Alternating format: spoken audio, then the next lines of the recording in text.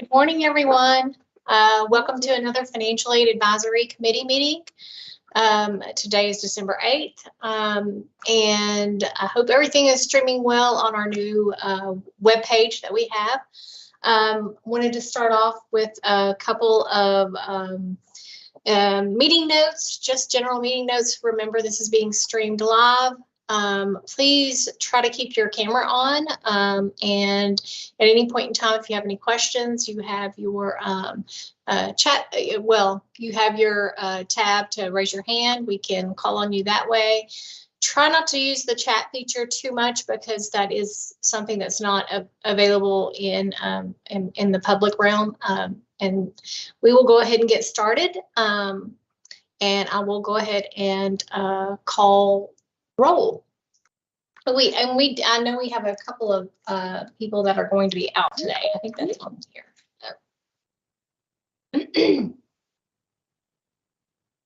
Okay, so first up, Denise.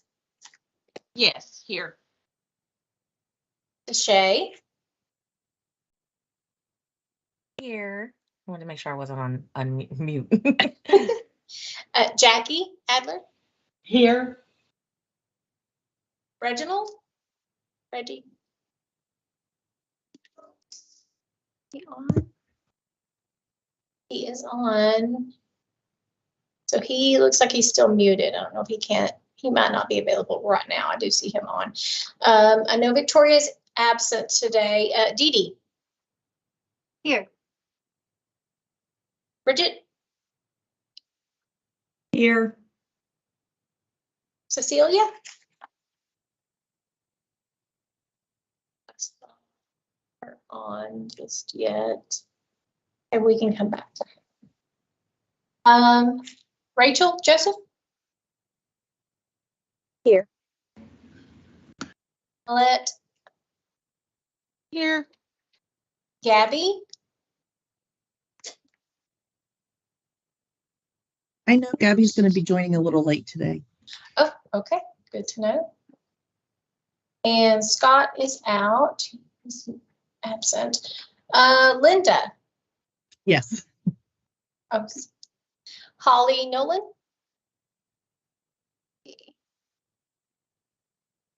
See her listed. We can come back to her. Shauna. Here. Sal Ramirez. Let's see. Here. Thomas. Here. Joseph Ruiz. Here. Joseph Sanchez. Here. Lisa.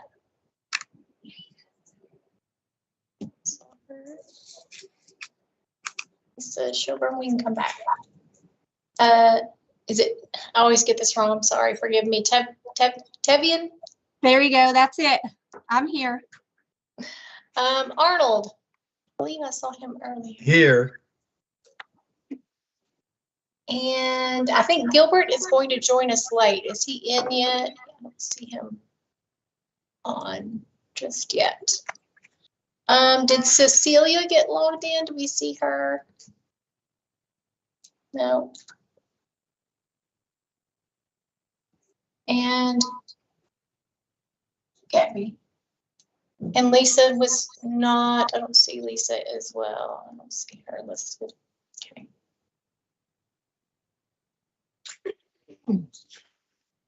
Okay. We don't have any questions. I'm going to get started on the next agenda item. Item number 2, consideration of approval of minutes from our meeting that was in September.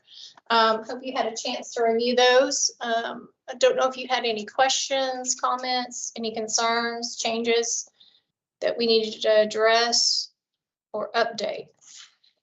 If not, we need to have those approved. No changes? Okay, with that, we'll consider those approved and move on to our next agenda item. Item number 3. If I move too fast, please let me know. And our first presenter for today is Vanessa. Is it Mallow? That's good. Okay. Thank you. Most of you guys know Vanessa. She's assistant director of workforce education at the coordinating board. We're going to turn it over to her, and she's going to be presenting on work-based learning. Thank you. And well, I appreciate your time this morning and the opportunity to talk about work-based learning in general from the Texas Higher Education Coordinating Board. But I also want an opportunity for those of you who haven't met me, so we can get to know each other a little bit today and hopefully continue the conversation about work-based learning.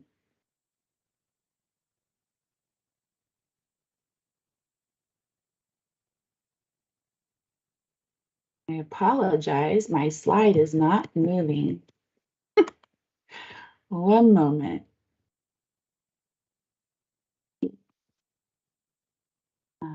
One second.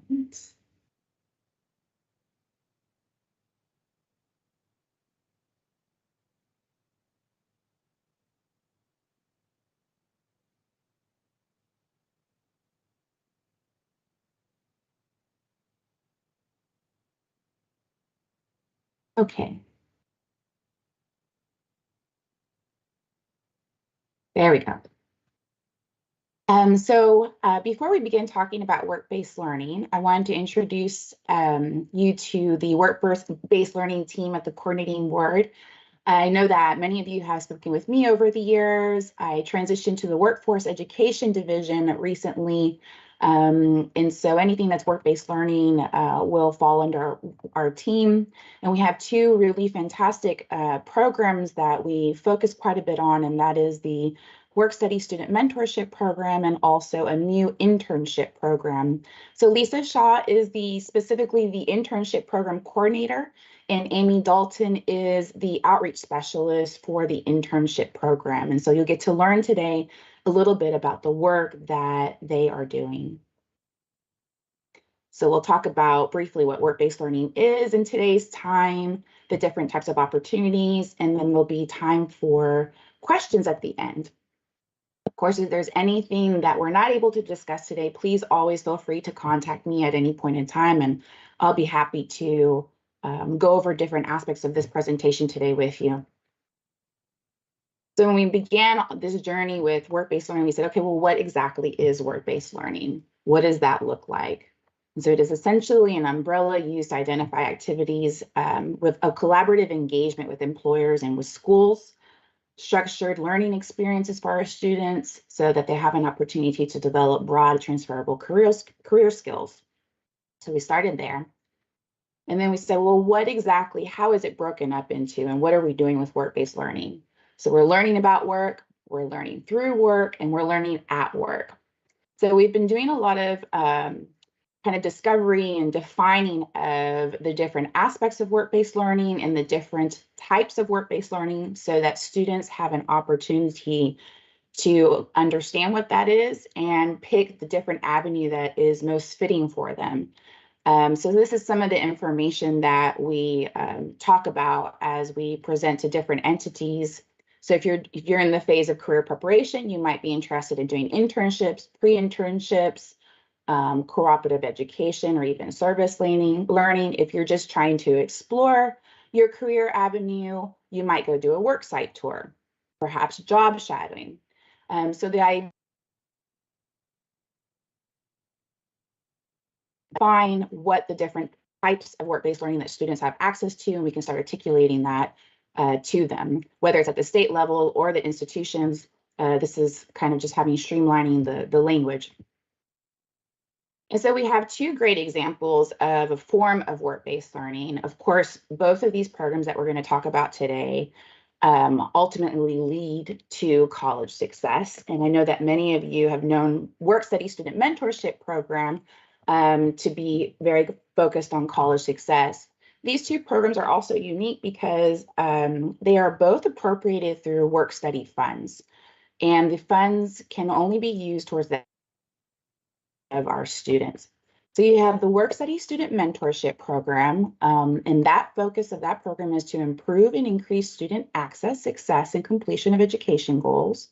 And the students are provided a minimum of $10 hourly wage, and we'll talk about the details of that. But ultimately, the goal is for these students to have an opportunity to gain and strengthen their career readiness skills, but to be able to give back to their community and to their peers, and helping students also prepare to get to where they are. So this is a great program.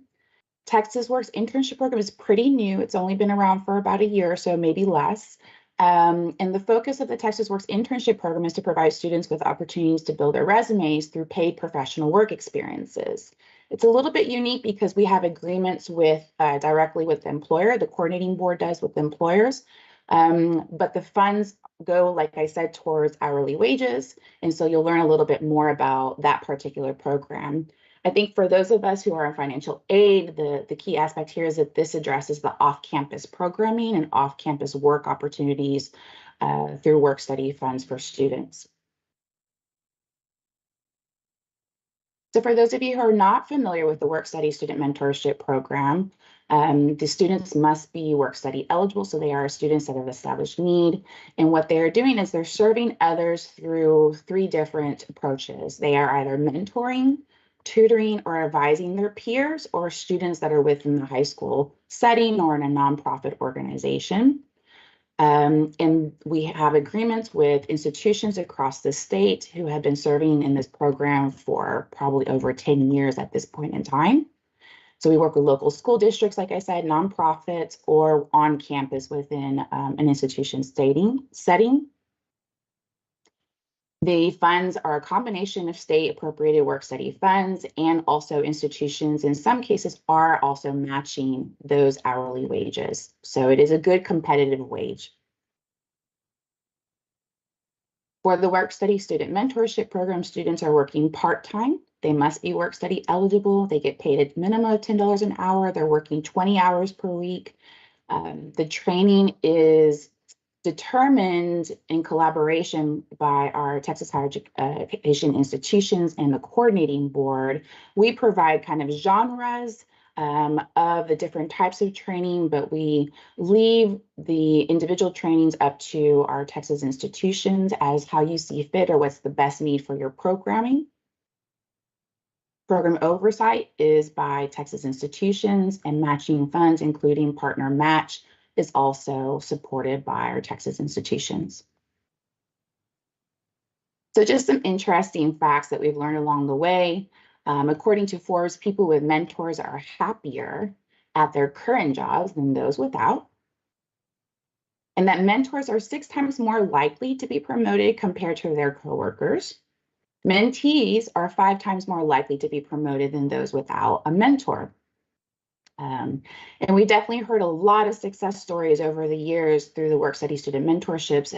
I know that I have met several students that were mentees or mentors who then proceeded to work at the Texas institution. So clearly it has had an impact over the years on our students' lives.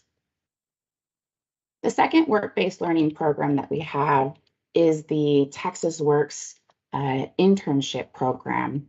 And so this program was developed to provide further off-campus programming. So I'll share a little bit about this program.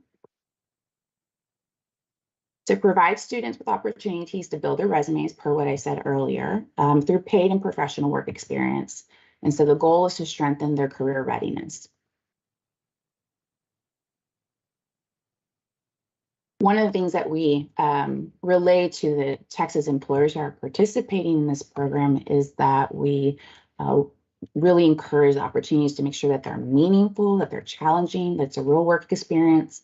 The students are able to explore the different pathways that they may take professionally and receive feedback and growth opportunities. If there's certification opportunities, some of the employers are offering those chances for the students as applicable. So for the Texas Works internship program, it's a little bit different than the Work Study Student Mentorship Program.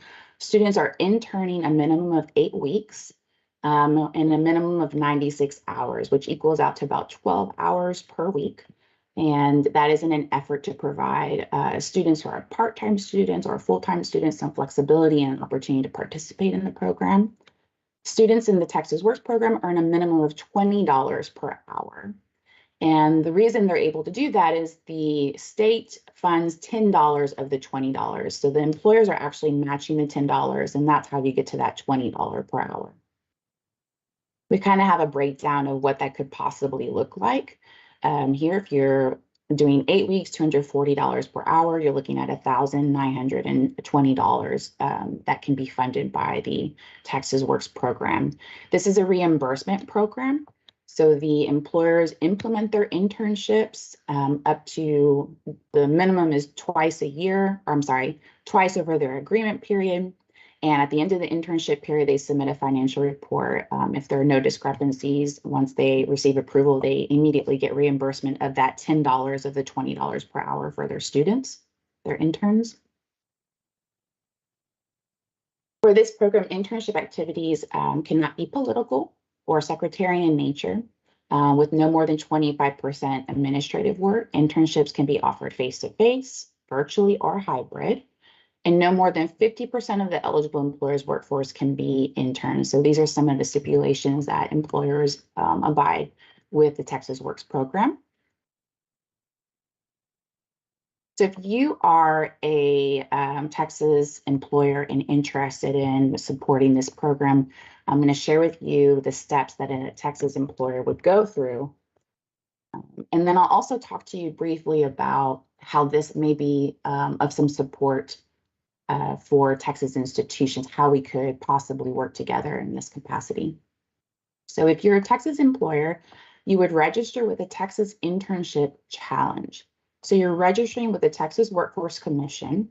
And once you are approved to be able to post on their Internship Challenge site, they have a beautiful site that supports all different types of internships for employers across the state of Texas. And so Texas Works employers are able to post their positions on that site along with Handshake and a variety of other avenues. The second step is the employer would, once they've registered and they've completed an employer application, then they go through the steps that you would with the Texas Coordinating Board to become an official Texas Works employer. Once the agreement is in place, then at that point, they're going to go begin their implementation. This is a visual of what the Internship Challenge site looks like. And this is where you would go to look for the job postings. You would type in Texas Works, all caps, in the search engine. Each employer has a Texas Works logo attached to their posting, so it helps the students identify the job posting, but it also says Texas Works next to the job posting title. So this is our central location for posting, but we also post on Handshake as well. So once you become an official Texas Works employer, you've registered with the challenge site, you post your positions, the employer goes through their traditional processes of interviewing and hiring their interns. Once the internship period has ended, as I shared, they submit a financial report, they're reimbursed for the eligible wages, and at the beginning of their agreement period, one of the main reports that they submit is a skills report, and I'll talk to you a little bit about how that works and what that is. One of the things that when we began this journey with Texas Works is we had a lot of discussion about the importance of students participating in any form of work-based learning, but having the ability to articulate what they are learning. One of the common threads over the years from institutions and also from employers has been making sure that students are workforce ready. They are going to school and able to connect what it is that they're learning in their coursework along with what's actually happening in their workforce, and that they're adequately prepared. So NACE, the National Association of Colleges and Employers, has done an extensive amount of research from the perspective of employers and institutions, and they developed a series of competencies and behaviors that match those competencies. So to start us off, we decided to go with the NACE competencies. And so Texas Works employers will select at the beginning of their agreement period at least 2 to 3 competencies that they believe are of value for the internship period that they'll focus on. And then they'll also select skills. We are utilizing the skills from the ONET site, which is the Workforce Commission has a series of skills. So they actually pick 2 skills that match each competency that they have chosen. But if you go onto the National Association of Colleges and Employers site, they have a series of behaviors that are very much complementary to explaining how you would actually accomplish critical thinking and problem solving. So these are the core competencies that Texas Works has been focusing on. We also have an experience activity that the students work on with the employers. And the experience activity really is a simple document that just facilitates conversation about these competencies that they're learning.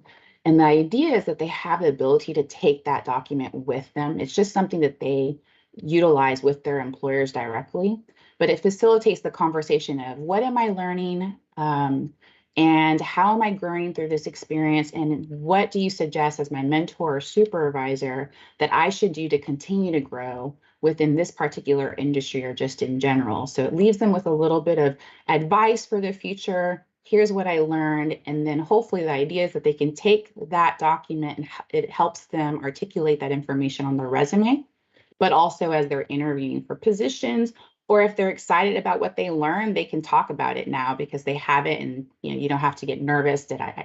I don't remember, what did I learn about critical thinking? So it's a helpful tool to utilize. So did you know that in the first few post-graduation years, former interns are 15% less likely to be unemployed and earn 6% more than students who did not intern? So just a fun fact. So for our students, how do students participate in this program? The students actually complete an eligibility form that is posted on the Texas Higher Education Coordinating Board dedicated Texas Works webpage. They complete the form, and then the form is verifying all of the different requirements. Are you a Texas resident? Do you have an ESC between $0 and $10,000? Because we're serving students that have established need, honoring the fact that these are appropriations from work study and also serving our students with need. Are you attending a Texas institution? Are you enrolled the semester prior to your internship in 6 course hours or more, or enrolled in an internship course? So those are the main requirements for a student to participate in the program. And so the student provide this information through the form. It's verified, and they receive within about 30 minutes a notification that shares with them whether they're eligible or not eligible for the program. If they're eligible, they get a nice letter on the THECB letterhead that says, congratulations, you can participate in up to 5 possible internships starting at this date. Or there's 5 opportunities for them to participate. They can participate a total of 2 times at each organization. So it does give them an opportunity that if they go through maybe 2 internship periods, consecutive periods, and they say, this is not for me, I really want to try something different in their junior year, but they participated in their sophomore year in Texas Works, they would have the opportunity to possibly come back at a later date and participate in the program. So for the employers, what they would do is they would submit their eligibility letter. So that's their documentation that they're eligible to participate in Texas Works. They also submit an unofficial transcript to their employer, just demonstrating that they were indeed enrolled the semester prior to their internships in 6 courses or more, or an internship course. So that's how that works. They go to the Texas Internship Challenge site or handshake. They follow the instructions that the employers have provided to them on how to apply for the program, and they go through the interviewing process with their employer of choice. They intern and hopefully have a very positive experience, and as we have here, an impressive resume. So that is the gist of the Work Study Student Mentorship Program. and the Texas Works program, but these are our two main work-based learning programs that we have here. So I wanted to open the floor to any questions that you may have. And of course, like I said, if today or at this moment is not the best time, I'm also happy to set up a time to meet with you separately.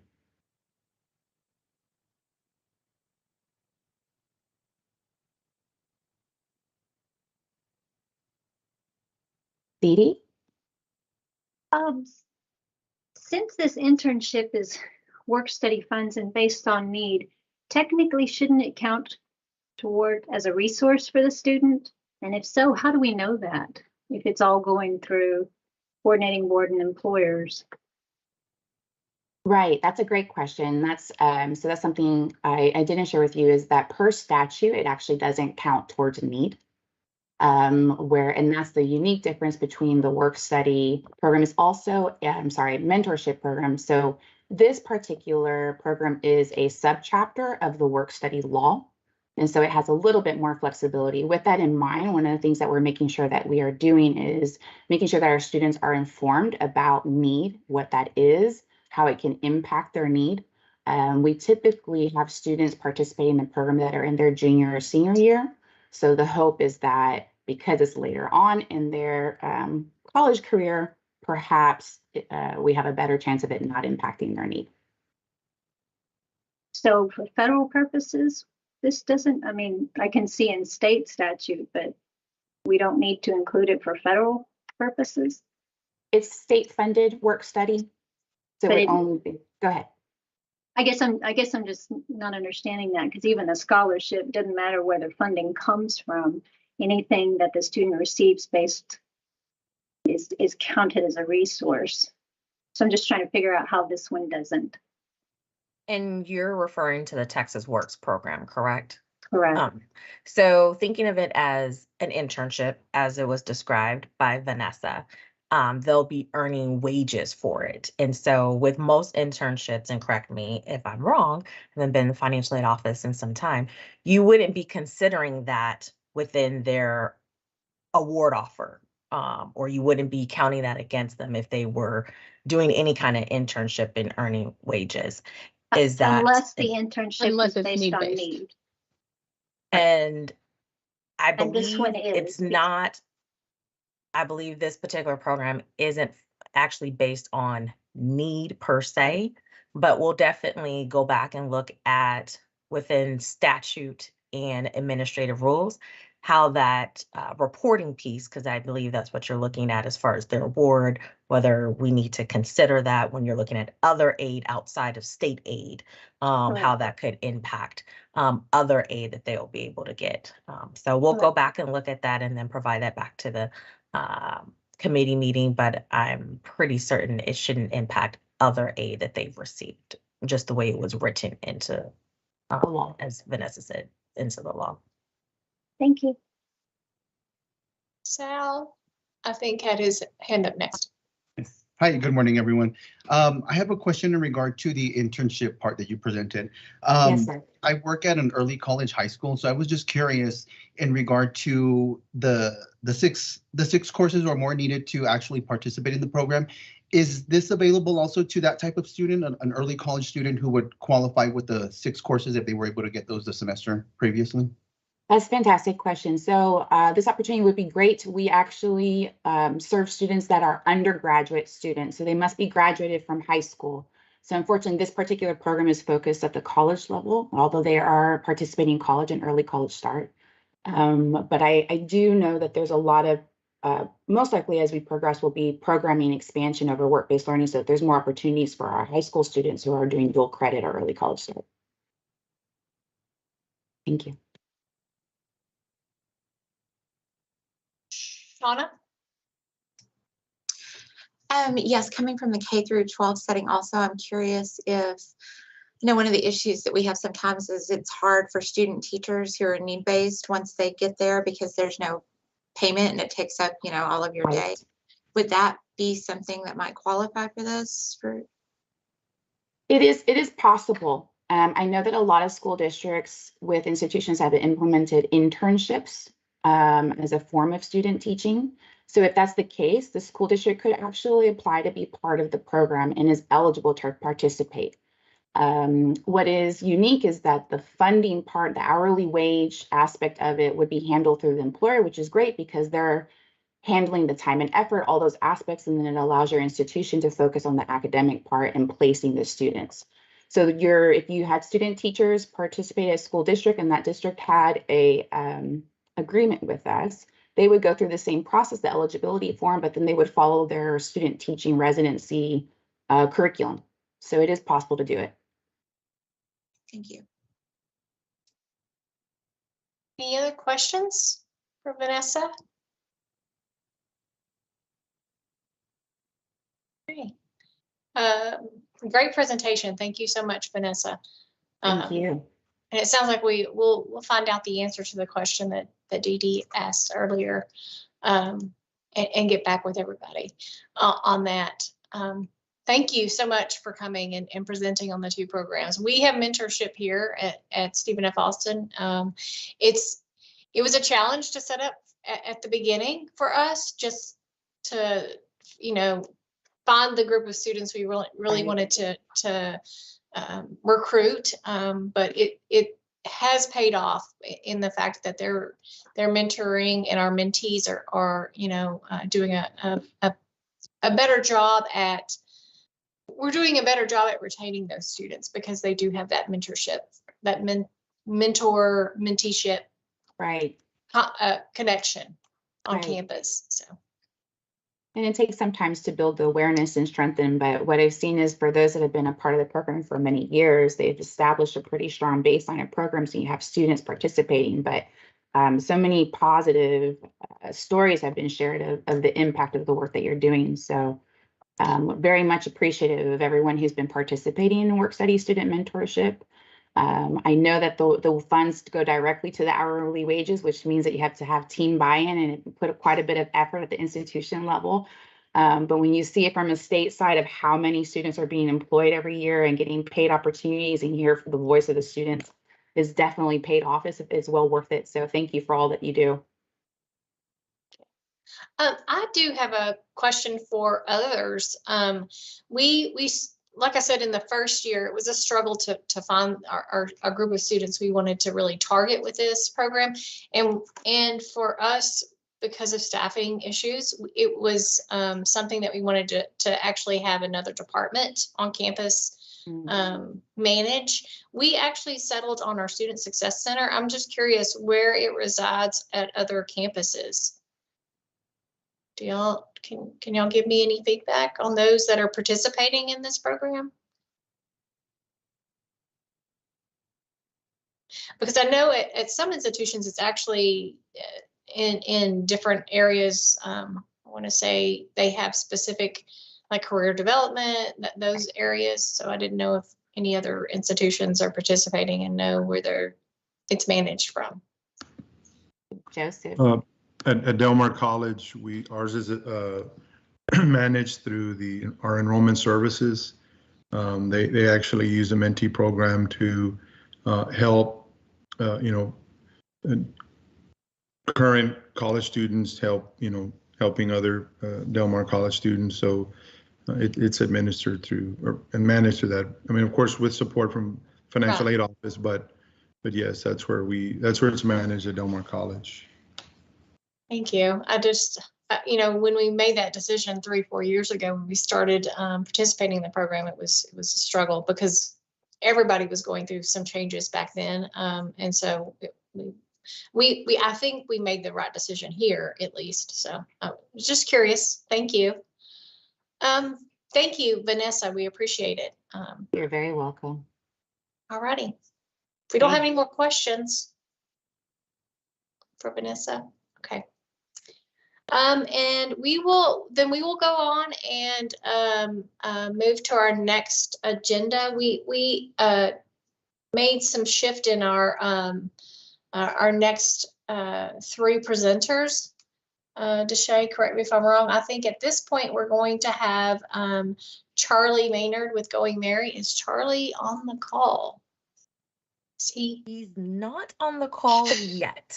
Okay. And that's just because we've been so efficient with time that we gave him an estimated time. And so I did contact him, and he will be on shortly. But if you're okay with kind of moving around agenda items, we can cover other agenda items while our presenters are getting ready to queue up and come on board. So we can kind of jump around if you're okay with Sure. that. And is the committee okay with that? We just kind of jump around a little bit to make sure that we can cover other items while our presenters are ready to get on board with us. We're working in different time zones today, so that's a challenge. I just want to say that I memorized the 124 pages in order, so forgive me if I'm a little off on my questions. Good. We were trying to test. We were going to run a quiz afterwards too. Okay. Just ask the questions in order, please. Thanks. That is too funny. Thank you. Deshay, do you want to, do we want to go to number 7? Yes, we are on. See, we're in sync. I was thinking the exact same thing. And we'll probably run through that one pretty quickly as well, because there's not a lot of prior business that from the last meeting that we had that we were going to share. I will send out, I believe we had John Wyatt mention a report that he was going to share with the FAAC committee, and that was regarding the Community College Commission.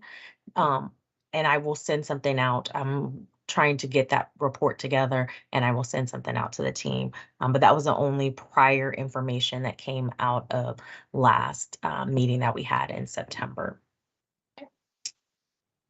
And Well, that was quick. Okay. I know, I told you that one was pretty quick, but what we probably can do is jump into the updates for all the other committee members and then circle back around on our presentations. Okay. So do we want to go to? How about TASPA subcommittee?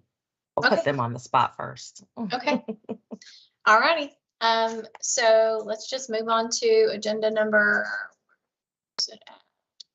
10. Yeah, thank you. So our task force subcommittee is next, and so I'll let them take that away and give us an update. Is Claudette on I was trying to see if I can do my part, but then Claudette was gonna talk about can y'all hear me? Okay. She was gonna talk about the online TASFA progress. So for the 23-24 TASFA, it was officially posted September 29th and currently being used by students since the online version launch was extended. Changes to the application were reviewed at last quarter's FAAC meeting and was also sent out to institutions with the paper form was released. So refer to the memo for that. And then the TASFA subcommittee will be convening in the early part of the year to discuss the changes needed for the rollout of 24-25, which will impact both the paper and online forms. And then Claudette was going to talk about online TASFA progress. But she may not be on yet. I still don't see her listed yet. Leah, did you have anything to Leah. add? I'm here. Hang on. I'm just finding the talking points that she was going to read, and I'd be happy to do them, but I want to make sure that I have the right ones. Give me just a second. I don't think we hop Linda, you had a around. question in the meantime? What was that? I think Linda had a question in the Yeah. meantime while you're looking for your talking points. My question is for the 24-25 FAFSA, will we be calculating EFC or SAI? Did you say TASFA? Yes. Yes, so the 24-25 TASFA, the plan is to align it with the changes to the FAFSA so that you have the same data elements. And that way, when you get it into either your vendor software or heaven forbid, if you're doing manual calculations, you'll have the same data to do the SAI.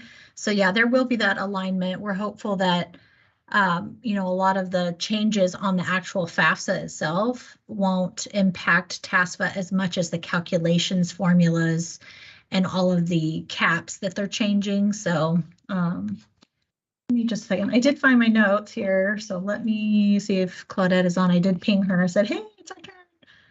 Oh, she said she has to restart her computer. So I'll just do it. Let me turn my camera on so you can see me. Hi. All right, so let's see. So we do have updated projected timelines to finish our development. As you know, the project itself was kind of pushed out a little bit because of primarily because of developers retaining staff. I'm sure you know is very difficult right now, especially in the IT area. So we are slotted to wrap up all the development and testing in January. And so that is our current timeline. As far as getting institutions of higher education set up, we do have the Move It system is currently being updated with those folders for your files. So that's in the works right now, and we're also doing internal testing on the files. Our plan is to try and release test files to institutions in January. So not only will schools get an actual test file, it will be generic in nature, but we will be sending out a new file layout. So it'll have any changes that were made during our continued development. I will tell you there were minimal changes made to the file layout, but there were some. So we will be identifying what changed so that if you've been working with your IT or a vendor of some sort, you can communicate those changes. Let's see. So like I mentioned, we're doing internal testing of the file right now in the batch process. So far it's working well.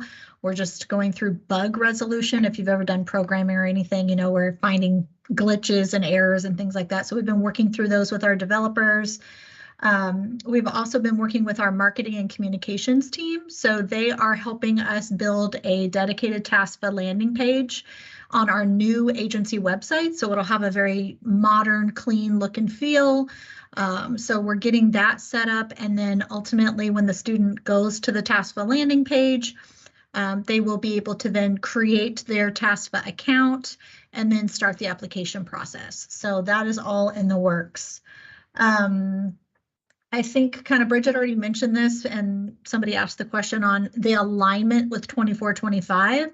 So the plan right now is like we do every year, we're going to meet with the TASFA subcommittee to talk about the simplification and how that's going to impact the TASFA to make sure that we try and identify as many things as possible so that we can not only update the paper form, but then the online form that will launch, you know, the bigger launch for the online TASFA.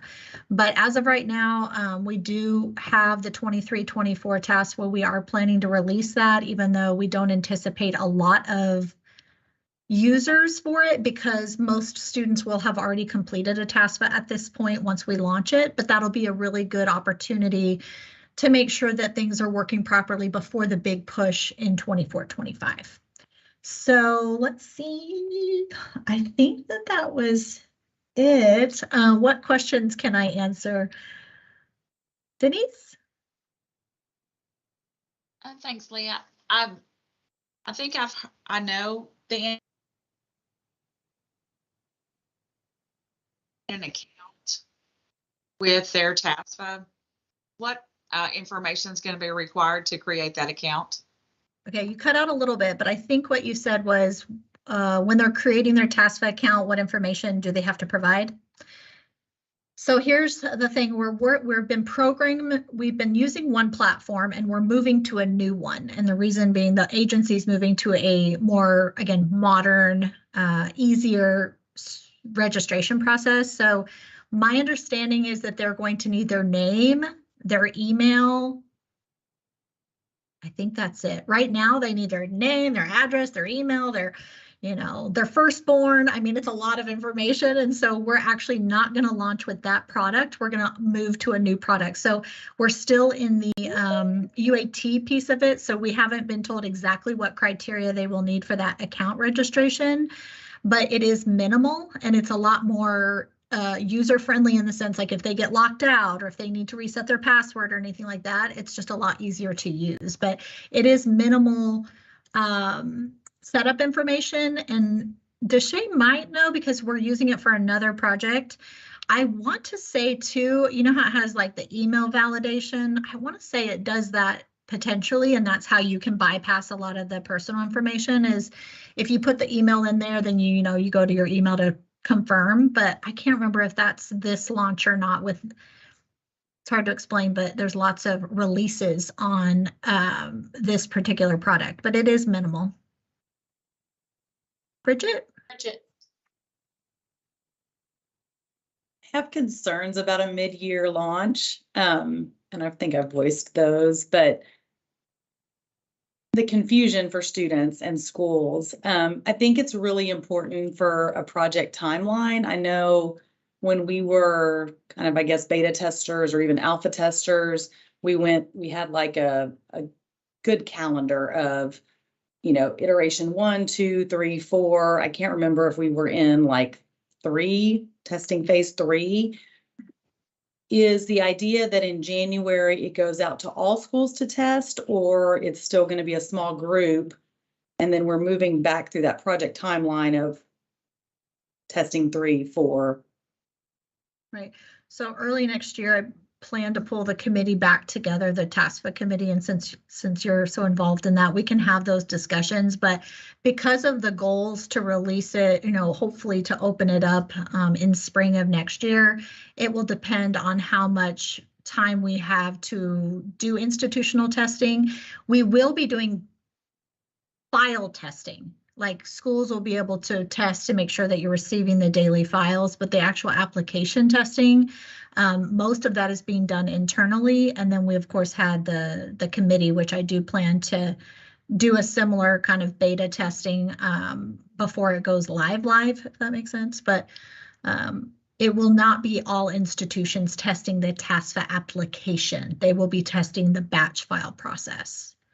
So and I think it's so important just for like the communication piece of it, just to cut down on confusion for students and parents that, you know, may already be well into, I mean, they've submitted the paper and the schools are processing and, you know, and then this gets launched and they think, oh, I need to do this as well. So I think the communication is really important from the school side and the core board side, so that student and parents aren't duplicating efforts and then, you know, the files that we're receiving are not duplicating, and just making sure that all the schools are ready to receive the files so that there isn't kind of that breakdown for students and parents if they do the online app and then, you know, it's kind of going out into la la land. I guess just really making sure the schools are ready to receive, all schools are ready to receive those applications and process them. Right. No, I totally agree, Bridget. So we are working with our communications team internally to figure out that kind of plan of communication. But I do know we are not planning to do a lot of endorsement of the online task for 23-24 because we don't want to cause confusion. And we do want to have a small population of students trying it out so that we can work out any bugs before like a bigger kind of statewide launch in October. So based on trends of normal application cycle, by the time we launch the online TASFA, you know, if that does happen mid-year, we don't anticipate a ton of activity. But going back to your point about communication, that will be critical so that they don't get confused on if they need to do one online. So, but we're not doing kind of like a massive marketing effort for 23-24 so that we don't create confusion for people. But definitely if you have feedback in January, or I think I put early February, we're gonna plan to get together just because when y'all come back from the holidays, I know the institutions have a very, very busy calendar. So didn't want to risk, you know, stressing anyone out like, oh, we don't have time to meet. So early February, we're slotted to meet and we can talk about the timelines and any further testing. And we should be about wrapped up as far as the TASFA development and all of that should be done. So. And I have not been in on the meetings, but I know this, you know, a lot of people on this call are affected, but Banner Malusian is starting to meet about how they will handle the data. And I know there's been monthly meetings already. We have a staff member that's been attending those meetings, but it is on Lucian's radar, and that there are going to be major changes for 24-25 with it changing to SAI. And they have already started contacting me, so so that's good because we can have those, you know, try and walk through the process. But my goal is to get all the institutions the information so that if we don't have connection with those vendors, that we're not excluding anyone from the opportunity to get the programming y'all need set up. But we do have certain vendors reaching out to us asking questions, so we're doing our best to provide those answers so that they can move on with their process. And I And believe, Oh, go ahead. for those, I was just gonna say, I noticed Claudette is on the call, so I don't know if she has anything else to add. Sorry, I didn't mean to interrupt, Leah. No, I mean, I had to restart my computer, but it sounds like the update has been made. As Leah was mentioning, we are working very closely with our marketing communications department, our division, in order to give a formal announcement and make sure that we have all the instructions and everything planned out, to your point, Bridget. So we just wanted, but we have refrained from notifying everyone that it's available just because of, you know, the timing, as you mentioned. So we are starting anew with a formal launch more in October when the application's completed. So I mean, Leah, I think you got it. I jumped on right at the tail end of what you were saying. So thank you I'm glad we coordinated, but thank you for doing the update. Any more questions? And Leah, tell me again when you plan to get the committee together to finalize some of the. The beginning of February. That's February, usually when we okay. do it anyway for the paper form, but you know, we're already doing a ton of research on the simplification to try and identify the changes now, but then it's getting committee feedback from the TASFA group, from the institution's perspective, to make sure that the decisions that we've come up with make sense, because we always miss something, right? There's always like, oh yeah, I didn't consider that one. So it's we're really trying to prepare in advance so that once we get to February, we can hit the ground running, because we've already started the process of trying to do an annual rollover for 24-25, because we need that lead time to get things developed. But really it's taking the current application and modifying it to make sure it fits the like I said, the data elements that you're going to need to do SAI, since the tool itself doesn't do any calculations. There's no formulas involved. We don't do any imports from IRS. So it's really just drilling down on what questions do we need to ask the student so that you can be able to do their packaging and come up with their SAI. Whew, it's going to get time to get used to that one. Thank you. Do we have any questions for Bridget, Leah, or Claudette? No? Thank you, ladies. Okay.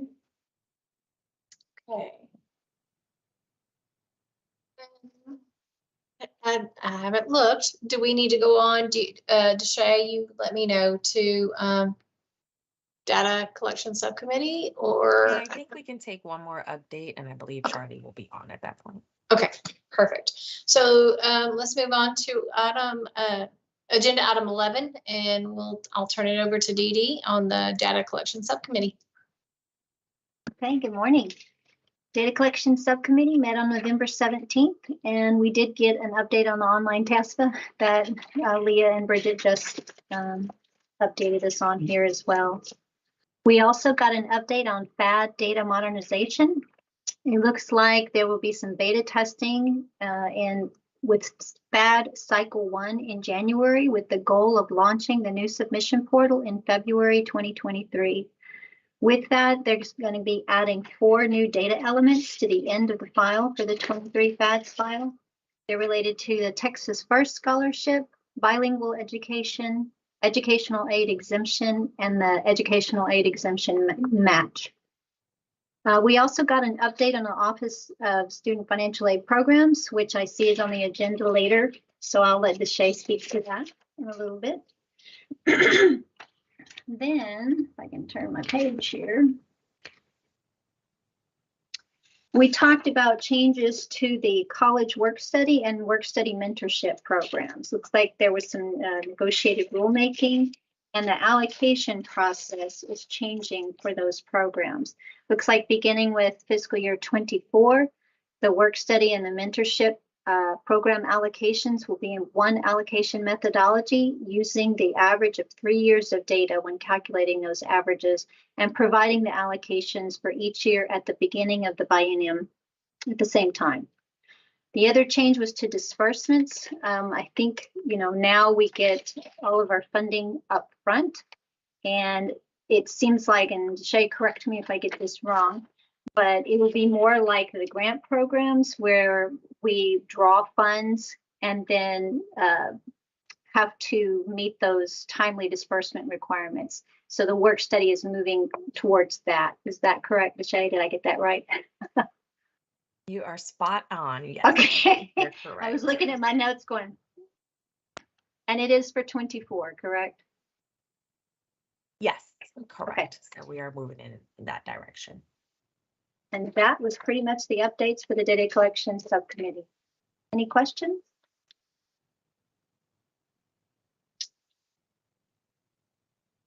Just moving fast. Can you explain that again, Dee Dee? Sorry. The work Sure. study allocations? So the work study allocations are given up front. So you get one lump sum of your funding typically between September and October for both programs, the state work study and the work study student mentorship. Now it is going to be moving into a need, as a need, excuse me. It's going to be moving into you will be requesting as needed. That's what I was hoping to say. So just like you do for your grant programs, for those of you all who do request funds for your grant programs, you request that through a particular portal, and then we send you out the funds based on what you're saying you have dispersed and what you need. The same will be going for work study and the mentorship. So it will act in the exact same kind of disbursement request. So no longer will we be giving a lump sum of money to schools. What we have found over the course of several years is that when we do give a lump sum of money, sometimes you can't predict the number of students that will be participating in those programs. And so either you're going to do one or two options. You're either going to transfer a portion of your funds into a grant program, or you're returning those funds back to the state. And so to hopefully eliminate so many returns, not necessarily transfer, because you still have that flexibility to do that transfer, but specifically on the number of returns that we're receiving, if you request what you actually need, so that allocation is available to you, but you request what you need, so then therefore it's much easier for us to determine how much funding is still remaining in the program. So then we can either redistribute as needed in a future year or move money around to other programs who may need it. So hopefully we will see a better use of spending the allocation at the institutions for both programs. So is this starting in 23-24 or 24-25? I want to say 23-24, fiscal year 23-24. Okay, thank you. No problem. Linda, I saw that you had your hand up as well. Yes, I guess I would like to hear more about the FAAC data modernization. I will just say, full disclosure, I moved to Texas 20 years ago, and I still struggle with that report. And the timing of it and the cycle of it and all that. Not a problem. So what we are doing is we are modernizing the way that you'll be submitting your file for FAAC. Currently, the way that schools submit their file is through the Move It system. You upload a file, you receive the reports back so you can determine what errors you have and how to reconcile. And then you're sent over to another application portal where you will then validate or certify. So we're going to modernize that and put it in one actual portal where you're going to upload your file, and it's going to be called the data submission portal, because not only will FAAC be a part of that application, but so will your CBM, which I know it has kind of changed names, but your CBM reporting for those schools who are very familiar with that. You'll upload your file in the data submission portal. Not only will you upload, but you'll also retrieve any of your reports from the same location, as well as you'll be able to validate and certify in the same location. So it's going to be more of a one-stop shop where you're not going from application portal to application portal. What won't change is going to be the file layout. So that still will be a fixed length that you'll have to submit, but the use and navigation should be much better for the end user. Another key thing that we are doing for that is justification. So your overrides, as we like to call them. So for those of you who actually have to send an email to a mailbox and wait for a response on whether or not your email was approved, to then go and do the overrides for all of those errors that are justified, you're actually going to do we're going to call them justifications. They're going to be within the same portal, and that way it'll be brought up on a screen for all of the errors that you believe should be justified. That's going to be sent to the team, and at that particular point, we'll be able to approve or deny or request more information, where you can upload more information if necessary, but it's all going to be housed in one portal. So no longer will you have to send an email for that. You'll be able to justify on a screen and submit that for approval, and that will move the process along. You'll also certify upfront versus waiting to the end if you have justification. So if you are approved and those were the only overrides that were needed, then you'll move through the certification process. Same would be if you are error-free, you'll get a pop-up box that you guys may be very familiar with right there on your screen. You'll go ahead and update that and submit that in, and then you'll move on to certification. So you'll still get some notifications, but the process should be a lot easier than a lot of the back and forth that you are receiving now. But if you have questions, we still will have the mailbox available for questions, which I know does take some time to get your answers. So we're working on getting our teams up to speed on making sure that a lot more people are able to answer that particular mailbox. But hopefully I answered your question. Well, yeah, and this may be a stupid question or suggestion, but would it make any sense to stagger the deadlines so that perhaps, and I'm just making this up, maybe community colleges have a deadline one week and privates the next week and publics the next week? Would that make it easier for the coordinating board to respond to us? Because I know probably a lot of us are doing it right up at that deadline. And I know I sent an email on Monday and I don't have a response yet. And I just wonder if there would be any buy-in to maybe staggering that a little bit, just so the coordinating board wouldn't be as overwhelmed, and so that we could get our processes done, a little more timely. I like that recommendation. I think that's a good recommendation. I will 100% jot that down as a recommendation. We can bring it forward, not only to the committee, to our subcommittee, and then bring it forward to others internally to see how that would work. One of the key things that we'll have to take in consideration is any legislative reports that we need, because the third cycle is the certified data, and that is the data that we use for our upcoming reports. So as long as, however, we stagger them, it will still allow us to meet those other deadlines that are upcoming for us. But I think that's a wonderful recommendation, Linda, and we'll go forward and see what others may think of it. I'll just say, honestly, I wouldn't even care what my deadline was as long as I knew it in advance and planned for it. It doesn't matter to me if it's this week or this week. I hope that most schools would feel the same as long as we knew what our schedule was. I mean, I think it would work. No, I think it's a great recommendation, and that's why we have this committee, so that you all can help us continue to partner with you and see what needs that you have, because you'll be, you're representing all of the schools within the Texas who may have the same kind of concerns that you're addressing as far as being timely, getting responses, or being able to even meet the deadline that's offered to you. So I think it's a good suggestion. Thank you, Linda. I'm jotting that down as well. Millette, I saw your hand up. Yeah, just to piggyback off what Linda was saying, I think, I think you could, I know Linda suggested, organizing it by, sector or, public, private, whatever. But I think you could also, ask schools to volunteer for early deadlines. I think, every school's population and sort of the complexity of their FADs is so different.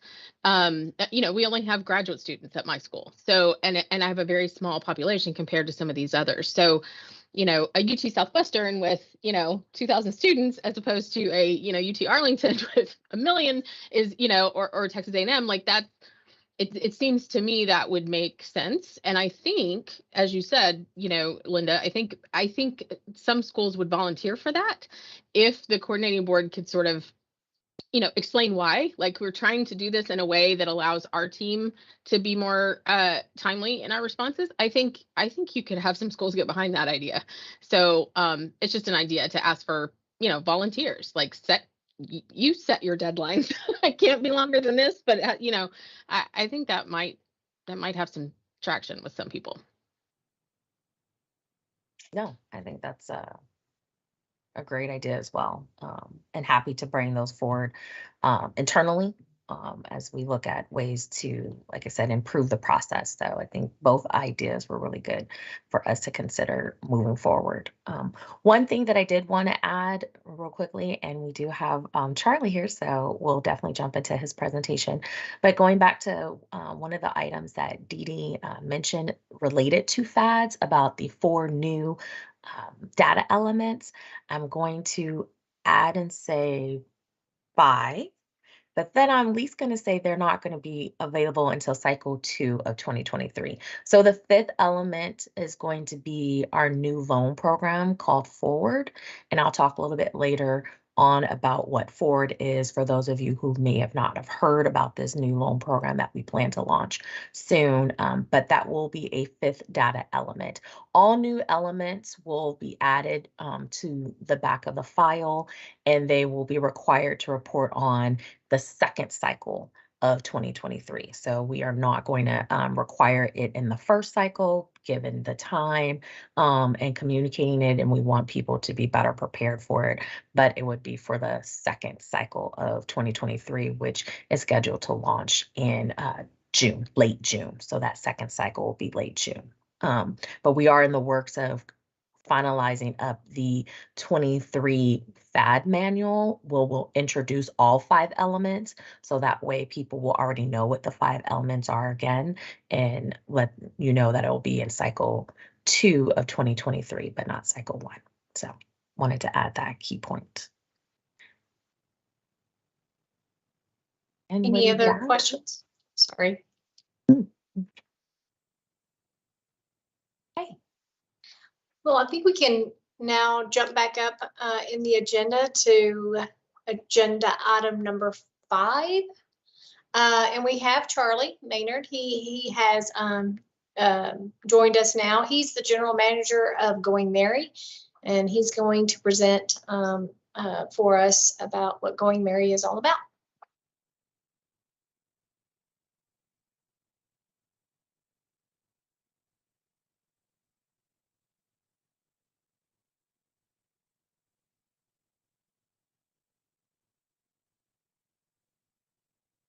And Charlie, you're still muted, so. Yeah, hey there. So has that worked? Has that worked okay? Yes, we can see it. Thank you. Awesome. We can see it. Cool. Thanks, Deshay, and Rachel as well. And nice to meet you all. Thanks for the patience with the changes today, and also kind of cool just to hear of the conversations that you all are having. Having worked in the financial aid space for a while, it's like exciting having these committees where people are really understanding what's happening at the student level and reporting that back to the state, because sometimes it can feel there's like a dislocation there. So yeah, very cool to see an empowered meeting like this. As Deshay said, so my name is Charlie Maynard. I'm the founder and general manager of Going Merry, and what we are is a financial aid application platform. What we're going to focus on in particular today is FAFSA. And how we can help increase FAFSA completions for Texas schools. And that's really based on what we've already done for Texas schools. So on average, with the schools that have used our FAFSA tool, which I'll explain much more about in a second, we've been able to increase their completion rate by 15%. I want to show you how we can do that in case it can help your schools as well. And obviously doing all of that for free. Let me, though, give a little bit of context about us. So we started Going Merry now 5 years ago out of a research project at Stanford University that was looking at how we could simplify the financial aid process. And we started with a focus on scholarships. That was kind of the most broken part of the system from our perspective. We had used FastWeb and scholarships.com and some of these other sites that you'll be aware of, and just saw how hard it was to work out what scholarships were available. And we built a tool that's often referred to as a common app for private scholarships. And that's, as you can see, used by 2 out of 3 high schools across the US now, including over 2,000 in Texas. And those schools then said, hey, can you help simplify the FAFSA as well? And so what we built out was a much more user-friendly form for students that guides them through the process and simplifies the questions. And then also gives a way for you as counselors to actually track what your students are doing and support them through the application as well. We often get referred to as a TurboTax or as an H&R Block for FAFSA, kind of doing similar things that those websites did for tax filing as well. And as I say, we've helped the schools that used our FAFSA tool increase their completion by 15% and had over $150 million of financial aid received through the platform last year.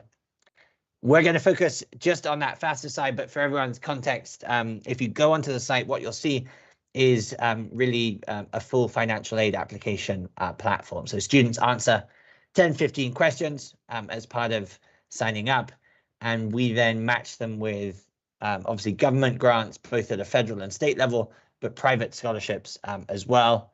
We then help them predict what institutional aid they'll get from colleges, help them understand different financial aid letters they've received, and standardize them so they can really compare them like for like, because colleges make it, the different formats that colleges use can make it difficult for families, and then also make the right decision when it comes to student loans. As you saw kind of on that first page, we are a free platform. We often get asked, how is that possible? And so let me be clear on that as well. So the way we're free is for students, for high schools, for counselors, districts that use us. And that's possible because we charge a fee to the financial aid providers. So for the avoidance of doubt, we're not selling student data. We don't do that. The way we make money is that organizations like Hewlett-Packard, Dell, Motorola, Habit Burger, Foot Locker, so a bunch of those scholarship providers. We also work with particular states like Louisiana, where we host their state grant applications. Those organizations pay us, and that's what enables us to keep it free from the student side. So again, for the avoidance of doubt, what we're going to look through today, the FAFSA tool is totally free for everyone involved and all the students that use it. I'm not going to spend too much time on this because, frankly, I'm pretty sure you will all know more about it than I do. But as you know, House Bill 3 a couple of years ago requires now that FAFSA is a graduation requirement for high school students, or rather completing the FAFSA or TASFA or using a waiver to meet that graduation requirement. It is something that came out a couple of years ago, following the lead of other states like Illinois and Louisiana. We've seen Alabama, California follow it since, and it does seem to be a national trend that is increasing the focus on FAFSA completion. So honestly, in some ways, a really positive result last year in that completion was up 10% year on year, but that actually only took it to 67%.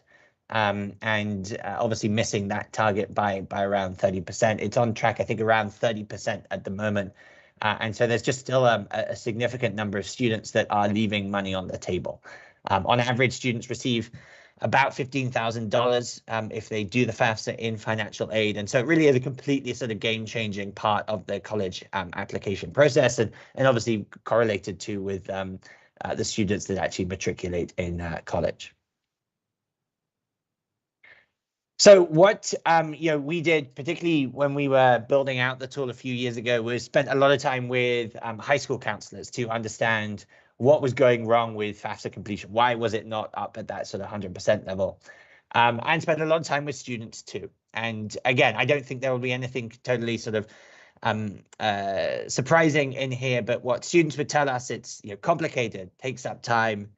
They don't have much support.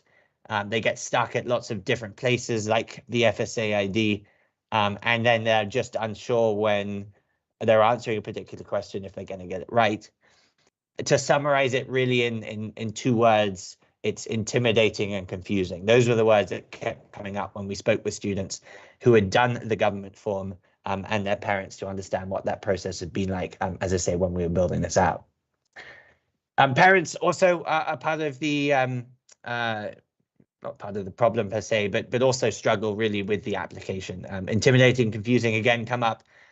There's always lots of questions about where their information is getting shared, and then getting documentation from all the right people is a nightmare. People file their taxes in April, and then they're first looking at this in October in general. And then it's also hard for counselors to know, who signed what and have clarity on that. And that was a real theme that came up, is the FAFSA reporting. We have Apply Texas, which I think honestly is better than a lot of states, but it still doesn't give any real-time information for counselors on where their students are. It makes it hard to track. Therefore, you can't see the progress of students that have started but not finished. There's a lot of discrepancies which confuse counselors, and particularly in between Apply Texas and Department of Education. And so you kind of have this overall view of like, it's really hard for students, roadblock after roadblock, and then you're not even able to track them. And so you can't really support them through the process. And you don't really know when they're fully done and signed as well. So obviously, what I'm getting to is how we can help with all of these issues, but really wanted to hammer home that we built this product with high school counselors in particular, making sure that we spent time with students and parents. We had loads of time doing different mock-ups with them to make sure that it was in line with what they're expecting and felt comfortable on all the different parts. And I'll show you in a second what we came up with, but in general, it was simplifying the process. Our form is available in English and Spanish. Actually, it's available in all languages. So we use a Google translation tool that means your families can complete it in whichever language they prefer. We do not rely on footnotes. We bring forward all of the information in the footnotes into the questions itself. So it's really easy for people to understand. We use these visual examples, which we'll show you as well. And then also have our customer support team available to help with the students and then provide real-time stats for the schools. And so what I'm going to do now is switch across to show you how it all looks from the student's perspective, and then some of the tools that are available for high school counselors as well. So what we're looking at here, so is a student goes to goingmerry.com and they click on the sign up or log in and then click onto the FAFSA tool. This is the page that they'll see. And probably the first thing that you'll notice is Gopher Mary, who's our mascot, who guides the students through the process and really provides the information that counselors might, or honestly, all of you might and your colleagues might when you're on the phone with families who are struggling to complete the FAFSA as well. What I am going to do is show you the first sort of 10 questions or so, and then I'll skip down to the family info and the parent finances. So we'll spend probably about sort of 5-10 minutes on this. I do want to promise, particularly to Deshay, I'm not going to spend the next 3 hours taking you through each question of the FAFSA. Obviously, that would not help anyone. So, but it will just give you a sense of the design that we've used, and then we'll switch to showing what house school counselors can use as well. So coming down to this first question, remember I said a second ago, kind of 2 main things, intimidating and confusing. That's the feedback we get about the government form. And so what we've really tried to do is simplify it as much as possible. And we do that in 3 main ways. The first is that we've rewritten every question into simple language. We've removed the tax, the legal, the accounting speak and just put it into everyday language that anyone can understand. The second is that we ask one question per screen. This is a behavioral design change that we made because students would tell us it was pretty overwhelming using the government site. There'd be so much text, there'd be lots of questions all at once. And so what we wanted to do instead was break it down into these bite-sized pieces for them to make it much more manageable. And then number three, as I say, is our friend Go for Mary, who then will provide little bits of advice on each question. Like in this case, saying, hey, make sure your legal name is exactly as it appears on your social security card, rather than students using a preferred nickname. What actually we often see here is that like cookies on computers auto-populate names for students, or indeed for parents if the parents are doing it. And so we just flag it to take that bit of extra care. And speaking of that, you can also see on some of the questions we have these tags so that, you know, even though this obviously looks like a super basic questions, we still see students make mistakes, and so want them to make that little extra bit of effort. I'll take the case of a first-time applicant and a US citizen, and you can also see how we try to make it a positive experience and really congratulate the student and give them a sense of momentum as they make their way through the form. And then these comparisons with TurboTax and H&R Block that I mentioned, you'll understand here because of how we make it feel pretty interactive for the students and almost like a conversation to make it as user-friendly as possible. So let me skip down to the family info now. And the first thing you'll see here is this, you're nearly a third of the way done. Again, that's to give that sense of progress to the students. It is a long form. It is 130 questions. And we want the students to keep that momentum when they can. We also have a tracker in the top left-hand corner that gamifies it for them, adds a bit of competition. You can kind of see how you're comparing versus others, and just again tries to make it a bit more fun than the original form itself.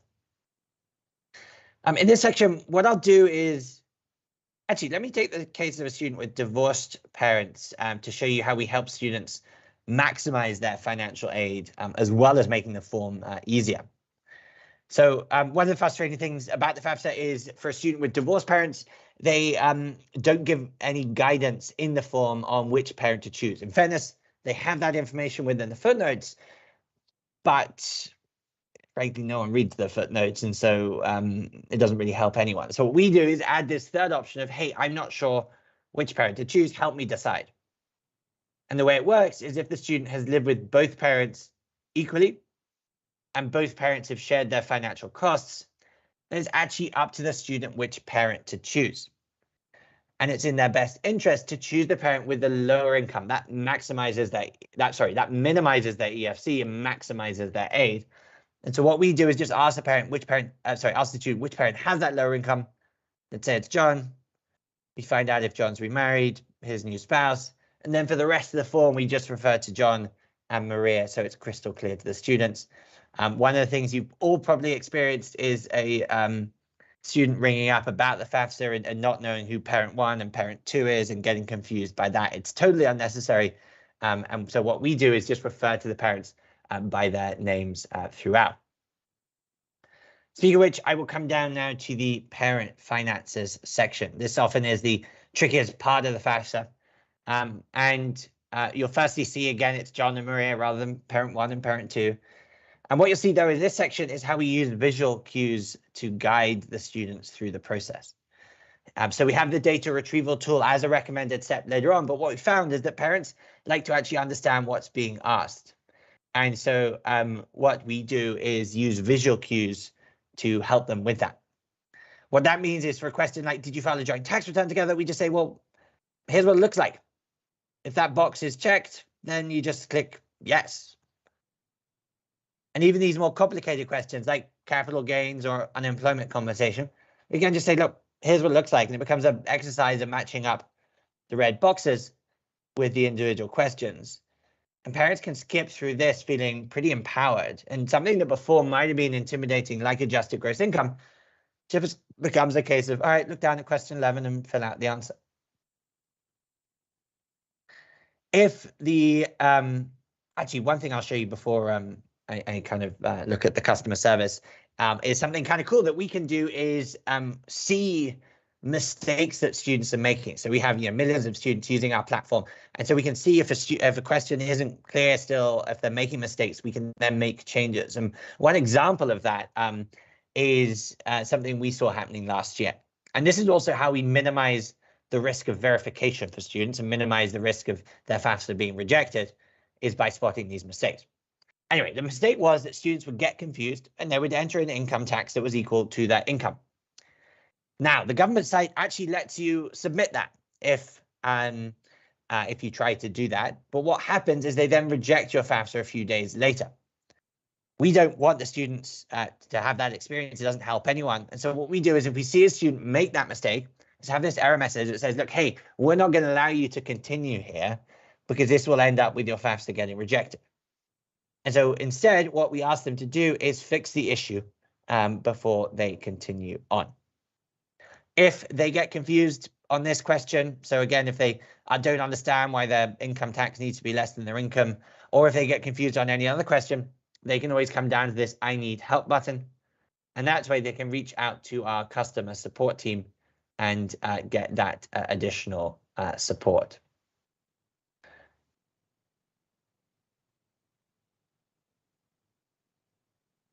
So what I'm going to do now is skip to the review and submit part. So the students are able to double check all the information that they've input, and then they can literally click submit on Going Merry. And we will file it automatically and immediately on the government site.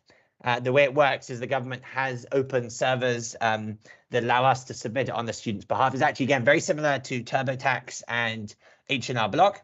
And so when the student clicks submit on Going Merry, it's exactly the same as if they've done the whole thing on the government site. I guess, yeah, except for the fact, obviously, it's much easier. And the final step for them is then to sign it. And we give them really clear instructions on how to do that, including creating their FSA ID as well. If they've created their FSA ID before, that's not an issue.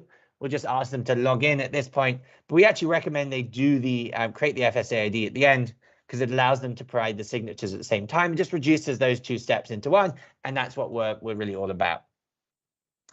The final thing I'll say before we switch just to what the counsellors can see, and I'll show you a tool that also could be something we potentially make available for colleges as well, and we'd love all of your feedback on that. But the final thing is we will automatically remind students and their parents to sign until we get confirmation from the federal government that they have done that. And so we'll be able to send them these automated reminders just to make sure that the job gets done.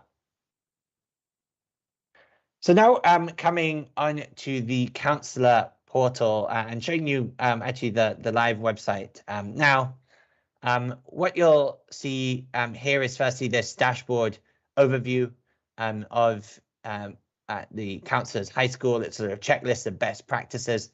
But what I'm going to do is come straight to our FAFSA tool and show you what they can see. And again, this has been a big part of how we've been able to help schools increase their completion rates by that 15%.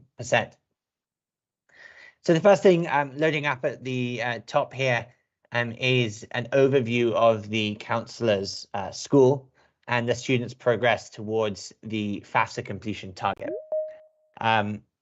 So what you can see at the top is, how many of your students have started but not finished the FAFSA, how many have submitted but not signed, and then most importantly, how many have submitted and signed. There's also a box that you can see of students that self-report completing the FAFSA, and we have the ability for counsellors to then confirm that for students. Now, let me explain that and these two boxes in a bit more detail. One of the pieces of feedback that we had from counsellors, particularly those in Texas, was that to meet the FAFSA graduation requirement, there were three options. One was the FAFSA, second was the TASFA, and then the third was using that financial aid waiver.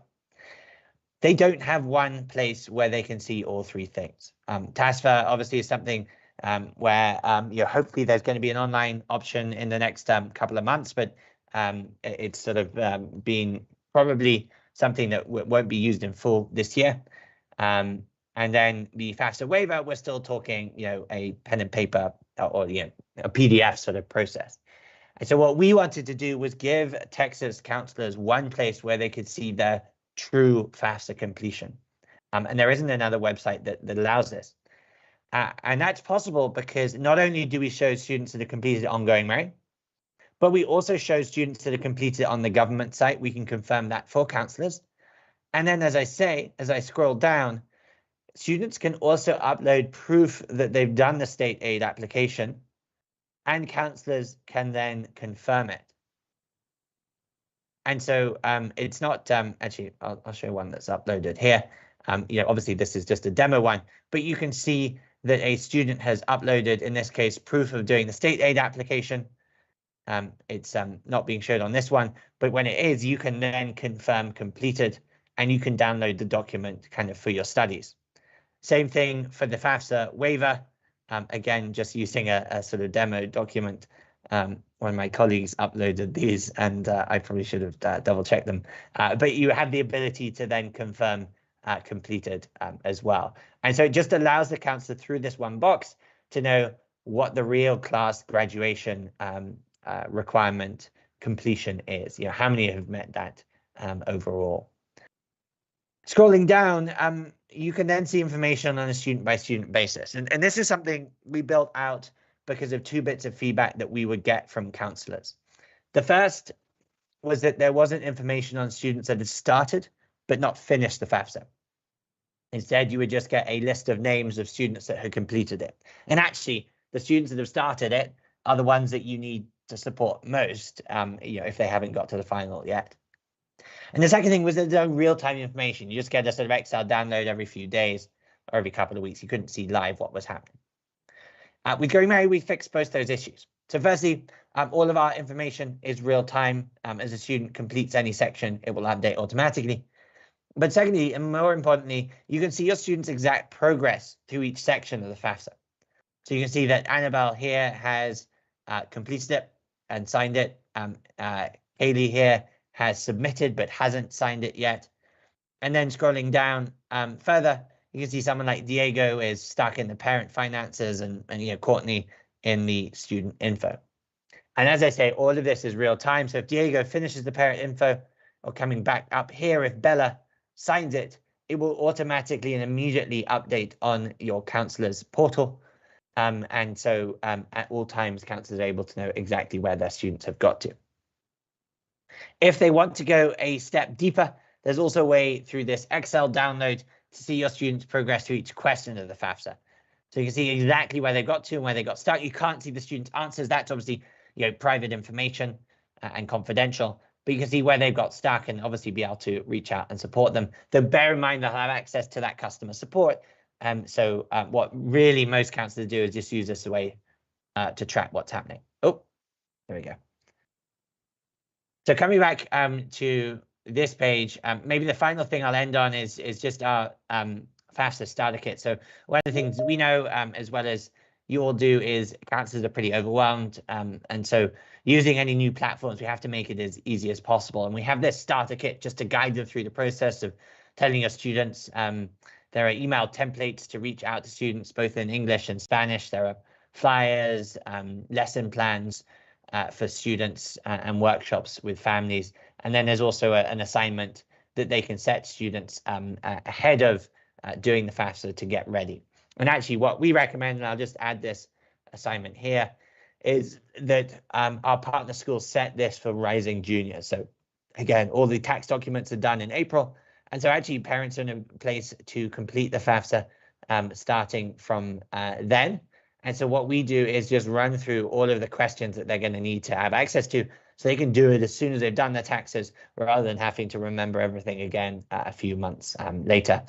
And they just have that ready to then do the FAFSA when it opens up later in the year. The final thing I'm going to show is just our data security. So I mentioned at the start that we do not share, do not sell and do not even share your students' FAFSA data. But on top of that, we keep it very secure. So all of our databases are hosted on Amazon Web Services. That's obviously what Amazon uses, but also organizations like NASA. It really is as secure as anywhere. And then on top of that, we encrypt your students' data, both as it goes from our website to our database and then as it sits in our database itself. And it's this real like prioritization of security that's meant that we haven't had any security incidents since we started going Merit. So with that, I will come off the screen share and come back to the main page. I know I went through all of that quite quickly. There was quite a lot there. I'm happy to go into more detail on any part of it or answer any questions that you all have. So yeah, please, Millie.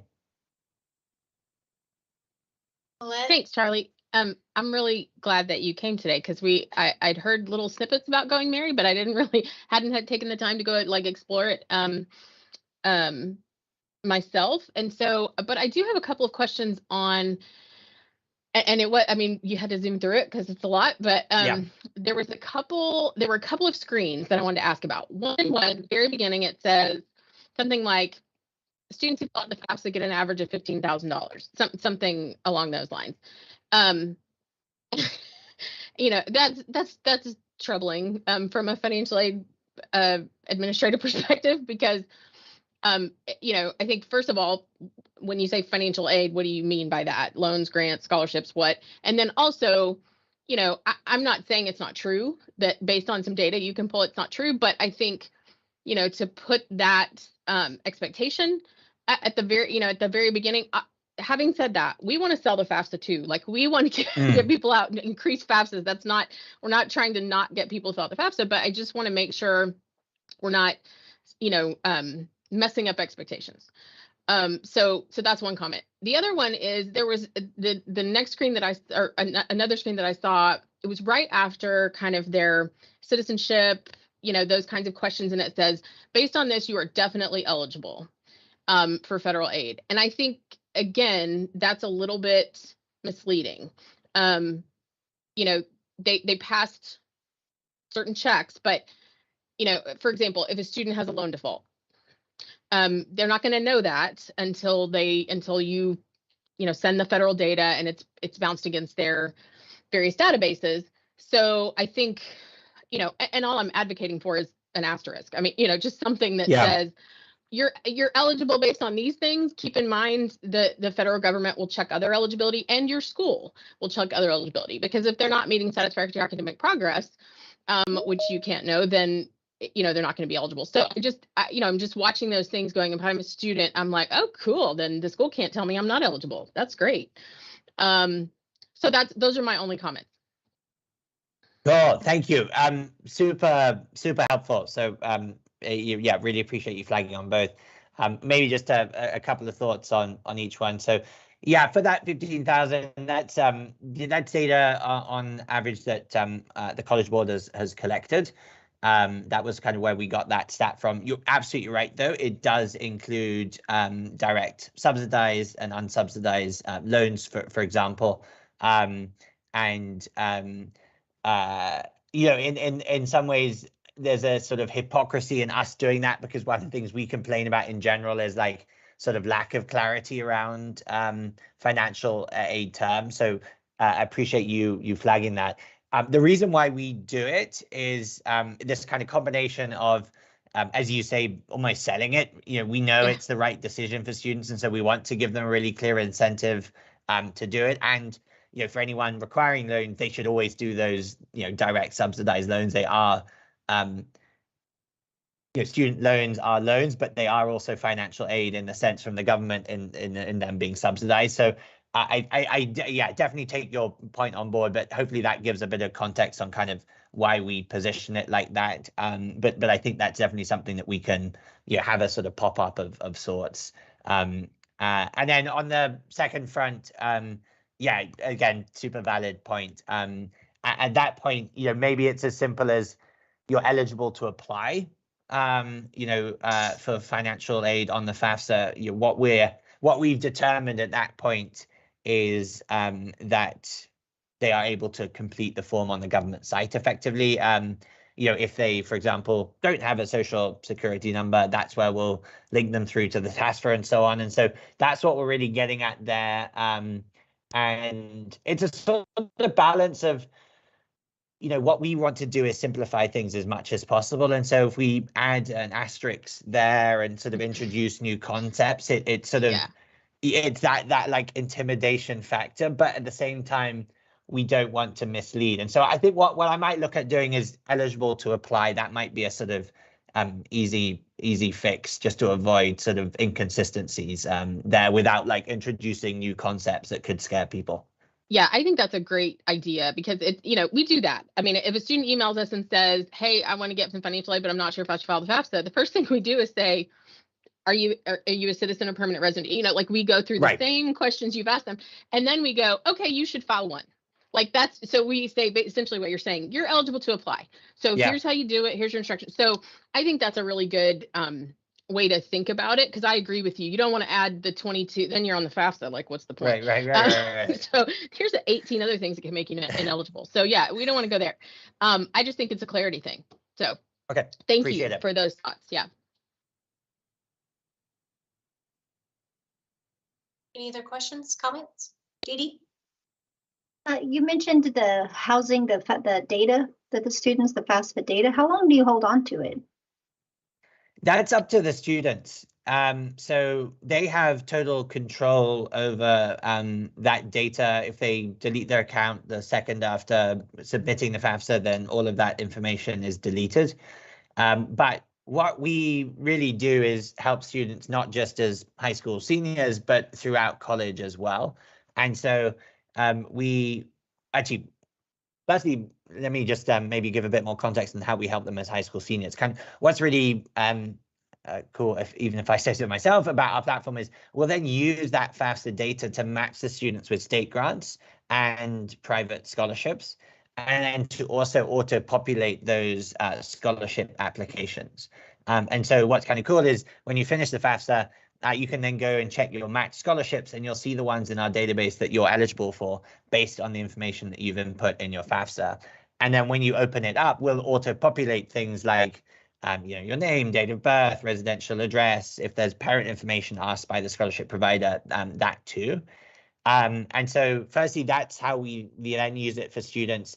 But if they don't delete their account and then they come back to us next year, we then also use that information to you know, auto-populate the FAFSA, make it really easy for them to complete the second version of it. They can still make edits if they have something that's changed in that year. And then same again for those scholarship applications. And so all of the information is stored within the student's account. If they, as I say, if they delete that, it's deleted. That's totally up to them. But we don't delete it unless they ask us to, because our hope is that they benefit from using us in some of the other ways as well. I have a question. So, and I may have missed this at the beginning, about how many students have you seen actually use it in total? Yeah, so I don't know the exact number. If for scholarships, I think we're at like overall now like something like 1.5 million. FAFSA will be a subset of that because it's a more recent product, but yeah, we're talking that sort of order of magnitude have come through our site at the up to date, and that's come from about, you know, we have 1 in 4 counselors, high school counselors that is, that have accounts on Going Merry. They're using us, about 21,000 counselors either using us for the reporting or for the local scholarship application. So it's sort of fairly across the board now. And then again, I may have missed this at the very beginning. Time frame from when a student enters their information until it's actually at CPS to get processed? Sorry, CPS? Federal government. When it federal actually government, gets, yeah. That's instantaneous. So literally, as soon as it's submitted on our site, it hits the government server. Yeah, the government has open servers, and so, and this may be too much information, but basically the way it works is we can split up the questions, combine them, change the wording, change the order. We do all of that to make it as like intuitive and simple as possible. And then what we do is translate all of those questions back into the format that the government wants. So it's like answering their questions in their order, and then that is sent to onto the government site. That process we just do once. We set up before the FAFSA opens, and so then when a student clicks submit, it's like literally there on the government site, and the processing time is then the same as on any government form, or any government FAFSA.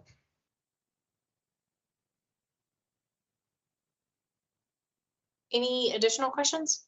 Are any of our high school representatives using this currently? Just curious. I'm using We it are actually. not in the WFISD. I was going to ask a question though. So counselors just sign up for the program.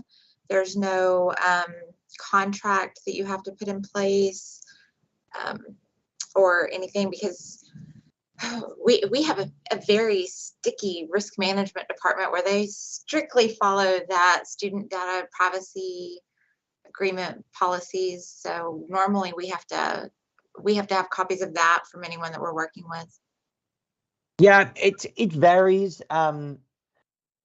What the majority of our schools do is just use it, and so there's no kind of agreement alongside that. Definitely what some schools do is ask us to sign a data sharing agreement, which we're very happy to do, and we have a template that we can use for that as well. And so for some schools and districts, that's a requirement for the counselor, and that's easy to do. But for most of the schools, that isn't the setup, because it's effectively, we're an external site that the student controls. And so in a lot of ways, I think districts think of us as something like a LinkedIn, where they can tell the students about it, and it's up to the students whether they want to use it or not. And so there isn't the same sort of need for a agreement. But again, we're super happy to sign those. Sal? Yes, hi, thank you. So I do use Going Merry all the time. I've used it for the last 3 years, but specifically with the financial aid, more so this year.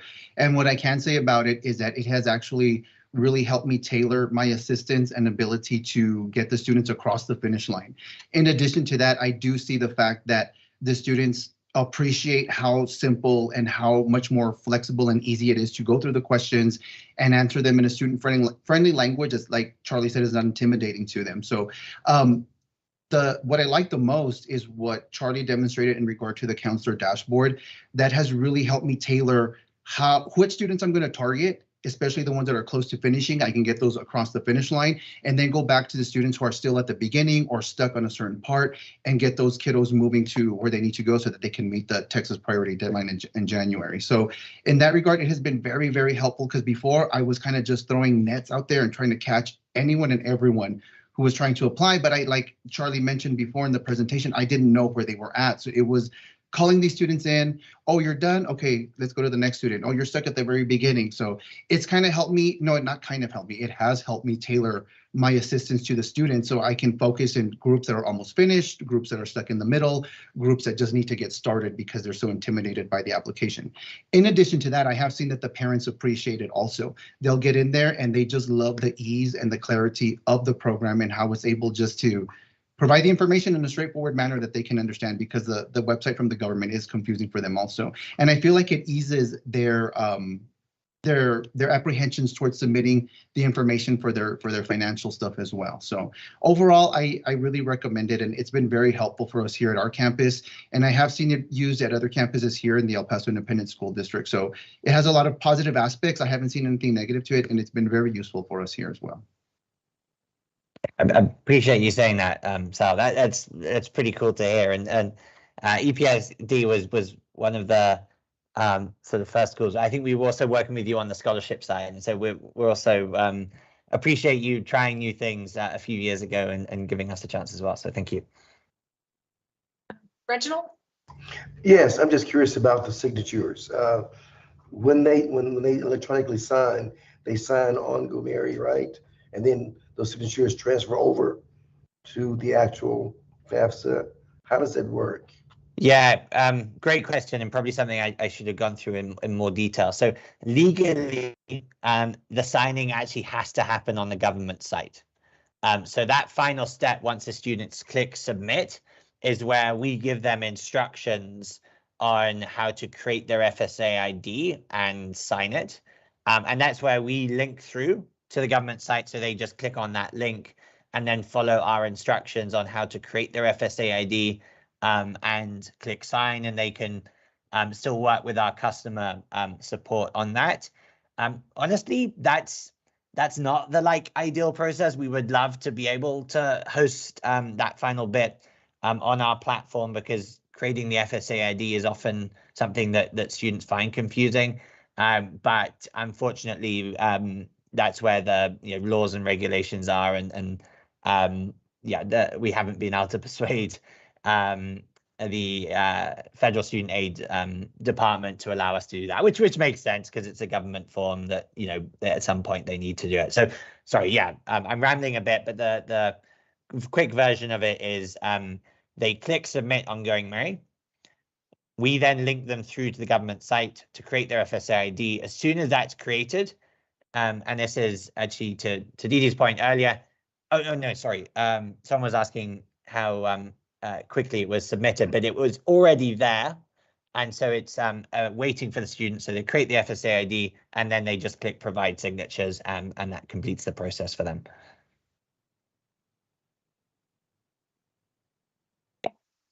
Thomas? Now, number one, thank you for this introduction. It's the first time that I've been able to see the system. It is fun, and that's not a word that's attached to the FAFSA very often. Is that a gopher or a groundhog? I wanted to make sure that I was referencing the right mammal. It is a gopher. But I do want to know. It is a gopher, and it's funny you asked that because there was a long internal debate whether it was going to be a gopher or a groundhog. And in the end, it was sort of, the idea was digging for some kind of financial aid, won it for the gopher. Nice, I like that. Well, we won't look to them for any weather answers. Yeah. Since it's just the gopher, but there was one thing that caught my attention. I wanted to ask some clarification on it. As you were flying through, I thought I saw that when it was referencing which parent to use, I thought that the instructions that I saw said, use the one that you've lived with most and who paid the most support for you. And I thought that and was even italicized to emphasize the point. That's not the law. Currently, the law is just who'd you live with most with a period at the end of it. Although it is changing soon to who gave you the most financial support, but seeing both of those, especially with, if I saw it correctly, the and in the middle of them, that kind of caught my attention, that it might sway some people to use the wrong parent by accident. So just wanted to bring that to light and feel it out a little bit. Yeah, so let me just pull up the page in question. So what we do here is, we're on the family info. Student said they aren't sure which person to check. What we ask is, who have you lived with more in the past 12 months? And that's where they can select someone. If it is that they've lived with both equally, that's where we'll ask who has provided more financial support. And so it's that second layer where they can, choose someone. And then it's if that is also equal, that's where they can it's up to them to choose. So the first, it's not an and between those first two questions. It's just knowing one, and then if it's equal on the first, then they come through to the second. If it's not equal on the first, they won't see that second question. Okay, and you were rolling at a very comfortable pace. At which perhaps my left eye and right eye saw two different things at the same time as they transition. So I appreciate you walking me back through this. That's wonderful. Thank you very much. Not at all. Sorry, I get somewhat overexcited, and so I go too quickly. So I and rightfully so, from what I'm seeing.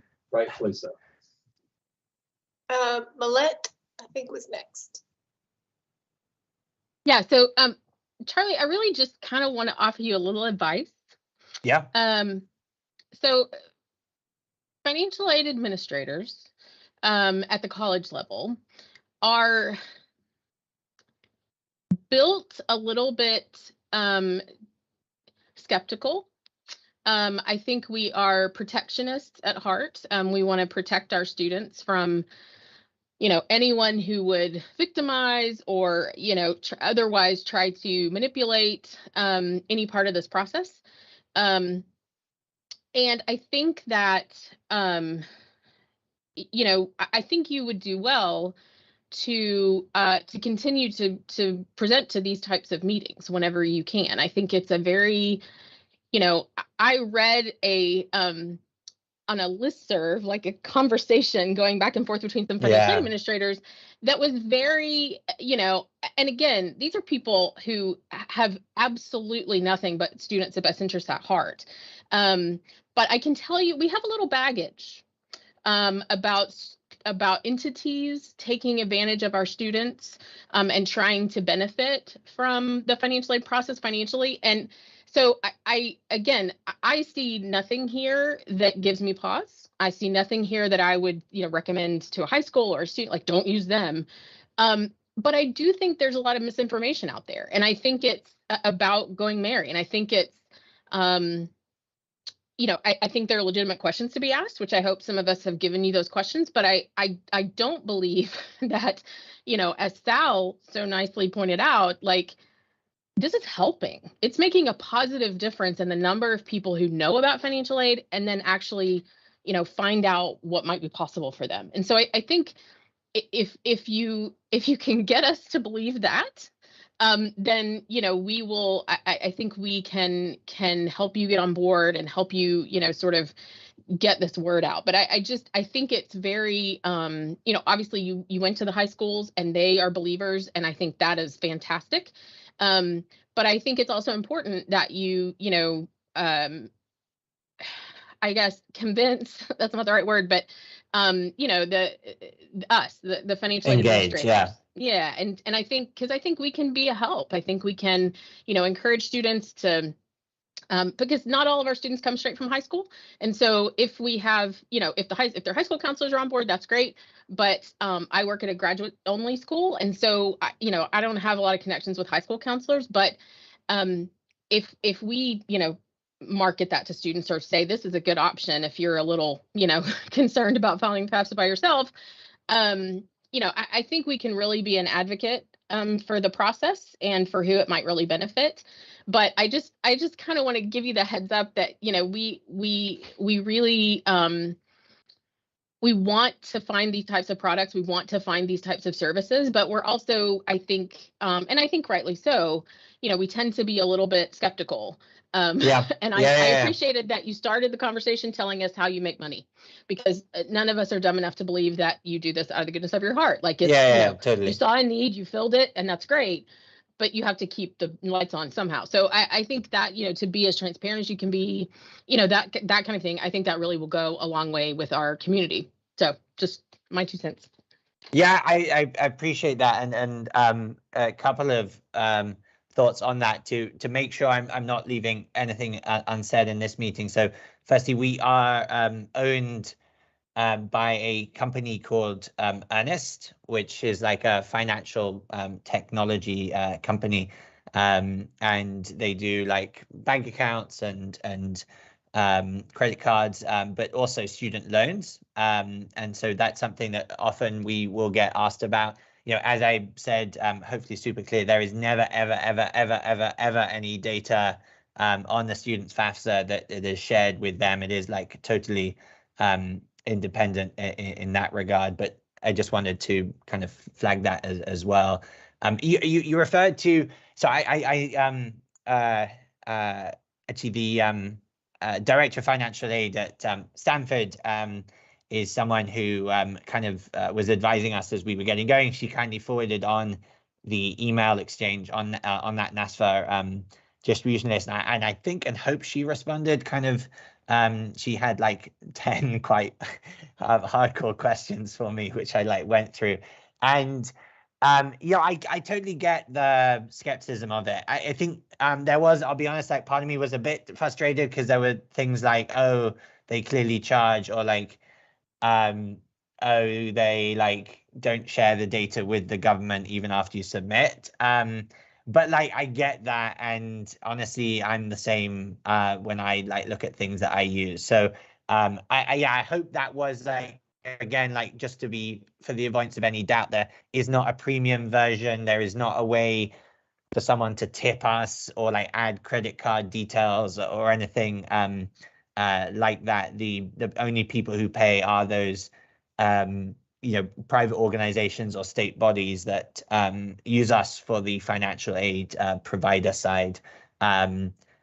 We actually, because of that email distribution, I actually did reach out to NASFA, and I am trying to set up doing a webinar there, which I think would help. But you are right. Like, we have up to now focused very much on high school counselors, and I think this is a good like heads up that and reminder of probably expanding that somewhat. So thank you for that. Linda? Thank you. Charlie, a question. I'm not sure if I understood. So students are not using the IRS data retrieval tool, correct? So we have it as a recommended step. Okay. So, but let me just be very clear on kind of the user flow. So the when the student gets or the family gets to the parent information, we will ask them to complete that out. We don't give them the option to use the data retrieval tool until later on. And so what they do is they complete out that information. They then later on, we recommend that they connect the data retrieval tool, and that will then override what they've input already.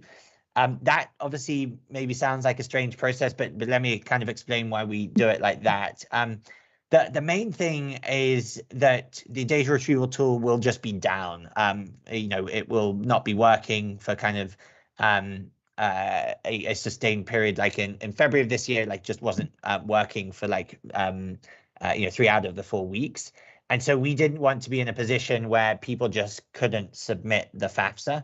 And so what we did was just build a version where it's a little bit more work.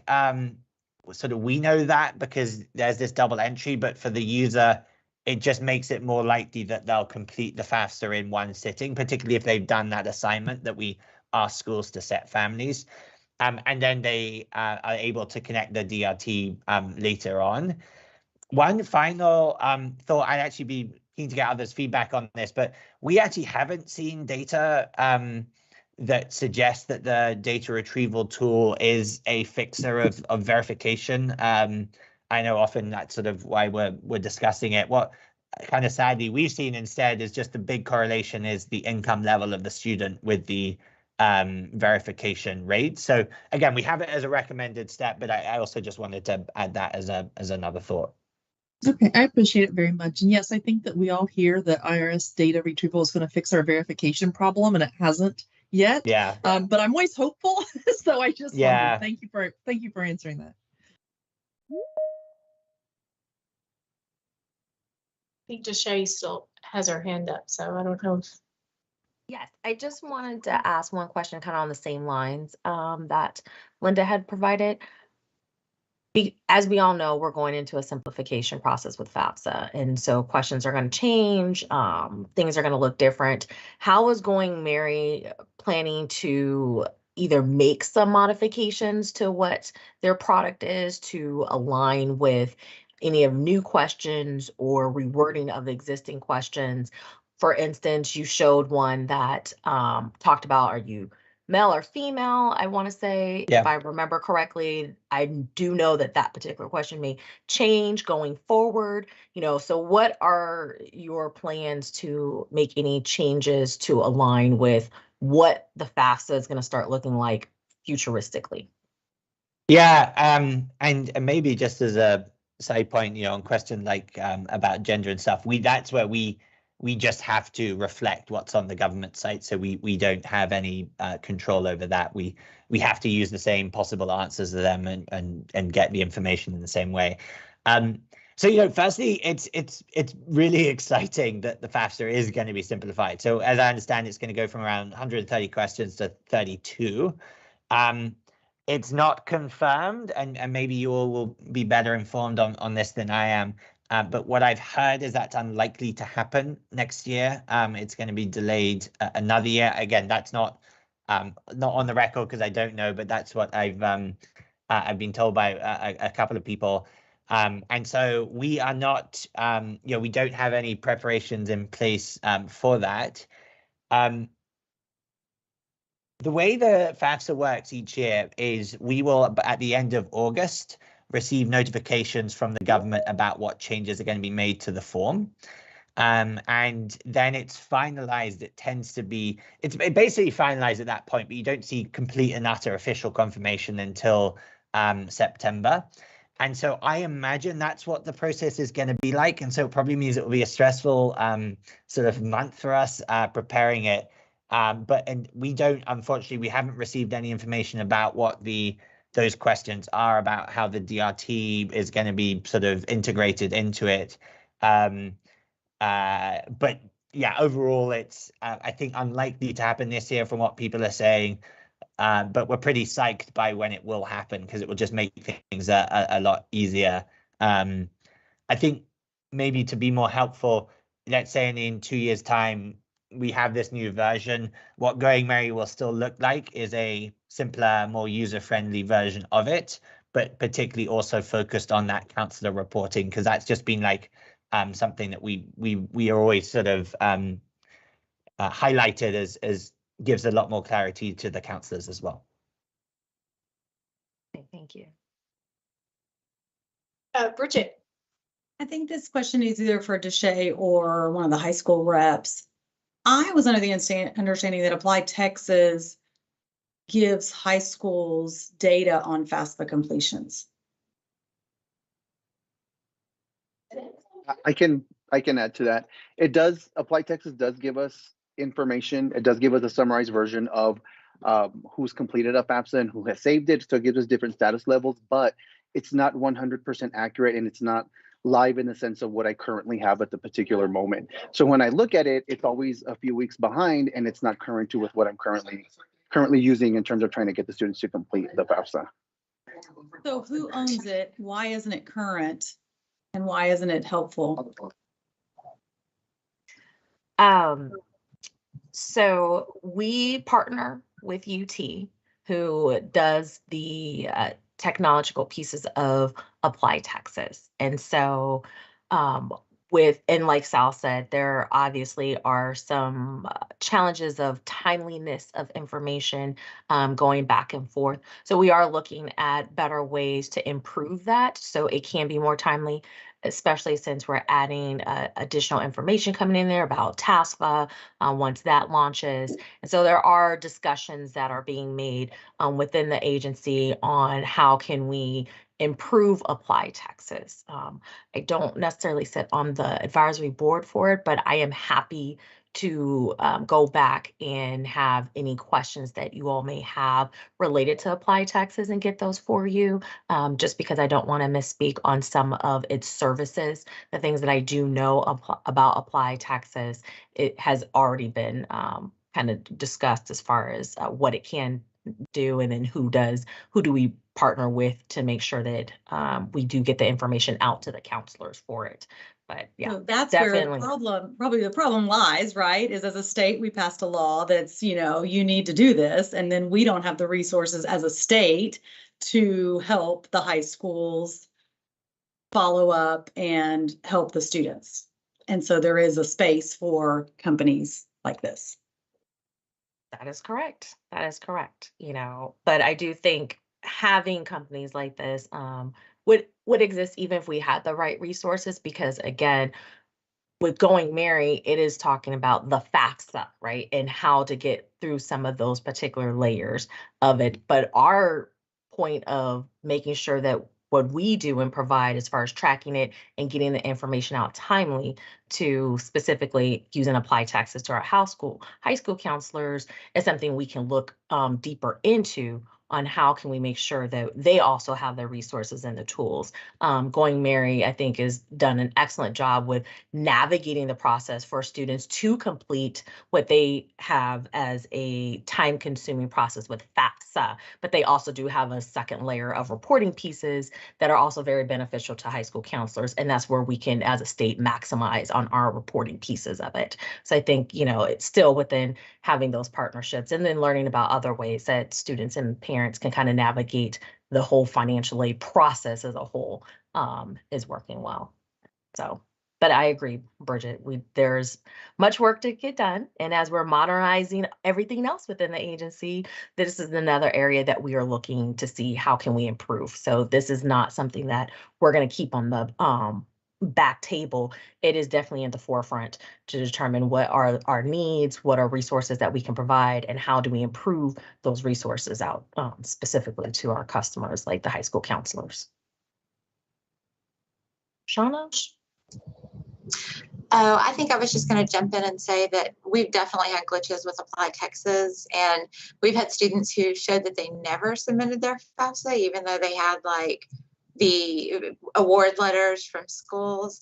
But I think the bigger thing too is we get a lot of students who only apply out of state or who they just don't use Apply Texas, and we still have to follow those as well. So. But it's Apply Texas is the platform. The data is coming from FAFSA, so it would include, in theory, right? Like if it wasn't Apply Texas, it was just a platform, then all the FAFSA data would be national and would come into, or do they have to apply through Apply Texas if they're? Yes. Yeah, it's not a good model because other schools use outside apps, Common App, or whatever they are, yeah. I get it though, yeah. Leah? Sorry to chime in late, but I'm not an expert, but because of my involvement with TASFA and getting it set up with UT Austin and understanding the kind of the process, it is quite complicated when a student completes the FAFSA. We have a contract with the Department of Ed. And so what happens is all the FAFSA data comes to the coordinating board. And then what happens is we have a crosswalk that compares the information based on the high school, their birthday, all these factors. And then that information is what gets funneled over to UT, then gets uploaded into the counselor suite, which confirms if they've completed or started or what their status is. The reason there's all these discrepancies is because, as you know, there's years go by where the Department of Ed is not updating the high schools in their system. So the students like manually typing it in.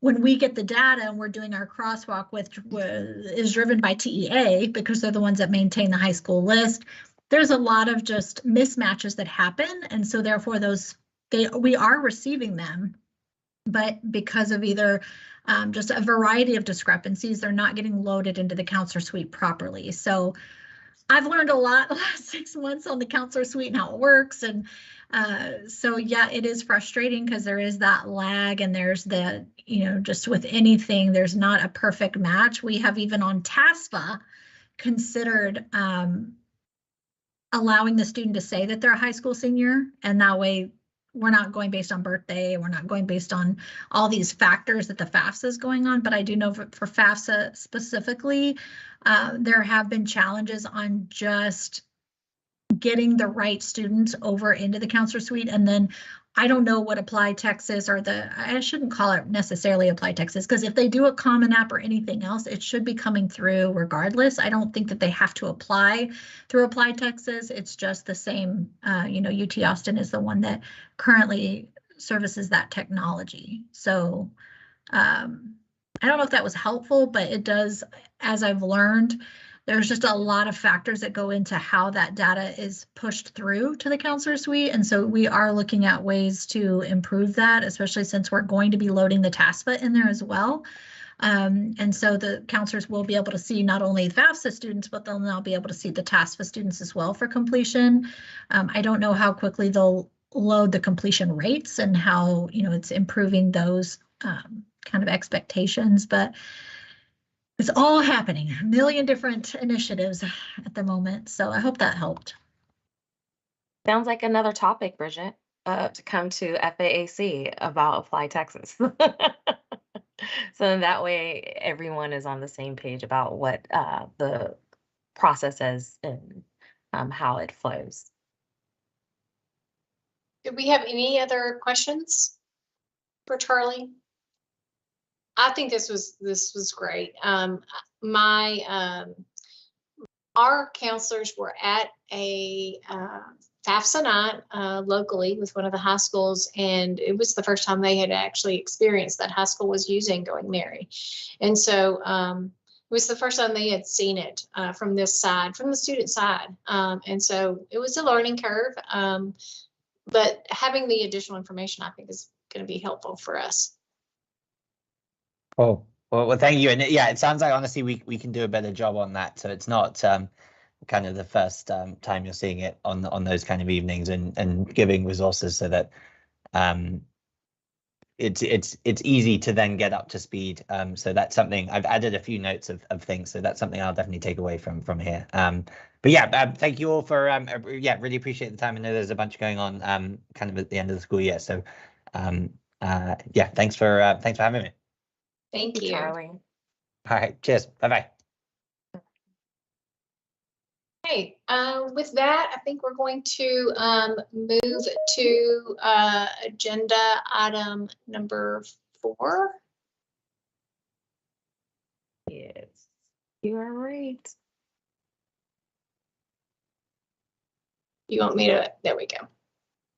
I think I saw Jeff and Carla. Yes, they are both already on. We're going to have Jeff Webster and Carla Fletcher from Trellis to present their State of Student Aid Higher Education in Texas report.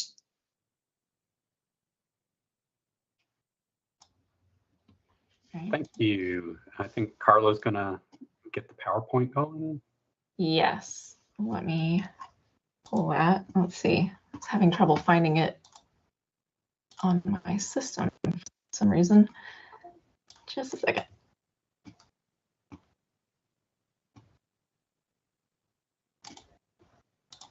So we are happy to join you today. We look forward to sharing some of the highlights from our newly released Data Student Aid and Higher Education in Texas report. This is just in time for the upcoming legislative session. So it's a reference tool that hopefully will help you in that process. You will hear us refer to this as SOSA. That's just kind of what we use for short. We have included a lot of material in the SOSA, and we'll spend a little time talking about the layout of the report and a convenient tool you may be unfamiliar with, but could be helpful. And then we'll walk through some sample narratives that will illustrate how one can piece the pages together to help you frame an issue of importance to you. But first, introductions. I'm Jeff Webster, Director of Research at Trellis, been with the organization for about 36 years. And Carla, you want to say hi? Hi, I'm Carla Fletcher, and I've been with Trellis for about 17 years, and I'm a senior research analyst. Great. So many of you are familiar with Trellis, but for those who may not be, we're a nonprofit focused on helping people leverage the power of post-secondary education and learning to improve their quality of life in the communities they live, where they live. Our mission is to develop and advance initiatives that grow individual economic mobility and expand community prosperity. So as you can tell from this third bullet, we do keep busy. We completed almost 400 research reports this last fiscal year on various topics focused on helping students, helping institutions and policymakers understand their role in promoting student success. So research has always been a part of what Trellis is about. We look at student success primarily through the lens of college affordability. We've made some recent changes to our research webpage, so you can check out the link in that second bullet. The two best ways of keeping up with our new publications is to, one, follow us on Twitter, or join our monthly newsletter, which each month we come out with new original content.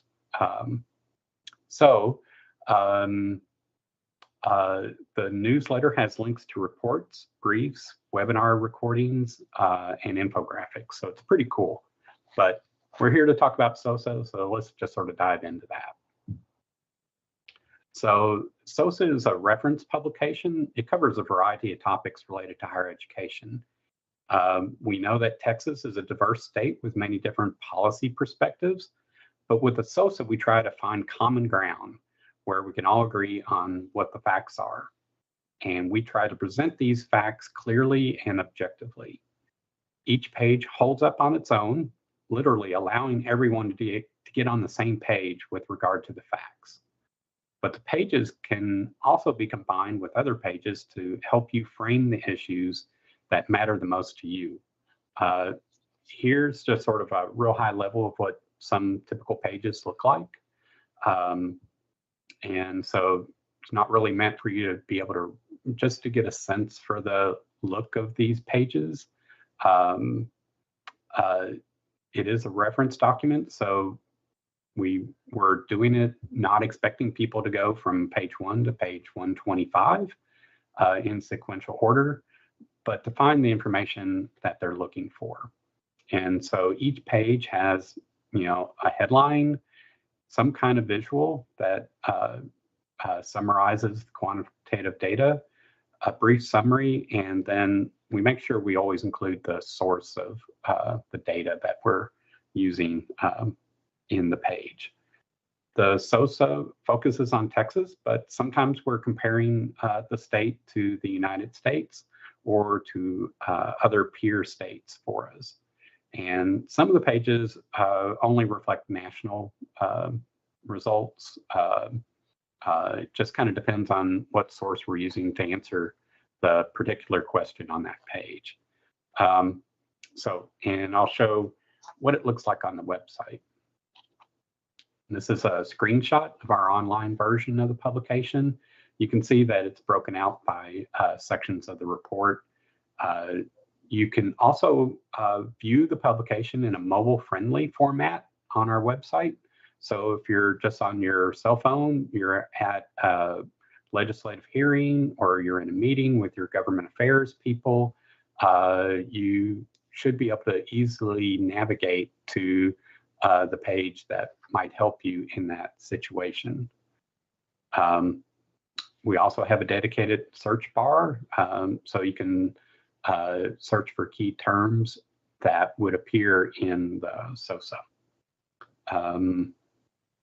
So the sections that we have cover demographics, college readiness, a profile of Texas college students, the cost of education and sources of aid, grant aid, net price, loans, need and work, college attainment, financial wellness, evidence-based programs and interventions, consumer debt, repayment and default, and just general higher education policy. So the printed version has a pretty detailed table of contents, as you can see. So again, you can go to the table of contents and kind of figure out what page makes the most sense. So I'll hand it off to Carla, and she'll walk through kind of a few sample narratives where you're piecing together various pages. All right, great. Thank you, Jeff. So, we're going to take a look at a few different ways that you might put pages together to form kind of a narrative or talk about a topic that you might want to explore. So first, we're going to look at Texas demographics and the importance of the education of the Hispanic population to the future of Texas. So the value of education has long been understood. Every state in the nation has had compulsory schooling laws in place for at least 100 years. Completing high school has been an important step towards a brighter future for decades. But as of 2018, 37% of Hispanics in Texas age 25 and older did not have a high school diploma, compared to 12% of African Americans and just 7% of whites. And looking at bachelor degree attainment of adults age 25 and older, we see gaps here as well. Only 16% of Hispanic adults in Texas had at least a bachelor's degree in 2018, compared to 30% of African Americans and 41% of whites. We can also see gaps in looking at high school graduates and their immediate college enrollment after graduating from high school. The percentage of white high school graduates who enroll in college the following fall still exceeds the percentage of non-whites, but the gap has been closing. There was a 16 percentage point gap between white students and Hispanic students in 2005, which shrank to about 8 percentage points by 2020. And there's a similar trend that you can see with African American students compared to white students as well. So it is good news that the gap is closing, but there's still more work to be done to close those gaps completely and to get enrollment rates back up because they have been trending down. The COVID-19 pandemic impacted college enrollment rates, as we all know, and I think we're seeing that with these 2020 numbers on the chart. And I think we'll see lower rates following this for another at least year or two of data.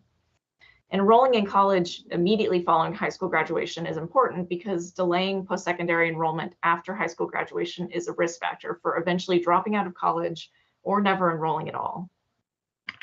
Now, stepping outside of the academic stuff for a bit, looking at the bigger picture of poverty rates, this slide shows 2019 poverty rates, which is the most current regional poverty data that we have. The most current statewide poverty data is from 2020, and in that year, Texas had the 8th highest poverty rate in the nation, with 14% of Texans living in poverty. And in 2020, poverty was defined as an annual income of $26,000 or less for a family of 4 with 2 children, or about $13,500 or less for an individual. But poverty rates in Texas vary widely by region. And like I said before, this is 2019, not 2020, but the trends are generally the same. So by a large margin, the Rio Grande Valley region has the highest rates of overall and childhood poverty at 26 and 36% respectively, at least 10 percentage points higher than any other region. And the Metroplex had the lowest poverty rates, followed by the Central Texas regions. So not surprisingly, those with fewer resources are less likely to be able to afford college. The blue bars in both of these charts represent economically disadvantaged students, and the green is not economically disadvantaged. So you can see in the top chart that those who are economically disadvantaged, the blue bars, are less likely to enroll in college, and this is true across all of the racial and ethnic categories shown here. But only 23% of white high school graduates in Texas are considered to be economically disadvantaged, while 68% of Hispanic and 65% of African American high school graduates are. So poverty is an issue that can affect people of any race or ethnicity, of course, but we can see that it disproportionately affects students of color in Texas. And income doesn't only impact the likelihood of enrolling in college, it also impacts the likelihood of completing college. Only 30% of students who enrolled in fall 2014 with family incomes of less than $35,000 had graduated within 6 years, compared to 67% of students with incomes of $100,000 or more. And you can see the stair step between those income groups. The higher your income, the more likely you are to have graduated. So now we're going to look more at completions. In addition to what we were just looking at, this is the pipeline. So this kind of summarizes what we were just going over several slides. This chart shows the progress Texas students following them from 8th grade all the way through to receiving some sort of degree or certificate. So these students were in 8th grade in 2009. Each group of bars shows the percentage of the original 8th graders in the different groups who made it to each listed step in the pipeline. And you can see consistently lower percentages of students of color continuing on at every point in the pipeline, from graduating from high school to receiving a higher education degree or certificate. And then taking a more longitudinal look at college completion, we can see improvement across the board for all student groups over time. But those gaps between white students and students of color have persisted. 60% of Hispanic students who started at a public university in 2015 had graduated within 6 years, and that is a huge improvement over the 34% who started in 1990, but it's still far below the rates that we see for white students. And looking at population projections, by the year 2050, 49% of children, those younger than 18, 47% of 18 to 24-year-olds, and 42% of 25 to 44-year-olds are projected to be Hispanic in Texas. So increasingly, the future of Texas, including its economic prosperity, as well as the expertise needed to run business, government, and infrastructure, will depend on the education of the non-white populations, which, as we've seen, have had historically lower incomes, higher rates of poverty, and lower likelihood of attending and completing college compared to whites. So focusing on the educational success of students of color and Hispanic students in particular is important for the future of Texas. So now we're going to look at borrowing. using, again, some of the pages from SOSA, we'll just take a look at what the borrowing picture looks like for students in Texas. So many Texas college graduates have borrowed for their education, particularly at the bachelor's degree level. This looks at the percentage of 2020 college graduates by race and ethnicity and degree level. And you can see there's a much higher percentage of those who earned bachelor's degrees compared to those who had earned certificates or associate's degrees who had borrowed loans. And so that's not very surprising. There were some differences in the level of borrowing by race and ethnicity, however. African-American students were more likely to borrow at all degree levels compared to other students, and Hispanic students were less likely to borrow compared to their African-American and white peers at the certificate and associate degree levels. And then their bachelor degree borrowing was in between African-American students and white students. And then looking at the amounts that they borrowed, those who graduated with a bachelor's degree also had higher amounts of debt compared to those who graduated with certificates or associates. Again, not surprising. But again, African-American borrowers borrowed higher amounts of student loans at all degree levels compared to other students. And Hispanic students borrowed less than their African-American and white peers at all degree levels. So this was a little different than what we saw in the previous chart, meaning that a larger percentage of Hispanic students borrow, but they borrow in smaller amounts overall, so that their cumulative median total is less than that of what the white students borrowed. In total, Texas student borrowers who graduated in 2020 borrowed about $10,000 for a certificate, about $15,000 for an associate's degree, and about $32,000 for a bachelor's degree. African-American borrowers who received a bachelor's degree borrowed almost $40,000 on average. And in a survey of college students in the fall of 2021, most respondents who had borrowed student loans reported that they had more student loan debt than they expected that they would at that time. And most were not confident that they'll be able to pay off the debt that they acquired as a student. Now, of course, there's no way to know if the students have a good idea of how much loan debt they'll have by the time they leave school or how much income they'll be making. So we don't know, how accurate these feelings really are, but it is a window into the worry that many students have about their loan debt and their prospects for repayment. And in fact, many students do find themselves having a hard time in repayment. A study of the outcomes of nearly 400,000 Texas student loan borrowers found that 24% defaulted within 5 years of starting repayment, and 21% had a larger balance after 5 years in repayment than when they first started repaying. So many students, even if they aren't in default, are finding themselves having trouble repaying their loans, or they were before the repayment pause. It's certainly a more complicated issue than just being in default or in repayment. Some borrowers are making minimum payments, so they're not in danger of being delinquent or defaulting, but the payments they're making are not enough to keep up with the interest accrual, and that's where we see balance increases. So when borrowers start missing payments, they find themselves in delinquency. And looking at delinquency over time, this is national. Delinquency is the first step to default, so it's an important event to keep tabs on. Delinquencies for student loan debt have fallen dramatically since 2020, when the payment pause was put into effect that placed student loans into automatic forbearance, making it virtually impossible to go into delinquency. This pause, of course, continues to this day. We don't know exactly when it will end, but it will end, we think, by probably August, if not sooner. Someday, though, student loan repayment will begin again, and we'll see these delinquencies tick back up, unfortunately, I'm sure. If the delinquency goes on long enough, about a year of no payments on the loan, then the loan will go into default. And default has some very serious consequences that can impact the borrower financially for many, many years.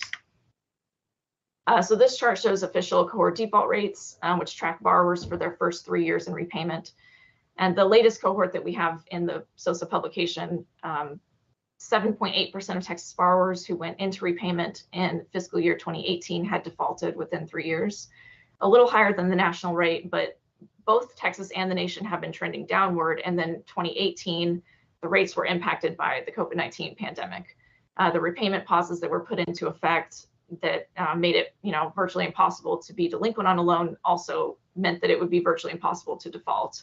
So some of the borrowers in that last cohort may have ended up defaulting in the latter part of the tracking period without the repayment pause, but now because of the pause, they ended up not defaulting. So that rate is a little bit artificially lower than we think it would have been. And we'll see lower rates for the next couple of years here because of the repayment pause. So even though we're kind of seeing these weird rates right now because of the pause, we're going to take a further look at defaults to see who tends to default. And some of this is kind of a look back in time, but this is FY18. Again, the rate varies by region in Texas from 2.4% in the Rio Grande Valley to 11.8% in the East Texas region. And then the rates also vary quite a bit by program length. With students borrowing for shorter programs more likely to default than students borrowing for longer 4-year programs. There are some proprietary programs in Texas that are longer, but the vast majority of the proprietary programs are short-term, 2 years or less, so they're all kind of grouped in the same category there. Graduation status is a huge predictor of default. Students who borrow student loans but don't graduate end up at a disadvantage in the workplace. They don't have a credential to use to apply for higher paying jobs, but they still have that loan burden that they have to repay. These borrowers are far more likely to default. This chart shows 2 different cohorts of borrowers. The blue bar is borrowers who started college in 1995-96, and the green bar is those who started in 2003-2004. And so what we see here is the percentage of those borrowers who ended up defaulting sometime in the 12 years after they started college. In both cohorts, those who never graduated in those 12 years were far more likely to have defaulted on their loans compared to those who received any kind of degree. The bachelor's degree recipients in particular had a fairly small default rate. The recession of 2008 impacted the latter cohort. You can see as they have higher percentages across the board, that green bar. Almost half of the borrowers who started in 2003, 2004 and never graduated had defaulted by 2016, almost half. So that highlights the importance of completing a degree program. And student loan debt is a huge and increasing form of consumer debt in the US and Texas. This is showing Texas. Mortgage debt, which is not on this slide, remains the largest by far.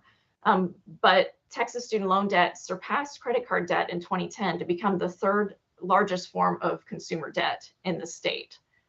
So mortgage is the highest, and then auto debt, but then student loan debt. And it's been that way and been increasing, since 2010. And as of 2021, Texas had an estimated $125 billion in outstanding student debt. So once the temporary relief measures expire, students will once again make payments on their student loans, and many will struggle to do so. Some of this debt may end up getting forgiven if the Biden administration's plan is successful in the courts, but there will still be a large amount of student debt for borrowers to repay. So next, we're going to look at the topic of paying for a public university education in Texas. So just kind of continuing on the tack of student loans, but we're going to look at other ways also that students pay for college. So this looks at the cost of attendance, and it's more than just tuition and fees. As we know, it includes books and supplies, food and housing, and other expenses. At the average public 4-year university in Texas, tuition and fees are just 40% of the full-time undergraduate's total cost of attendance. Books and supplies make up just 4% of the total, so the remaining 56% is the cost of living, food, housing, and other expenses. And these costs are not discretionary. Students must eat, and unless they live rent-free, they must pay housing expenses as well. The average cost of attendance for 2 semesters at a Texas university was $26,415 in the 2020-2021 year. Now, most students don't end up paying the full cost of attendance due to things like tuition discounting and free money like grants and scholarships. So the net price is another way to look at the cost of college. The net price is this is from iPad, so it's the cost of attendance minus grants and scholarships, leaving the amount that students must pay out of pocket or with loans. And as you would expect, the net price increases along with family income, as those with more resources are expected to be able to contribute more to their education costs. And it also reflects that needier students receive more need-based grant aid.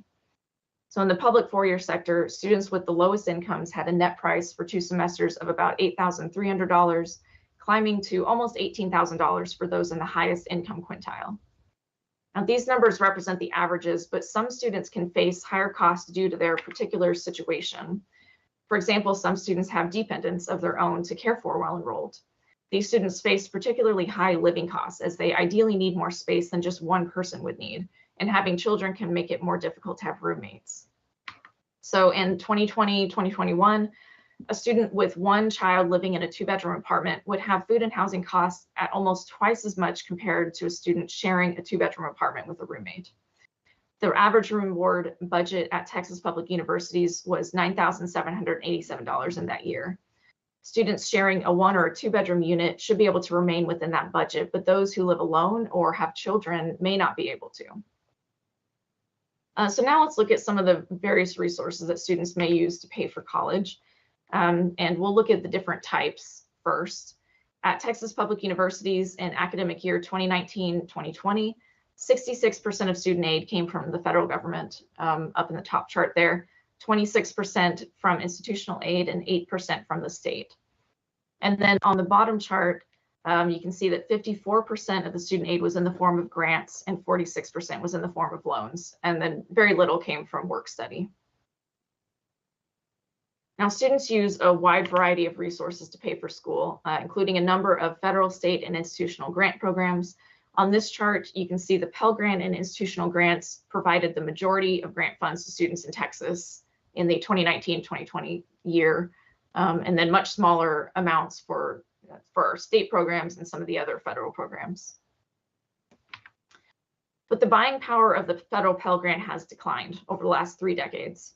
It was designed to be the foundation of need-based grant aid, and only undergraduates with significant financial need receive the Pell Grant, but it has not been keeping up. So in the 2020-2021 academic year, the average Pell Grant in Texas covered only 18% of the average cost of attendance for 2 semesters at a Texas public university. And it was the same percentage in the public 2-year sector as well. So while the average Pell Grant tends to increase from one year to the next, in general, these increases have failed to keep pace with increases in the cost of college. And state grant aid in Texas is also at levels below other large states like California, Florida, and New York. The state of Texas provides less than 1/4 of the grant aid that the state of California does. Earnings from work are also another way that many students use to pay for school or their living costs. And so this chart, which might look a little familiar from the very beginning of the presentation, shows paying for school solely through work. So from 1966 to 1981, which is not on this chart, an undergraduate could have paid for the total cost of attendance for 2 semesters at a public university by working about 24 hours per week, every week of the year at a minimum wage job. So it was possible to work your way through school on a low wage job at that time. But in the 1980s, education costs began to climb and minimum wage increases occurred less frequently. So by about 1990, the number of hours needed to cover costs, number of work hours, stood at about 40 per week. And as costs have continued to increase and minimum wage has been fairly stagnant, the number of work hours needed have increased sharply since the year 2000. Historically, cost of attendance tends to be a little lower in Texas compared to national averages, but even in Texas in 2020, 75 hours of work at minimum wage would be needed to cover the average cost of attendance at a Texas public university for 2 semesters, and 57 hours at a community college. So really not possible. And most students don't try paying for college solely through work earnings, but many students do work while enrolled. This chart shows the frequency of a question from Trellis's Student Financial Wellness Survey, which is in the SOSA publication, and it was sent to enrolled students in fall of 2021. 64% of university student respondents said that they were working while enrolled. And then looking at tuition changes over the years, Texas saw a 26% increase in average tuition and fees at public universities between 2008 and 2019. This was still below the national average and the average seen in several other large states. So that is positive, but it is going up. But it doesn't mean that college is necessarily affordable in Texas. Average tuition and fees make up about 16% of the median income of white families in Texas, 25% of Hispanic family income, and 26% of African-American family income. So that's a large portion of annual income going to pay for a university education. And then in our last section here, we're going to take a look at a very important, vital sector in Texas, the community college sector. So as I said, this is a super important sector in Texas. We have a lot of students attending community colleges. About half of undergraduates in Texas attended public 2-year institutions in the fall of 2020, and it's a far higher percentage than what we see in the US. And among all enrolled freshmen in Texas in fall of 2020 on the bottom chart, over 3/4 of those freshmen were attending a community college. The student populations enrolled at public two-year schools can look pretty different compared to their peers at four-year institutions or at for-profit schools. There are far more part-time students in the two-year sector than any other sector, 72% compared to 39% in the public four-year sector and less than 15% in the private and proprietary sectors. College students community college students, tend to be older compared to the four-year sectors. 16% of students at community colleges in Texas were 30 years or older, compared to 7% and 10% in the four-year universities. And many community college students also struggle with food and housing issues. The top chart shows several recent studies of food security. The first two listed from left to right were done specifically with community college students, and the last one is a measure of food security across all US households for comparison purposes. About 40% of community college students in each of those two surveys experienced low or very low food security. And then the Trellis survey that I talked about earlier also has questions about housing security. Almost half of community college students responding to the survey indicated that they had had housing issues in the previous year. So now let's look at the cost of attendance at community colleges in Texas. So Texas community colleges have historically been lower, their costs have historically been lower than the national average, but Texas has actually been catching up in recent years. So we're almost level with the national average now. This chart here shows the total cost of attendance for the community colleges in Texas and in the US. In the Texas community college sector, tuition and fees make up about 23% of total costs. Books and supplies are about 8%. So the living costs make up the remaining 69%. And, as I said before, that's non-discretionary. People have to eat and they have to have a place to live. And then as we saw, this is the same chart that was in the four-year sector. The net prices increase along with family income for the two-year sector as well.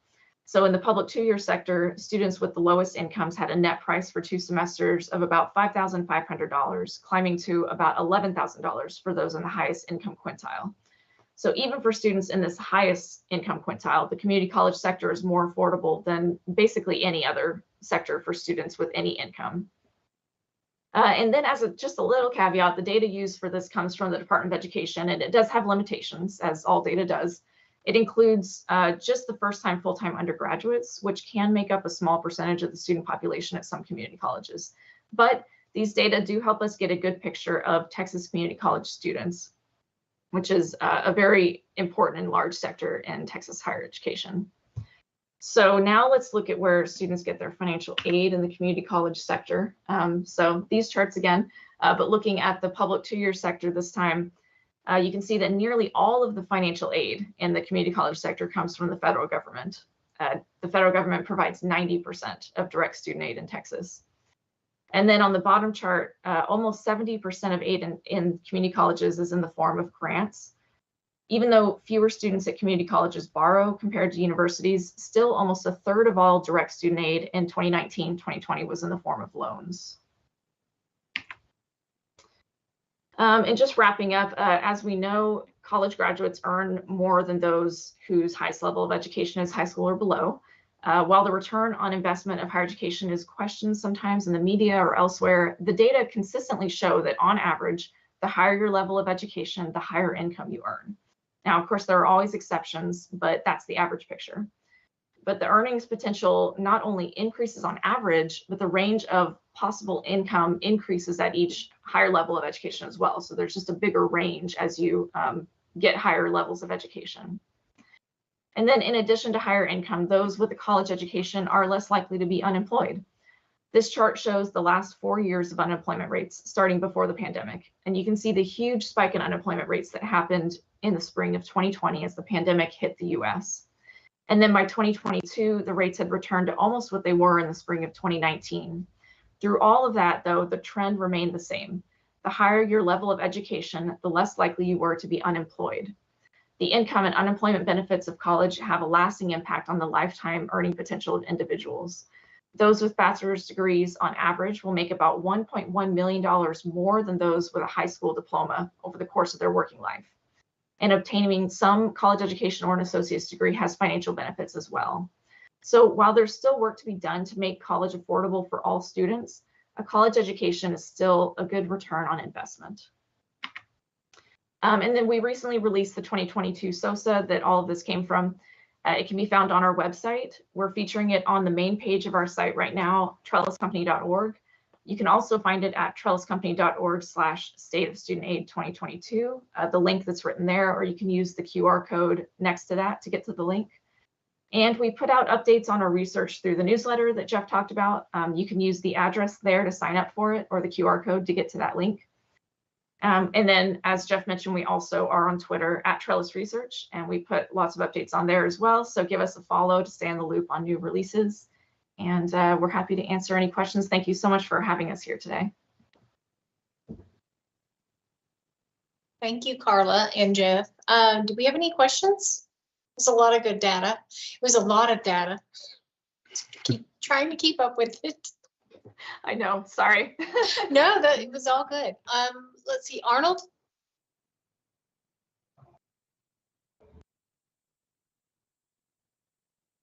You're still muted. Wow. Yeah, I'm still muted in more ways than one. This is awesome data, and Carla and Jeff, awesome work. Thank you for what you do. And I'm a picture visual guy, so, but Carla, man, that was a lot for me to soak in. But I think you hit the nail on the head on still, even though the cost of the value of higher education is being questioned now more than ever before. And you did hit on something that I needed to hear again, and that was the lifetime earnings, that we're still at 1.1 million. It used to be 1.2 million, but that was one of my favorite topics when I would go in outreach activities like we all do and talk to parents in particular and say, my punchline back then, the Arnold commercial was, how would you like to leave your son or daughter $1.2 million? And of course, sign me up. Well, if you get them in the higher education pipeline, this is what you can do. This is the lifetime, and I would show them the lifetime earnings. So that was a very effective tool. And I think that we in the financial aid community or higher education community need to do more of that to show the value out there. In particular, I like the demographics of the state that you showed by poverty level. My question to you, Carla and Jeff, did you look at how demographic population growth in those particular areas? And in particular, I would like to know, okay, if we know that there's high poverty rates, let's say in the Rio Grande Valley, and I'm just using it for the sake of example here, what is the population growth in that area? So we can advocate in our positions, and the same thing could be in East Texas or West Texas, rural versus urban. You know, those kinds of things would be of interest to us. But I'll go back on mute, but thank you so much for the information. And Jeff, 36 years, you're a rookie. Try 42, okay? Try 42. Yeah, Okay, you're my thank elder, Arnold. Yeah, well, thanks. I mean, this is exactly how we like the SOSA to be used, to help you tell your story. And people are going to be telling different stories, and they can cobble together these pages in the ways that are most effective for them. So that's really good. Also, really appreciate your suggestions for pages that we can add or modify, provide additional context. We welcome that kind of feedback, and we'll do our best to incorporate it in future editions. Any additional comments or questions? Okay, Well, thank you, Carla and Jeff. We appreciate you coming on and presenting the information. It was very valuable. Okay, thanks for Thank having you. us. Enjoyed seeing Thank people you. again. See you. Bye. I think we're going to go ahead and take a break right now, and we will reconvene at 12:15, and we'll start with our final presenter, outside presenter. Sound good? Okay, we will see you shortly.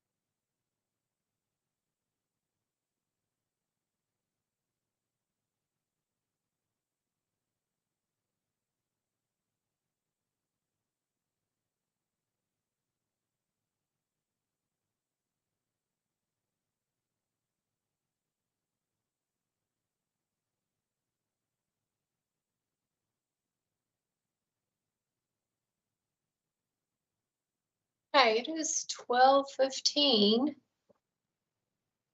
We should all be back, so I'm gonna start with a roll call again, and we'll go from there. Denise Welch. Here. Shay. Here. Jackie. Here. Reginald. Here. Victoria's out. Dee Dee. Here. Bridget. Here. Cecilia, I don't know if she joined us. I'm here. I'm here. Okay, there we go. Rachel Joseph. Here. Millette. Here. Gabby. Here. Scott, absent. Linda. Here. Holly. Holly Nolan. I think I see her. Shauna. Yes. Sal Ramirez. I'm here. Thomas. I'm here. Joseph. Which one? Ruiz. No. Sorry. There we go. Here. Joseph Sanchez. That's me. Okay. Lisa. I don't know if she is able to join us. Hebian. Here. Arnold. Here. And Gilbert. Was Gilbert, did he join us? Not yet. Okay.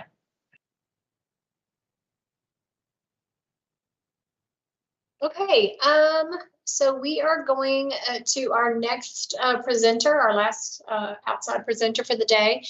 And we have Karen McCarthy joining us from NASFA. She's the Vice President of Public Relations and Federal Regulations. And she's going to present on the top 10 issues impacting financial aid offices. So Karen, I will let you take it away. Great. Thank you so much. Good afternoon to all of you. I am glad to join you today.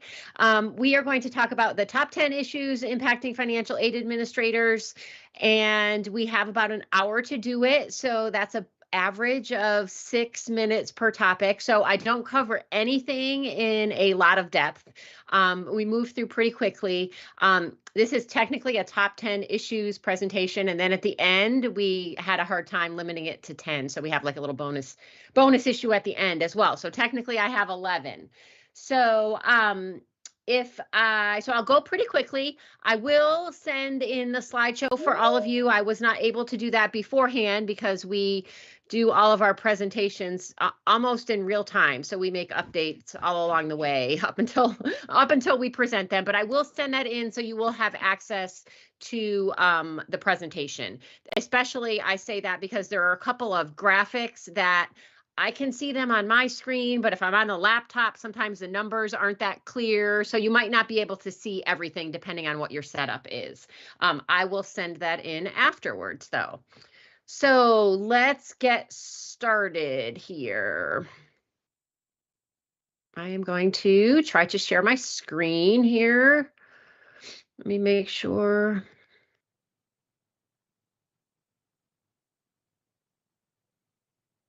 Okay. Are we good? Yep. Okay, you can see that. Good. Okay. I'm not quite as familiar with Teams. We're definitely a Zoom office over here. So I'm glad I have managed to figure this out. Okay. So as a teaser, these are the top 10 issues that we'll be talking about during the presentation today. I'm sure you'll be more familiar with some of them than others. Part of the idea of doing the top 10 issues is to force all of us who are so focused on our day-to-day to keep an eye on things that may be coming down the pike, things that we see are bubbling up and may turn into larger issues, just to make you aware. There might be a couple topics that you're like, oh, geez, I might want to look into that a little bit more, or ask some people at my institution if they are on top of this, because it is something that we have identified as an up and coming issue that we should all be paying attention to. Okay, so the first big one, and this has mostly changed. We've been doing this presentation for a little bit, and some of the issues have been pretty stable. Debt forgiveness and repayment obviously has kind of blown up into the focus of everybody really in this country. I'm sure that all of you have also had questions from your non-financial aid friends and families as to what is going on with debt forgiveness and repayment. And very briefly, I know that we are all experts on what the parameters are around debt cancellation and fresh start. But I did want to point out that obviously this debt cancellation that we are talking about right now, that would apply to a very large population of our borrowers, is only part of the debt cancellation that this administration has undertaken since they've come into office.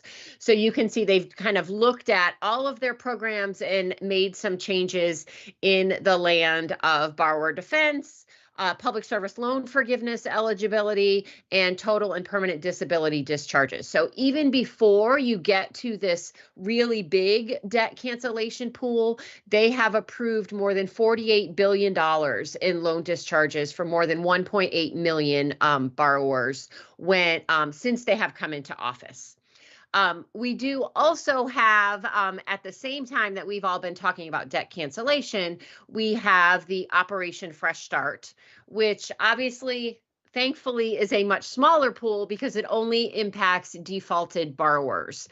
And basically, Fresh Start allows all of those defaulted borrowers to get a fresh start. So it removes their default status and all of the punitive consequences of being in default.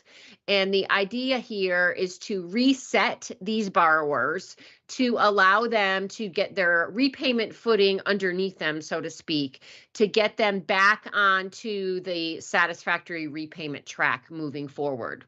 So we at NASFA, which I will talk about, I believe at one point in the presentation, have lots of recommendations on how to reform the default space and the consequences of default and how borrowers can get out of default. Fresh Start obviously is a one-time thing to basically give them a clean slate. But we at NASFA also have lots of recommendations out there of ways to make more permanent changes to the default environment so that borrowers, once they are in default status, are able to easily make changes to allow themselves to get out of default and back into good standing. We also, in the default space, I should say, have recommendations of different changes that could be made that would prevent borrowers from actually falling into default in the first place, since nobody wants borrowers to be in that default status. Very significantly on the Fresh Start, these borrowers will have their Title IV eligibility restored if they are interested in becoming a Title IV recipient again.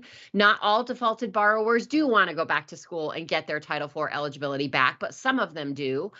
And the goal here is to have these borrowers enroll, ideally, in an income-driven repayment plan that will allow them to stay in good standing moving forward. As you know, once a borrower is in default, they lose all of the benefits that are associated with good repayment standing. And one of those benefits that they lose is the ability to enroll in an IDR plan. So under Fresh Start, they're able to do that, get themselves into an IDR plan, and then hopefully stay in that IDR plan, make any payments that are required under that plan moving forward so that they do not then in the future fall back into default status.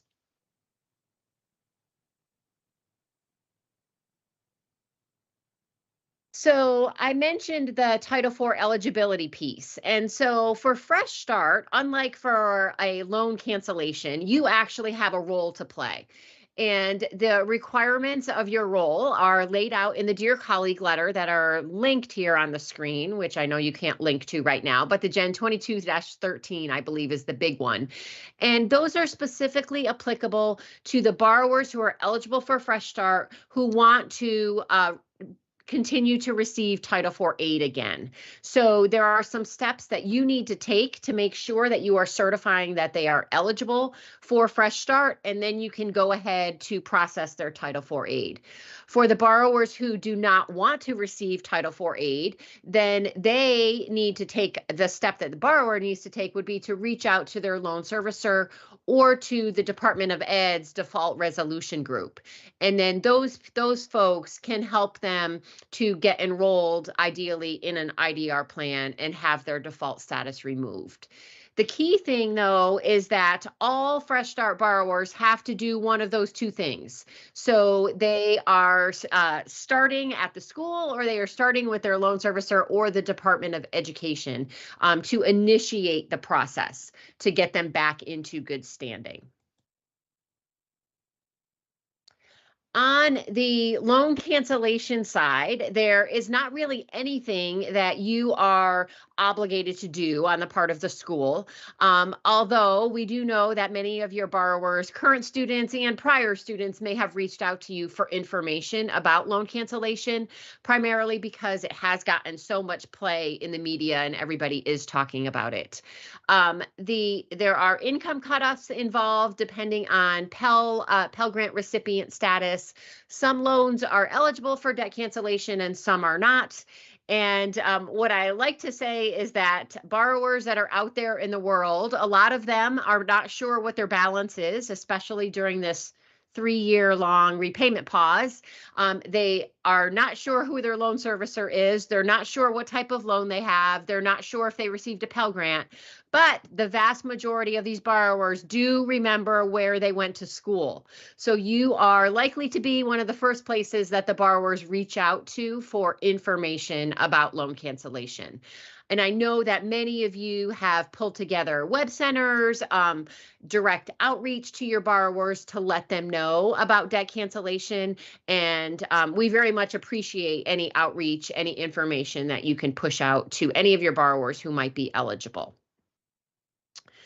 So as of late in November, the 8th Circuit Court system has blocked the debt cancellation program based on a lawsuit that they reviewed. And at that time, the Department of Education shut down the application that was posted out on the web. So they have not done anything with the applications that borrowers may have submitted prior to November 14th. So if anybody had submitted an application before November 14th, it is just in a holding pattern at this time. There's not an expectation that borrowers will need to complete another application if things change in the future. So the Department of Ed has those completed applications. They are just in a holding pattern until some of these lawsuits regarding loan cancellation make their way through the court system and a decision is made. Some interesting statistics from the Congressional Budget Office in terms of borrowers who may be eligible for debt cancellation. There are 37 million borrowers who have direct loans from the federal government, and of those, a full 95% meet the income criteria. And then 65% of those have received at least one Pell Grant. So they would be eligible for that bumped up debt, $20,000 debt cancellation amount. The other two significant points here is that they are estimating that 90% of income eligible borrowers will actually apply for debt cancellation. So that gives you an idea of the publicity around this program, because most borrowers do have to take some action in order to get the cancellation. They're expecting 90% of borrowers will actually end up applying. And of the borrowers who are eligible, 45% will have their entire outstanding debt canceled. So either their $10,000 in debt cancellation or $20,000 if they were Pell recipients will completely wipe out any loan balance that they may have had. So that is a very significant number. And when we talk about the repayment pause in a moment, this 45% having their entire outstanding debt canceled is kind of a key figure when you're talking about how debt cancellation and the repayment pause and the end of the repayment pause are initially were two separate topics, and over time they have become intertwined. And so you have people going back into repayment, but then some of those people may end up having their debts wiped out if debt cancellation comes to fruition in the end. And 45% of income eligible borrowers would have their entire debt canceled.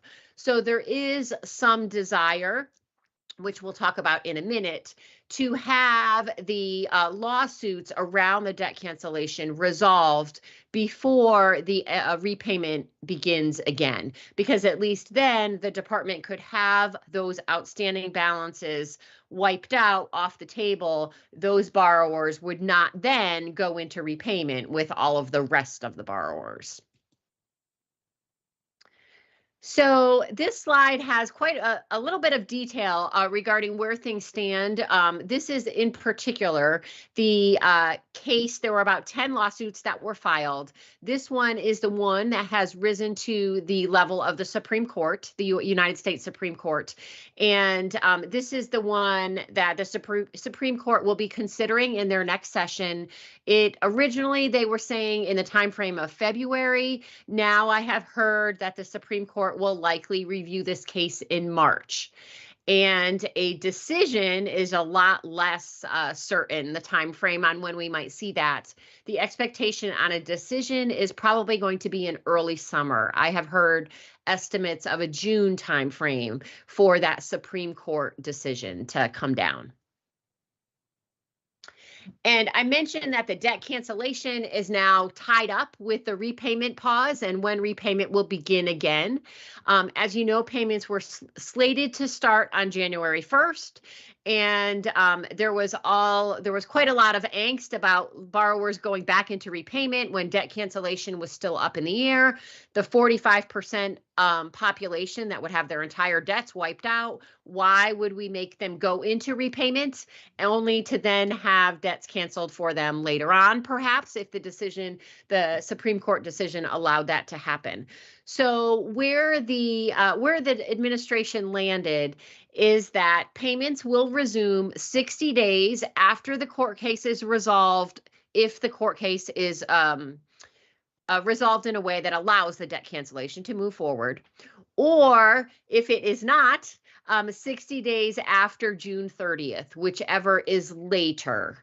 So so June is going to be a big month. Hopefully we will have a Supreme Court decision at that time. And if we do not, if we get to the end of June, then the 60-day clock will begin at that point. And then that way, that 60-day clock in there allows loan servicers time. Once that date is known, when repayment will begin again, the loan servicers will have time to start their outreach to borrowers and get the whole repayment machine moving again after so long. So this is just, and I know you probably can't read the fine print on this screen at all. This is just, we were curious, all of the extensions of the repayment pause and when they happened, going all the way back to March 20th of 2020 at the very beginning of the pandemic. So both the Trump administration extended a few times, and then the Biden administration came in, and we've had multiple extensions of the repayment pause under the Biden administration as well. So some folks have asked NASFA what our position is on debt forgiveness. And the short story there is that NASFA doesn't really have a position on debt forgiveness. We're not really for it or against it. But we have said that if debt forgiveness does move forward, it needs to be joined by systemic changes to the loan programs. Debt forgiveness on its own would really just be a one-time Band-Aid approach and would not prevent future borrowers from ending up in the same situation. Some number of years down the line. So we really do need to have improvements to the loan programs so that we do not end up in this same situation a few years down the line. So we pulled together some recommendations around the areas of loan servicing and repayment, and this includes the default environment that I mentioned before, to make recommendations of improvements that we could make in all of these areas that would hopefully try to prevent us from being in the same situation regarding debt forgiveness a few years down the line. So there are recommendations on the loan servicing side of the house and repayment, which is very broad. In terms of the entire repayment environment, the plans, how it all works. It does overlap a little bit with the loan servicing, and then the default environment, how to prevent borrowers from going into default, what happens when borrowers are in default, and how to get borrowers out of default. There are lots of improvements that can be made in this area. And you can take a look at this report if you want to dive down into more of the details there. Okay, and I know that first issue, we have 10 issues to get through. I know that first one took a little bit of time. Some of the others move a little bit more quickly. Issue number 2 is the idea of who should pay for college. And the reason that this is important is that we have seen some shifting perspectives over time regarding public perceptions of who should pay for college. And we have asked this question periodically, most recently at our 2019 conference. So this was our last in-person conference right before the pandemic, before we had a lot of this talk about debt cancellation, everything going on with the pandemic and how it changed higher ed. So the question was, who has the primary responsibility to pay for college? And this was at the NASFA conference. So it was people were there in person and they logged into the site on their phone and voted. And the options were students and parents, or society. But then there was also a write-in field, which you can see from some of the combinations of what people indicated. But you can see back in 2019, the largest responses were students and parents and students pretty equally. Society, which I consider to kind of encompass government assistance, the financial aid programs, was much further down the list back in 2019. And we have seen, going back to 2010, how the responses to this question have shifted over time.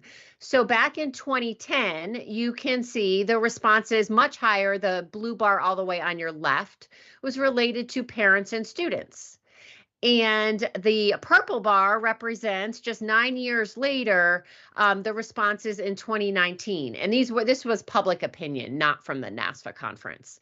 And what you have seen is that the parents and students response is much lower in 2019, and the government, which would be equivalent to society, is much higher in 2019.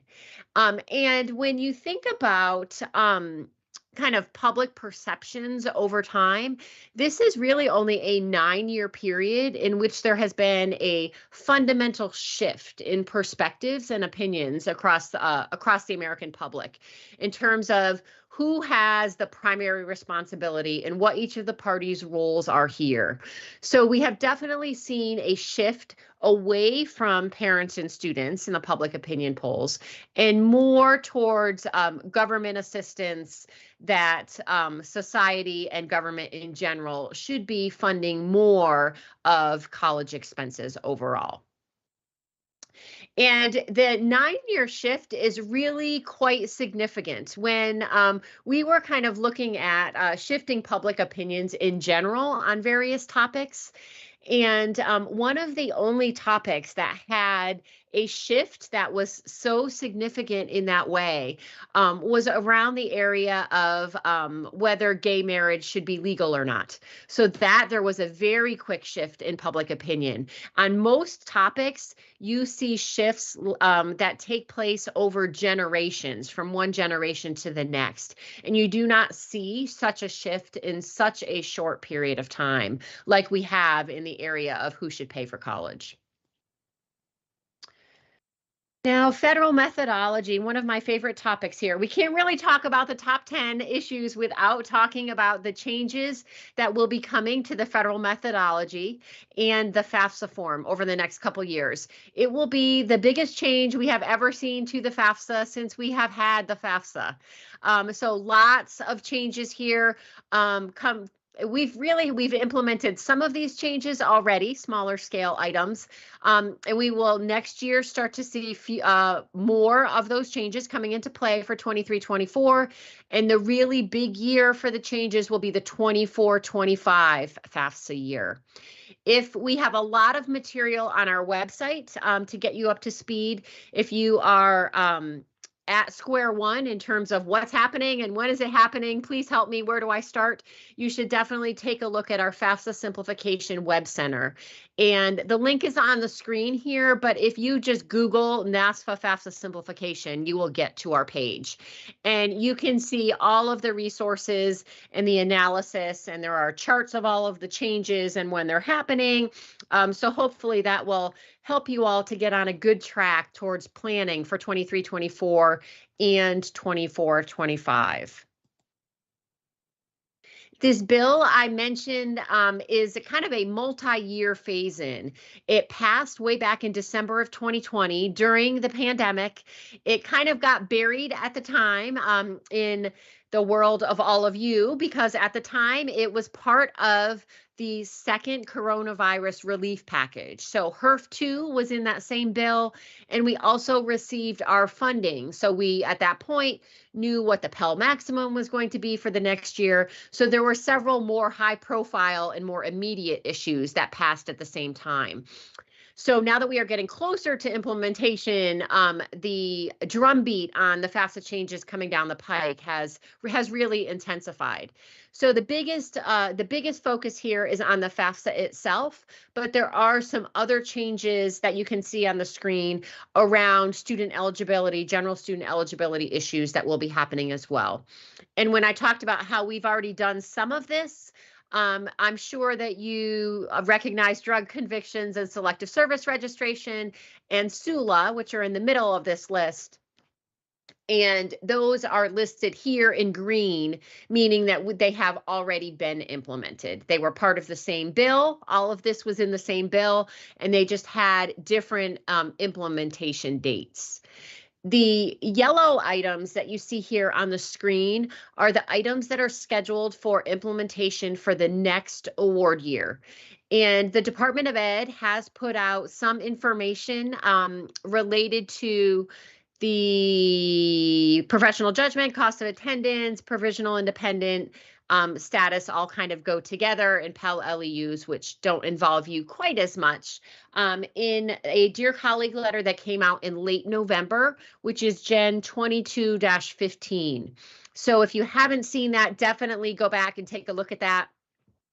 The cost of attendance issues in particular are very important, and I want to urge you to get a jump on those if you are not familiar with those, because those that affects your cost of attendance for the next award year.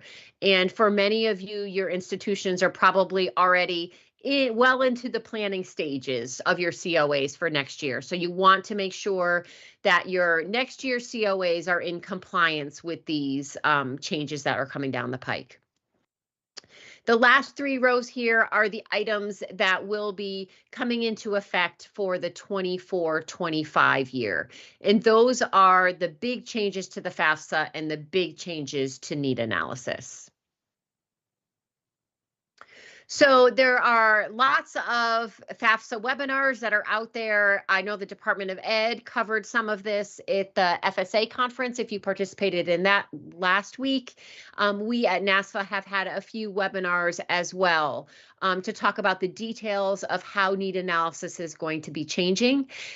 It will be entirely different, but the framework is basically the same in terms of we will take all of the applicants' financial information, add that all together, apply some allowances towards it, and there will be a number that spits out at the end that we use to determine eligibility for most of the programs. That number, rather than being an EFC, will be a student aid index. And it will be used just like the EFC is now to determine eligibility for all of the programs except maximum and minimum Pell, which will have a little bit of a shorter formula to determine eligibility for that. A key difference on the SAI is that it will be allowed to go negative, which, as you know, the EFC is not allowed to go below 0. I mentioned that the formula itself has the same framework in that we add up all your income, we apply all the allowances, we figure out what an EFC/SAI is.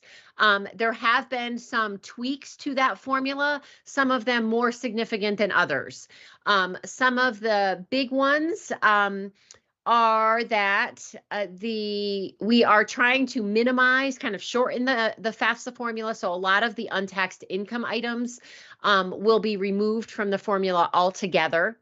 One of the biggest shifts is that there will no longer be a accounting of the number in college and have that impact federal aid eligibility. The question itself about number in college will remain on the FAFSA. So if there are any states or institutions that still want to use that number, they will have it from the FAFSA, but it will not be a part of the SAI formula the way that it is right now. We will still have this last bullet. We will still have something akin to the simplified needs test. It is not called the simplified needs test in the law, but there will be certain students who will not be required to provide any asset information.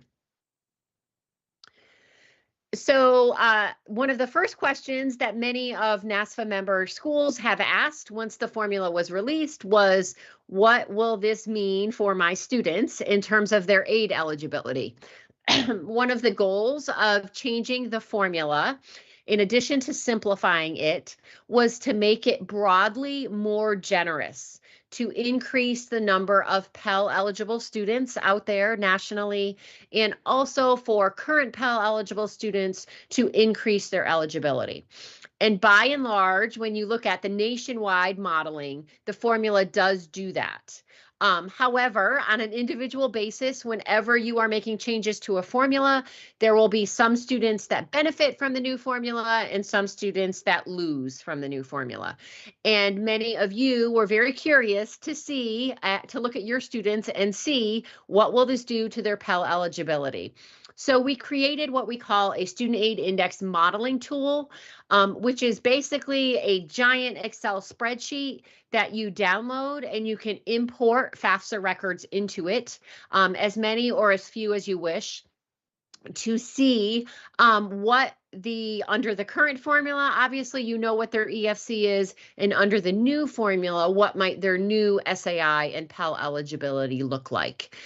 So you can take a look at that modeling tool and download it, play around with it. You don't send anything back to NASFA, so you can do whatever you want with it in terms of importing 2 records or 20,000 records. You can display things in certain ways. It is really a tool just for you to use. I do want to let you know that the Department of Ed recently released the intricacies of the SAI formula and kind of the similar to what we have now with the EFC worksheets. And so some of the assumptions that they made in the formula were a little bit different than when we first created the SAI modeling tool. So we're in the process right now of updating the SAI modeling tool so that it is in line with how the department is planning on moving forward with the formula. And we will run something when the SAI modeling tool is fully updated to reflect the guidance that Ed recently put out. So I mentioned that on the cost of attendance side, the department is planning on implementing these items for 23-24. There are some significant shifts probably in some areas. Some institutions may need to revisit their components, particularly in the areas of food and housing, which is the new room and board. And some schools may have to make significant changes to the numbers that they're using there. Some schools, because you had wide discretion before, may already be in compliance with some of these new changes and will not need to make as many changes for 23-24. But definitely take a look at that Dear Colleague letter 22-15 that goes through everything that is effective for 23-24 so that you can incorporate these changes if you do need to make them for next year.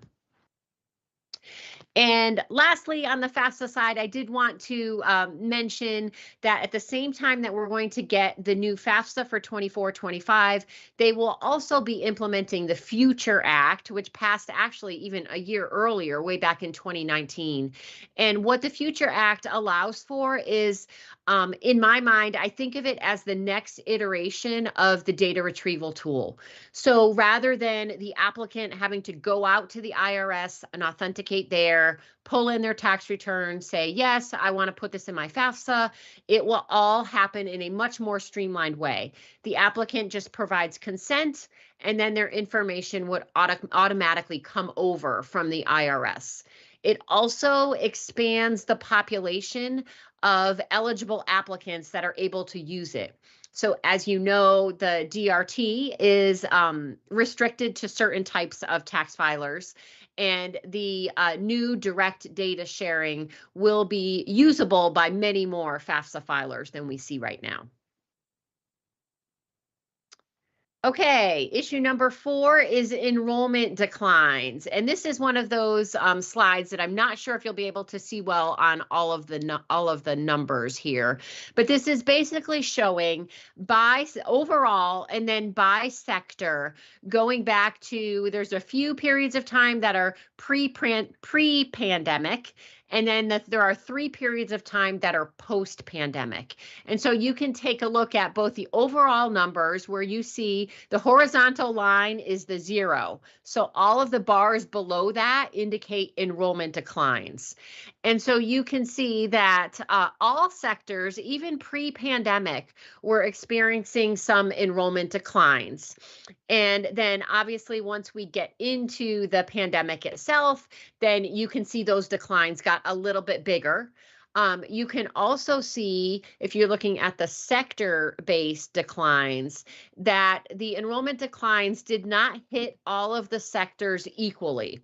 So this is a good circumstance where if you look at the overall numbers, they tell you one thing, but then if you're looking at the sector numbers, you're like, oh, wow, there's a lot more here. And you can see if you look at the public 2-year institutions in particular, and the for-profit 4 years, they also had that big red bar, big decline for those folks in the spring of 2019. You can see, if you're looking specifically at the pandemic impact, you can see that the public 2 years during that time frame were the hardest hit by the enrollment declines. So the latest data is definitely better. So we seem to have stopped the bleeding, I would say, in terms of enrollment declines, but we are still definitely down from where we were. And the impact will vary based on the type of institution that you're at and the financial stability of your institution. Some institutions are better able to weather enrollment declines more than others are.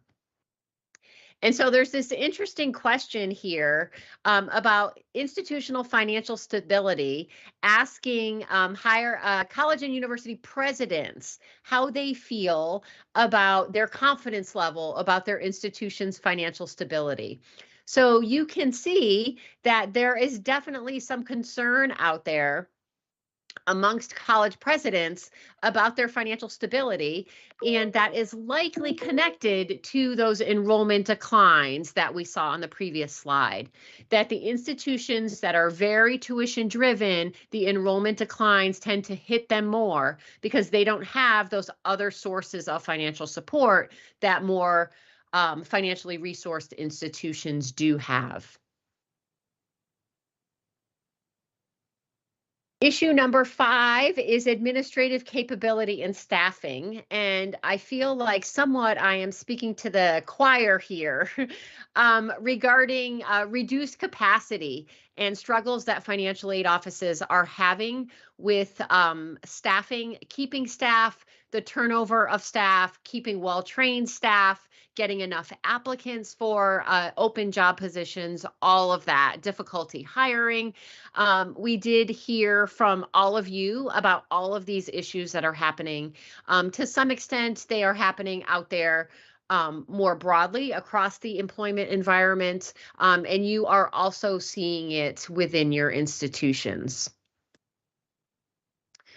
And related to that, administrative capability and staffing, we include some numbers regarding professional judgment.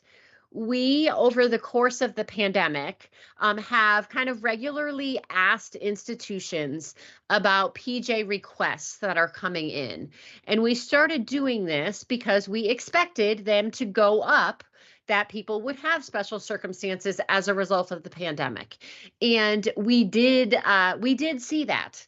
And this is tied in to the administrative capability and staffing issues because, as you all know, PJ and reviewing PJ, talking to people about PJ and their special circumstances is very labor intensive.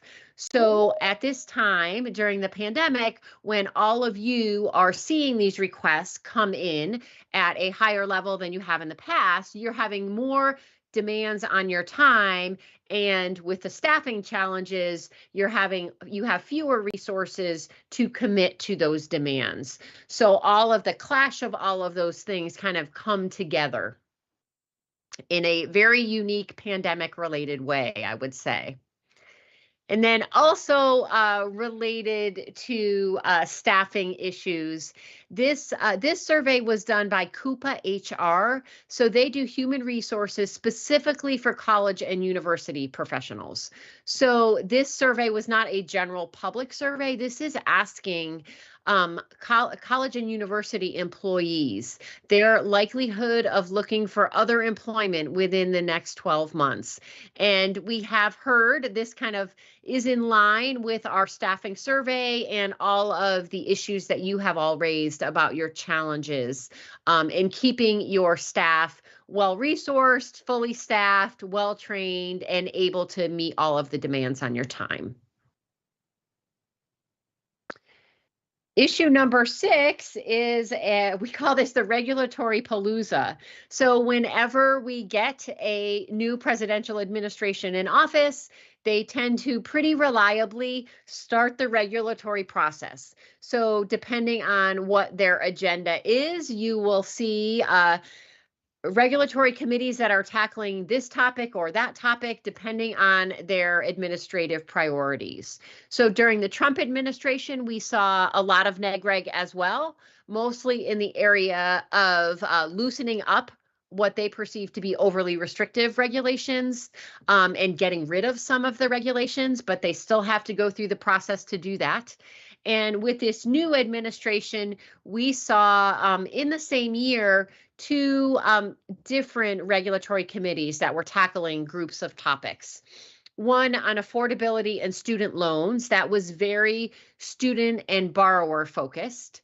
And then one on institutional and programmatic eligibility that was much more focused on institutions and enforcement and institutional accountability. This second group had several topics that were definitely targeted towards the for-profit sector. However, the Department of Ed is very much restricted in their ability to set rules that apply only to some sectors and not others. So that is why it was very important for all sectors and all institutions to pay attention to these rules as they're being negotiated, because even if you are not the target of the rules do generally apply equally across sectors. So there may be rules that would apply to you even though you are not the targeted population that they are trying to address.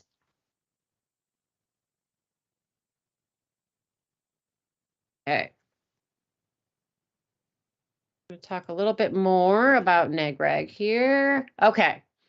So where things stand, they did release final rules as of November 1st, which is the key date that they need to get the rules out.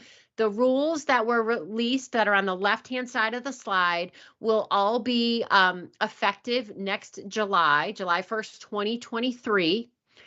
They did say that they were going to defer to next year their release of rules on 5 topics that are listed on the right-hand side.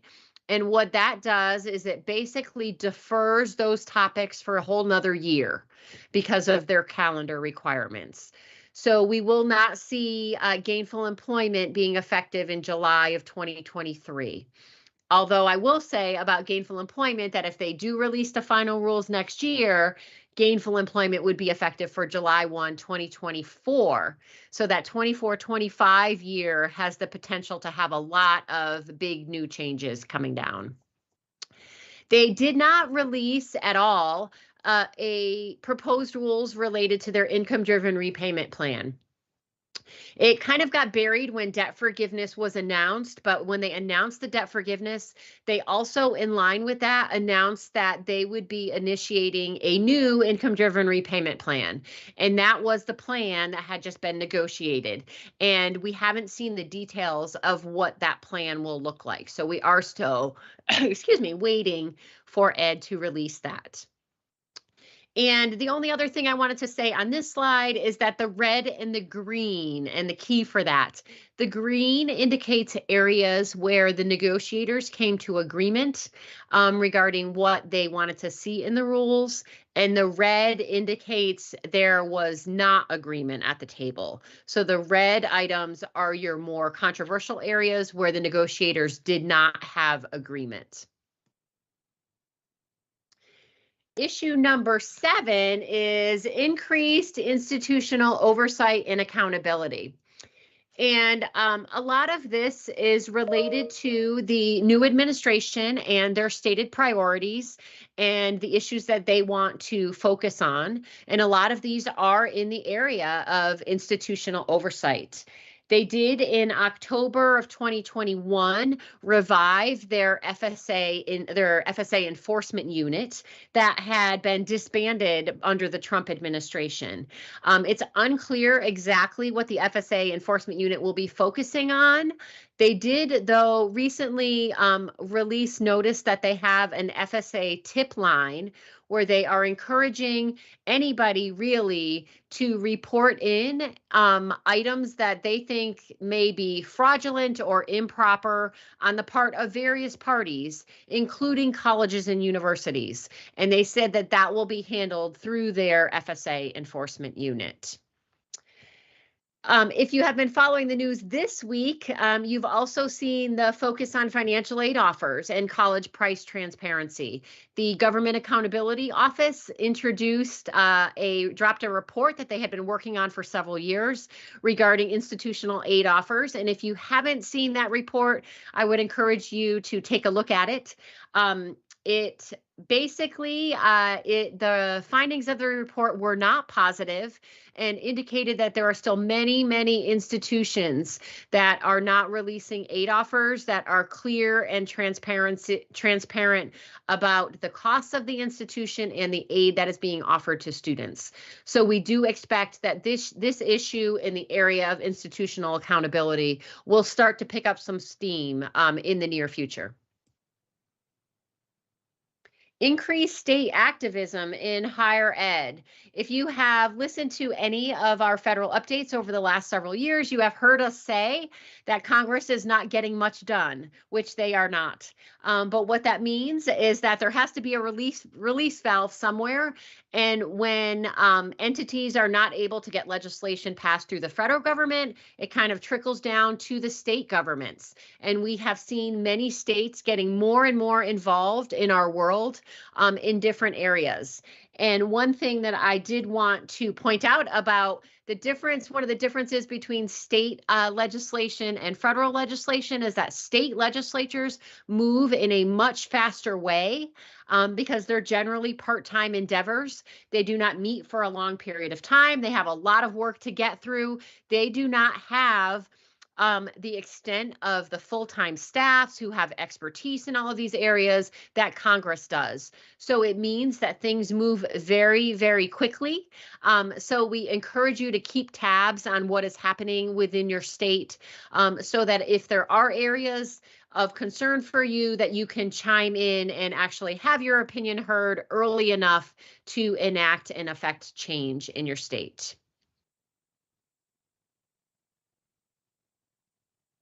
Issue number 9 are for-profit schools. We have seen quite a lot of focus in the area of for-profit schools, online program managers, and partnerships. And so this somewhat falls under the area of institutional accountability, I would say. But we did pull it out as a, oops, hang on just one second. I jumped ahead too much, as a separate item. In particular, I wanted to focus your attention on the online program managers because there has been some movement in this area in recent years. So these online program managers and contracts with institutions to administer specifically online education really ballooned during the pandemic because so many institutions had shifted to online education. And what the Department of Ed and Congress is focused on is that these arrangements between the online program managers and institutions can sometimes create conflicts with HEA rules and regulations that apply to the institution more broadly.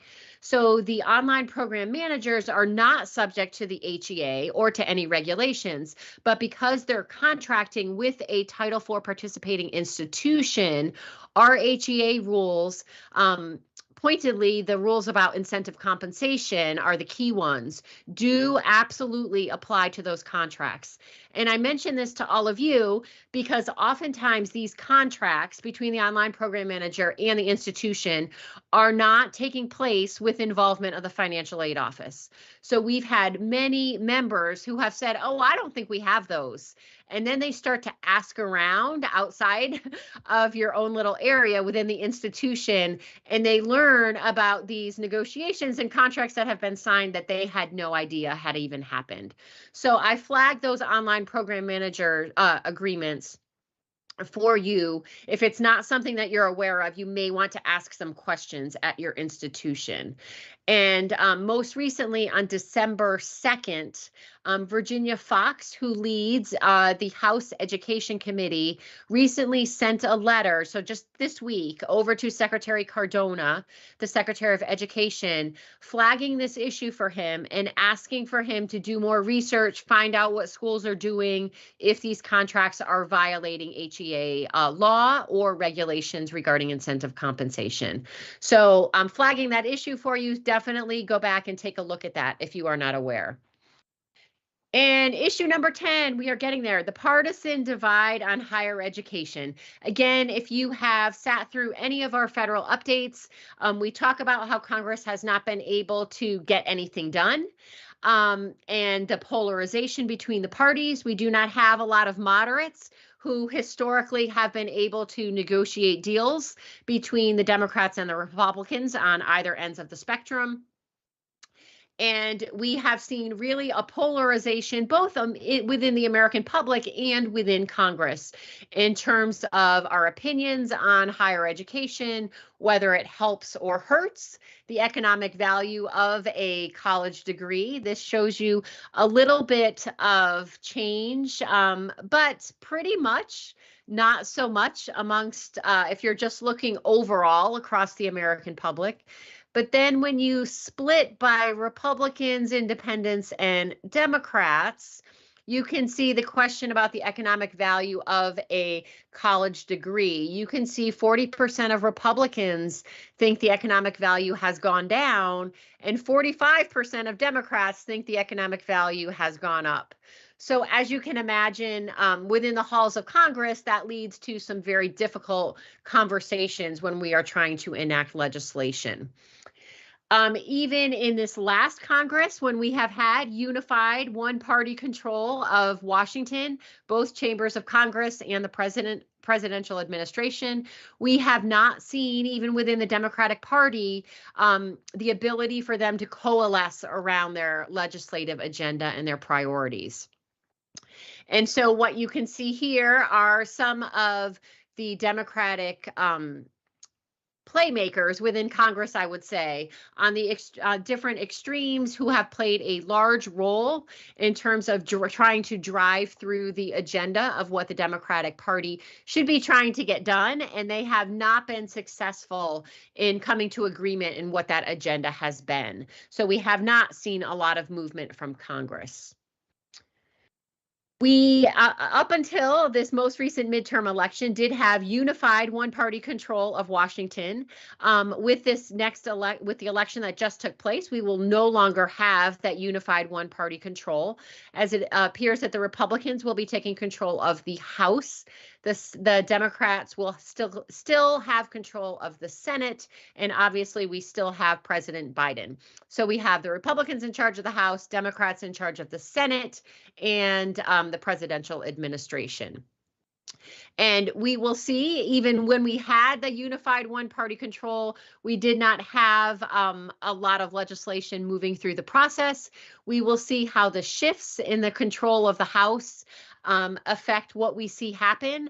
I am not hopeful because of the partisan divide. I feel like if the unified one-party control did not allow legislation to go through, I'm not sure once we have the split control that we will be any more successful, but hoping for the best with the next Congress.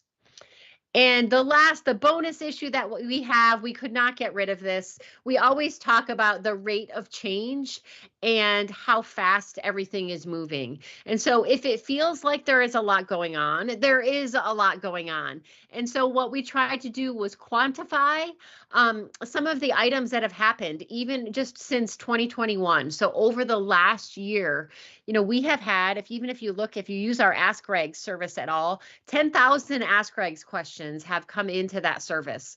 So there's a lot that is up in the air, a lot of things shifting over time, and still quite a lot to come over the next few years that we will see. And that wraps up our top 10 plus a bonus issue for you.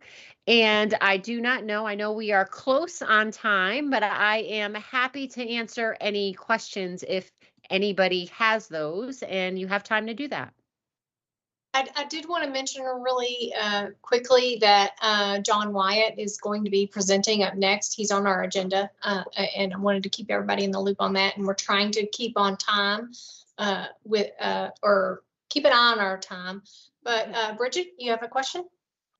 Great information. My question's minuscule and probably not really important, but is it food and housing or housing and food? Oh, I think I said food and housing, but I think it's housing and food. But I've seen it different ways in different places, and me being a person that is a rule follower, and I'm like, I want every cost of attendance to be the same. Yes. I've seen it listed as housing and food, and then food and housing.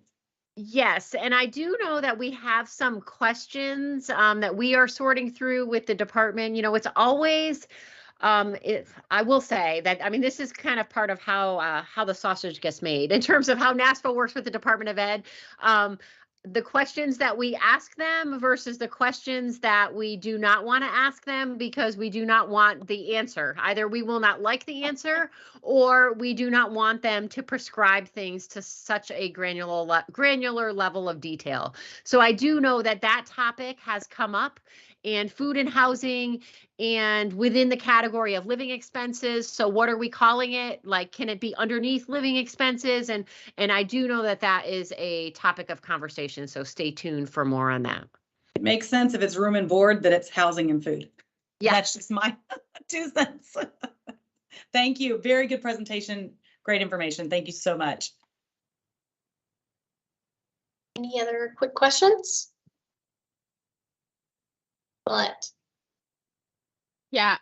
Hi, Karen. I just wanted to just to ask, I think we've gotten some good information about how we, the bit about putting cost of attendance wherever tuition and fees is on the website.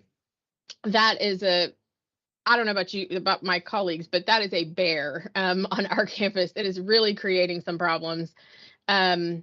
And, we were successful when we first heard about it. We were successful in sort of getting the departments on board to say, we need you to put this link on your website. We need you to put, if you're going to talk about tuition, you need to put link to our cost of attendance. You need to, that's how we went about it. Everybody was great with that. It was fine. And then they were like, yeah, that's not good enough. So, adding a link is not good enough. And so do you know, Karen, is there still any, I guess, interpretation or, thought? Is it still sort of in the stages of thought that, whether or not that's true? Or is the part about, is a link good enough? Is that still sort of under discussion, or is that absolutely, it's not good enough? That is definitely still under discussion because the law says a list, and the question has been raised whether I can just, because obviously a link is a lot easier. You're only having to update your list in one place, and then everybody else can just link to it. So we know that we actually, when did we last? Today is Thursday. We talked to the department, and this topic came up last Thursday, 1 week ago, and they said they are looking at it, and they do understand the complexities of if a list is required in every place and how burdensome that will be. So my impression is that they are trying to see if that would be legally justifiable, that a link would be okay. So definitely still an outstanding question. Awesome. Good news. Thanks. Thank you. Karen, thank you so much for the information. I think it was very helpful. So unless we have any other questions, I think we're going, I did want to ask this. I do want to recognize it's 1:15 now. I know John Wyatt's already on the Teams, our next agenda topic.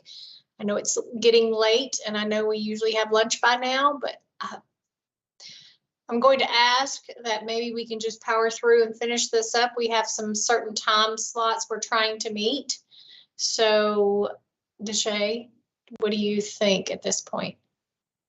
I think I will be fast in all of my topics that I am tied to. So if the committee members are okay with trying to power through after John, Charles will be on about 2, so we'll just kind of run through the rest of the updates from the other committee members, and then hopefully we will probably come to an end soon thereafter Charles's presentation. So I am okay with that, to just power through everything. Karen, maybe a quick little break in between to sure, stretch those legs, get some water, get a snack so you don't pass out on us. Thank you, Karen, so much for coming aboard. Great information. Thank you. Thank you. I know it's 1:20 to Shay, and John, John's on already, so can we? I am on. Perfect. So I think we want to go ahead and move to agenda item number 8. Yeah, and then after John, let's take a break. Is everyone good with that? Perfect. Sounds good. So I didn't see the display, so I didn't know if I can just Not Sorry that I about needed that. to. No, you, when you're tagged to the display, you, you're like, oh, that's me. And I know John has a presentation. He has some good information he wants to share with us. So John from External Relations, I will turn it over to you. Great, thank you. Good afternoon. I'm here to present an update on kind of what we're looking at in terms of the upcoming 88th session of the Texas Legislature, which will convene a little over a month from today. And of course, I'm happy to answer any questions you might have. I heard the previous speaker talk about how we're going to have divided government in Washington. Not an issue in Texas. As I'm sure you're all aware, Governor Abbott and Lieutenant Governor Patrick won their re-election races in November. The voters returned Republican majorities in the Senate and the House. And then just this past week, the House Republican caucus voted pretty overwhelmingly to endorse Dade Phelan to return as Speaker for the next session. So the legislature is going to look pretty similar next time to what we saw this last session. The statewide leadership is probably going to be the same. The partisan balance is going to be pretty much the same, but there are going to be some differences. After any election, you have fresh faces, new personnel, and some shuffling of the chairs as a result of the election. So there are a couple of things that we know will be new next session. We will have a new chairman of the House Higher Education Committee. Jim Murphy, the previous chair, retired, so he will not be returning next session. So Speaker Phelan will need to find somebody who he wants to fill that chair. We've also know that we will not have a Senate Higher Education Committee next session. The Lieutenant Governor had previously announced his intention that the Higher Education Committee will become a subcommittee of the Education Committee next session. So all bills involving higher education policy will flow through that subcommittee and then through the full committee and onto the floor. And it is the expectation that Senator Brandon Creighton, who is currently the Higher Ed Chair, will chair that larger education committee next session. So looking forward to the issues that are probably going to be big this session. We're going to have a surplus from everything we've heard from the comptroller. It looks like the state is in very, very good fiscal health. And so there's been a projection of, I believe it's up to a $27 billion budget surplus in the current biennium. And so legislators are going to have some additional money to work with in terms of things that they might want to do in the current biennium as well as their budget for next biennium. There are some contingencies on that. We won't know exactly how much additional revenue we're talking about until the comptroller issues his biennial revenue estimate, which should come out, I believe, in January. And that will give the budget writers kind of some numbers to work with. The other thing to bear in mind is that in Texas, we have a constitutional limitation on the growth in expenditure from biennium to biennium. So even given a budget surplus, really kind of the bound isn't how much of a surplus we have, it's how much we're constitutionally allowed to spend out of that surplus. So that's all, again, going to depend on some decisions that'll be coming up pretty rapidly here. The other cautionary note on the surplus is there's a lot of people with a lot of ideas on how to spend it. The governor, lieutenant governor have been very vocal about dedicating a significant amount of that surplus to tax relief. And then, as you know, we have other demands on additional funding from, roads, infrastructure, teachers, our retirement system.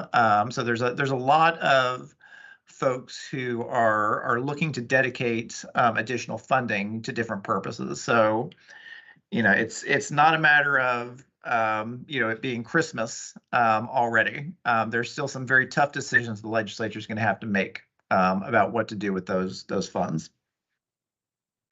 So you're aware that at the coordinating board, though, we have submitted our legislative appropriations request for the next biennium. And as part of that, we have requested through an exceptional item request a significant increase to financial aid programs at the agency. So specifically, we've requested an additional $153 million for the agency for two purposes.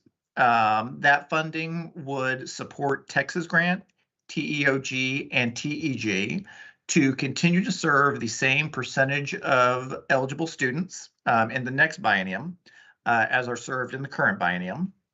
So ensuring that we don't, that we continue an equal level of service between the biennia.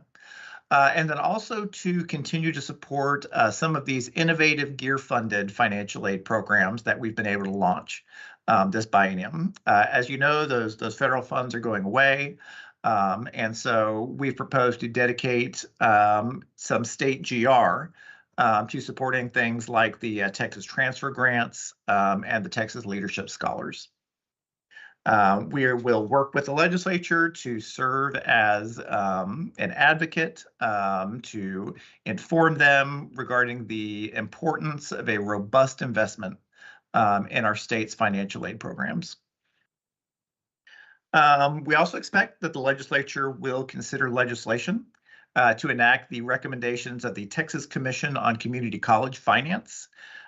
You may recall that that commission was established through legislation last session to really take a holistic look at our system of how we fund our two-year institutions in Texas. And the final report of that commission was issued last month. The report recommends several things of perhaps most interest to the group, increasing funding for TEOG so that it will serve 70% of eligible students. And the thinking here was that would bring it approximately to parity with the percentage served through the Texas Grant program. As you know, TEOG currently has a much lower percentage of eligible students served than Texas Grant. The commission also recommends greater flexibility in TEOG in meeting the needs of non-traditional students. They've recommended creating a new financial aid program that would serve dual credit students, so those still in high school, as well as expanding partnerships among colleges and employers for paid work-based learning opportunities, those internships and apprenticeships that have been a real focus. So those are two of the kind of big picture items that the legislature will be dealing with. We're currently in what's called the pre-filing period. So legislators are currently able to file bills that they would like to have considered during the legislative session. So we're keeping an eye on those. Happy to share any information we have on, bills that look like they're, might be gaining some traction. I will say there haven't been a tremendous number of higher ed bills filed so far.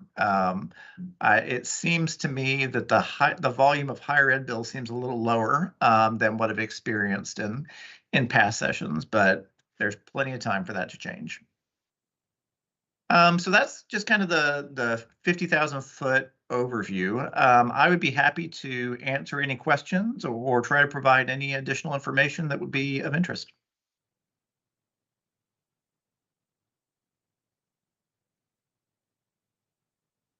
Do we have any questions for John?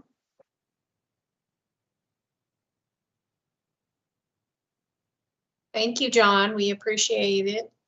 Absolutely. If there's Always any love the follow-up, just let me updates. know. Okay, Thank you. thank you. Shay, do you want to take a break or do you want to? Yeah. Okay. I don't want anyone passing out on here saying that I just drove them. We drove them to where they couldn't even function anymore. So yes, Charles will be available after 2, but don't know what time frame is a 15-minute, 30-minute break. what does the committee recommend on their break time. Again, our next person will be up about 2 o'clock. So want to be cognizant of people's time too in this agenda to make sure that we can kind of eventually get it all wrapped up. So If 15 took- minutes seem reasonable for people to stretch, do what they need to do, grab a quick snack, water. Okay, perfect. So it looks about 1:45 till 1:45. We'll be back. Thank you. Perfect. Thank you all.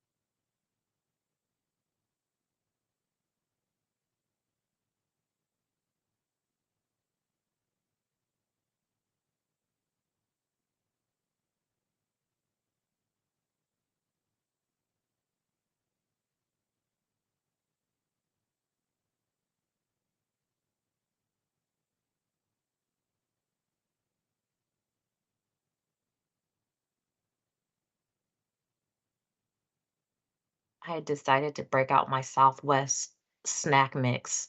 I was like, wow, they did give me extra last night. Let me eat. Let me eat one of those snack packs. Can't share with the group. I know, right? Here's a pretzel. Oh, that's right. You flew in last night. I forgot. Ooh. I did. And Karen was presenting where I was at yesterday too, so it was nice to meet her in person.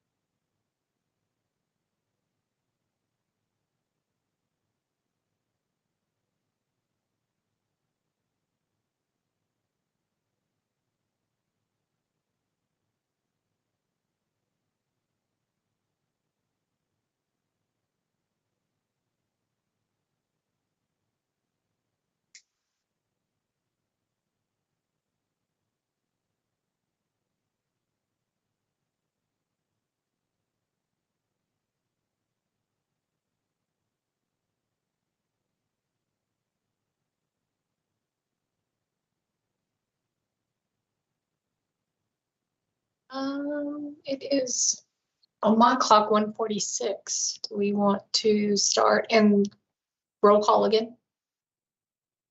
I believe we had a quorum from what I can tell. Okay. No roll call. On everyone who logged back in, so I think we are okay.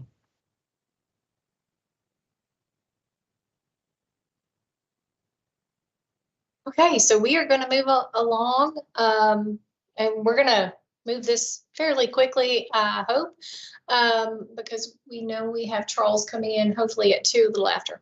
So agenda item 12, Arnold is on here. Do we have any legislative subcommittee updates?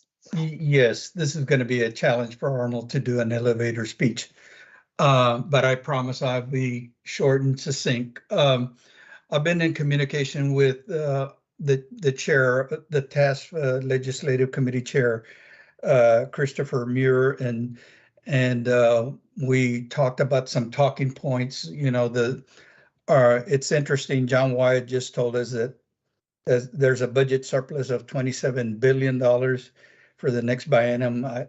I would put it quite simple, just put it all in financial aid. But anyway, coming back to my discussions with our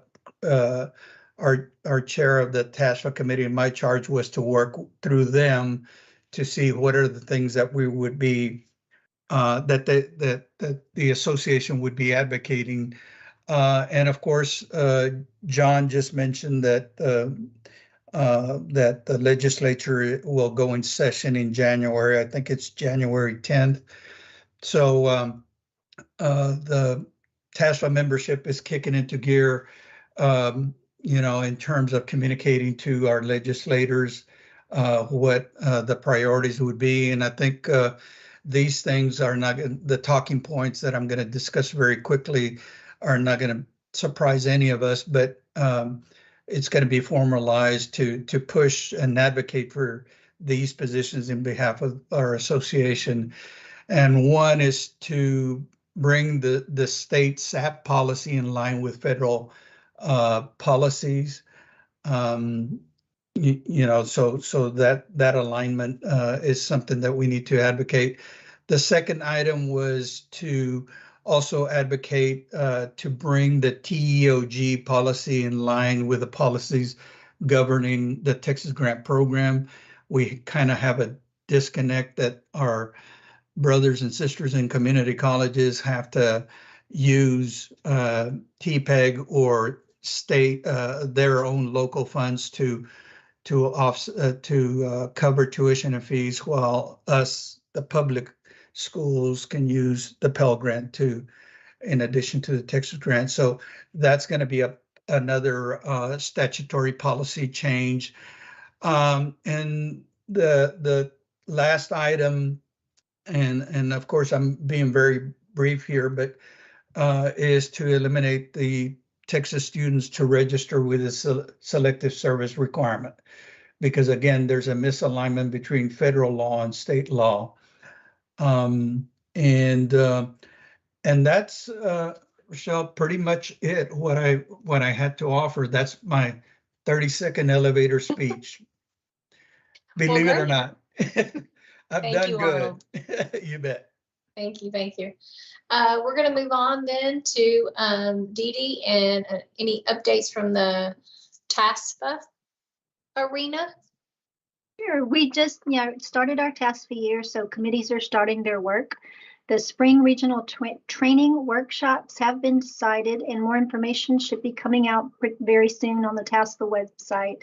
We are going to offer NASFA credentialing training this year, and the topic is going to be student eligibility. The locations will be in Houston, El Paso, DFW, Lubbock, San Antonio, and the Rio Grande Valley. That's the plans, current plans. Just a reminder, there is no charge for regional training events for TASFA members. We're also this year going to host our first joint SWASFA, which is the Regional Association SWASFA TASFA Conference in the fall. It's going to be held at the Hyatt Regency in DFW, October 4th through 6th. So we're excited about that. We have a board meeting next week to discuss more information and get more updates. And I did make a note that the fellow from Going Merry, I would want to contact him and see if he can maybe at our February board meeting, present that same information so we can get more, the word out more about that. And then also just if there are ways that TASFA can help you or your institution, or if there are ideas that you have, please let me know. I'm very interested in hearing from members and how TASFA can best serve you. So if you have any thoughts, please email president@tasfa.org. And that's it. Okay, great, thank you. Let's move on to agenda number 14, high school district update with Lisa.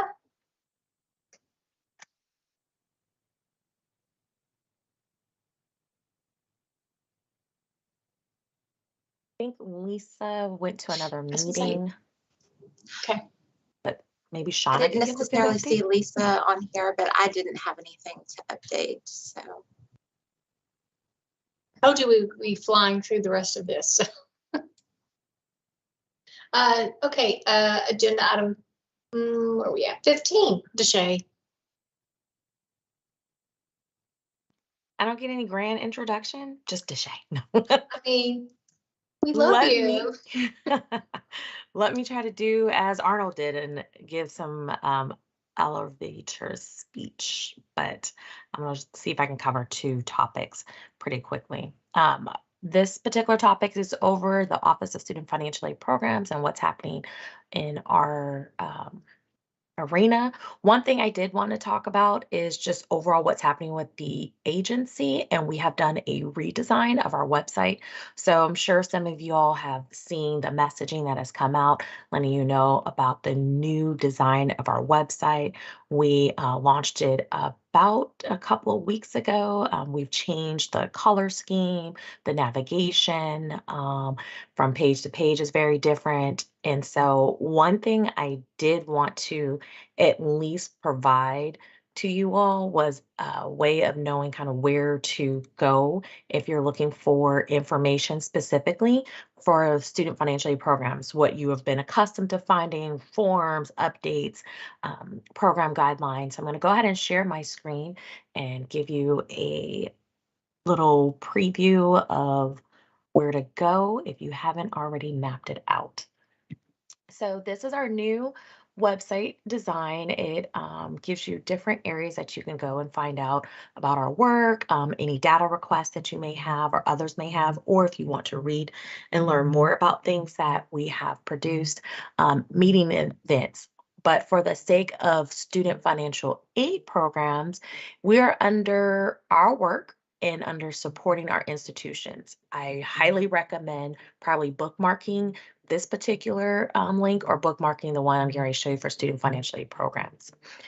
It gives you a lot of great information, but as you scroll down further, you will see under institutional financial support, student financial aid programs. And so if you click here, it's actually going to bring you to the pages that you'll need to navigate to find any of the resource materials that you have been accustomed for. So definitely bookmark here so you can be redirected back to this page.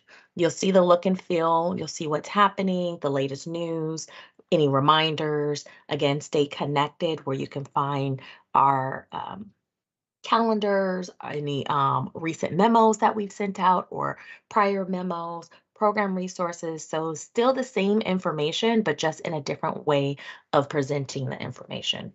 So again, just wanted to give you all an idea of where to go from here on out. We will send up a follow-up notification helping everyone know how to get to student financial aid programs, because again, it's a much different way than you were accustomed to before.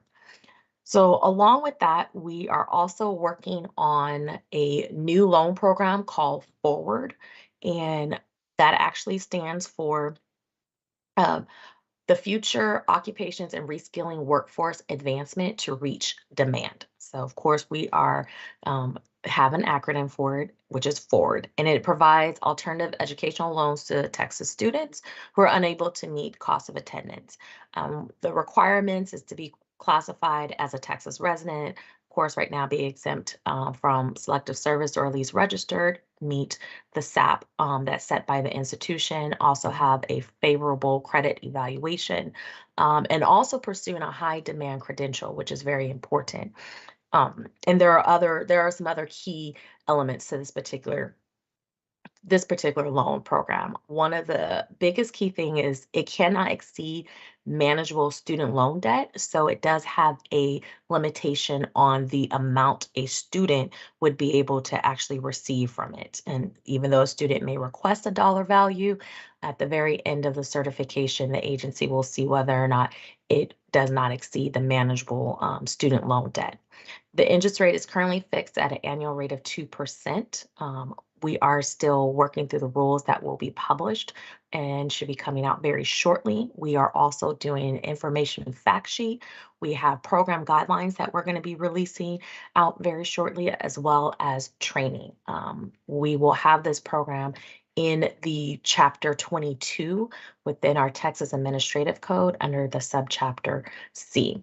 The eligible high demand credentials will that are coming out as we launch this, and this will be launched in January of 2023. So we are looking to launch this program in January. We don't believe we'll have a lot of students participate or at least apply for the loan, but we do anticipate later on that this particular loan program will grow. But the high credentials are nursing and patient care, teaching, transportation and logistics, energy. So those are just some of those high demand credentials that a student would have to be enrolled in at the time that they are seeking this particular loan. But like I said, more information to come. We are going to be releasing a lot of resource materials to get you very much familiar with the program, the certification process, and any other valuable information you'll need for that. Going on along just really quickly on recent memos that we released. Just recently, we released on December 6th, those 7 schools who participate in the bilingual education program have a report that will be due on January 1st. So definitely go back and look at that. Like I said, it does impact 7 schools. Also, we did release not shortly in November about the Texas Transfer Grant Pilot Program going into spring of 2023 that impacts the public universities and health-related institutions. All of you guys at this point should have received your contracts, and then you have a deadline of December 9th to return the contracts along with those federal forms that were emailed to you. One item I did want to point out was that we were alerted about the state net price calculator is not working. We are looking into that issue, and once we have more information on when it will be available, we'll report that back. A couple of upcoming memos that we'll be releasing, I mentioned earlier during the data subcommittee meeting, the subcommittee update, excuse me, about the 23 FAAC manual. We are going to be releasing that along with those 5 new data elements that would apply for cycle 2. And then lastly, I just kind of want to go over some previous deadlines because we are still missing a couple of things from schools. We had the state campus-based report for fiscal year 22, along with the guidelines, the TPEG guidelines that for the public universities, community colleges, and that needed to provide those TPEG guidelines. That was due back on October 28th, but we're still missing about 8 reports and 31 TPEG guidelines. So feel free to reach out to me if you are not certain whether or not you turn those in, or if you know you haven't turned it in, then please get that turned in as soon as possible. And then we had a deadline date of cycle 3 for fiscal year 22 for FADs on December 5th, this past Monday. And we still have outstanding so far 65 schools that have not certified. But out of those 65, we have 9 schools that have not even submitted a file. So if you need any assistance with submission of your FAD file or getting through any errors so you can get through FADs before you go out for the holidays, because I think that is the goal for all of us, then please feel free to reach out to us as well. And we're here to assist you. So that is my update for the Office of Student Financial Aid Programs. And I believe Charles is here. Yes. Nope, not yet. That's okay. I'll just run through my next one, which is very easy as well. And I believe the next topic is related to the handout, the financial aid annual report. So there was a handout on the financial aid annual report. Hopefully you've had an opportunity to kind of get through that and look at it. This is what will be presented to our January Committee on Innovation, Data, and Educational Analytics.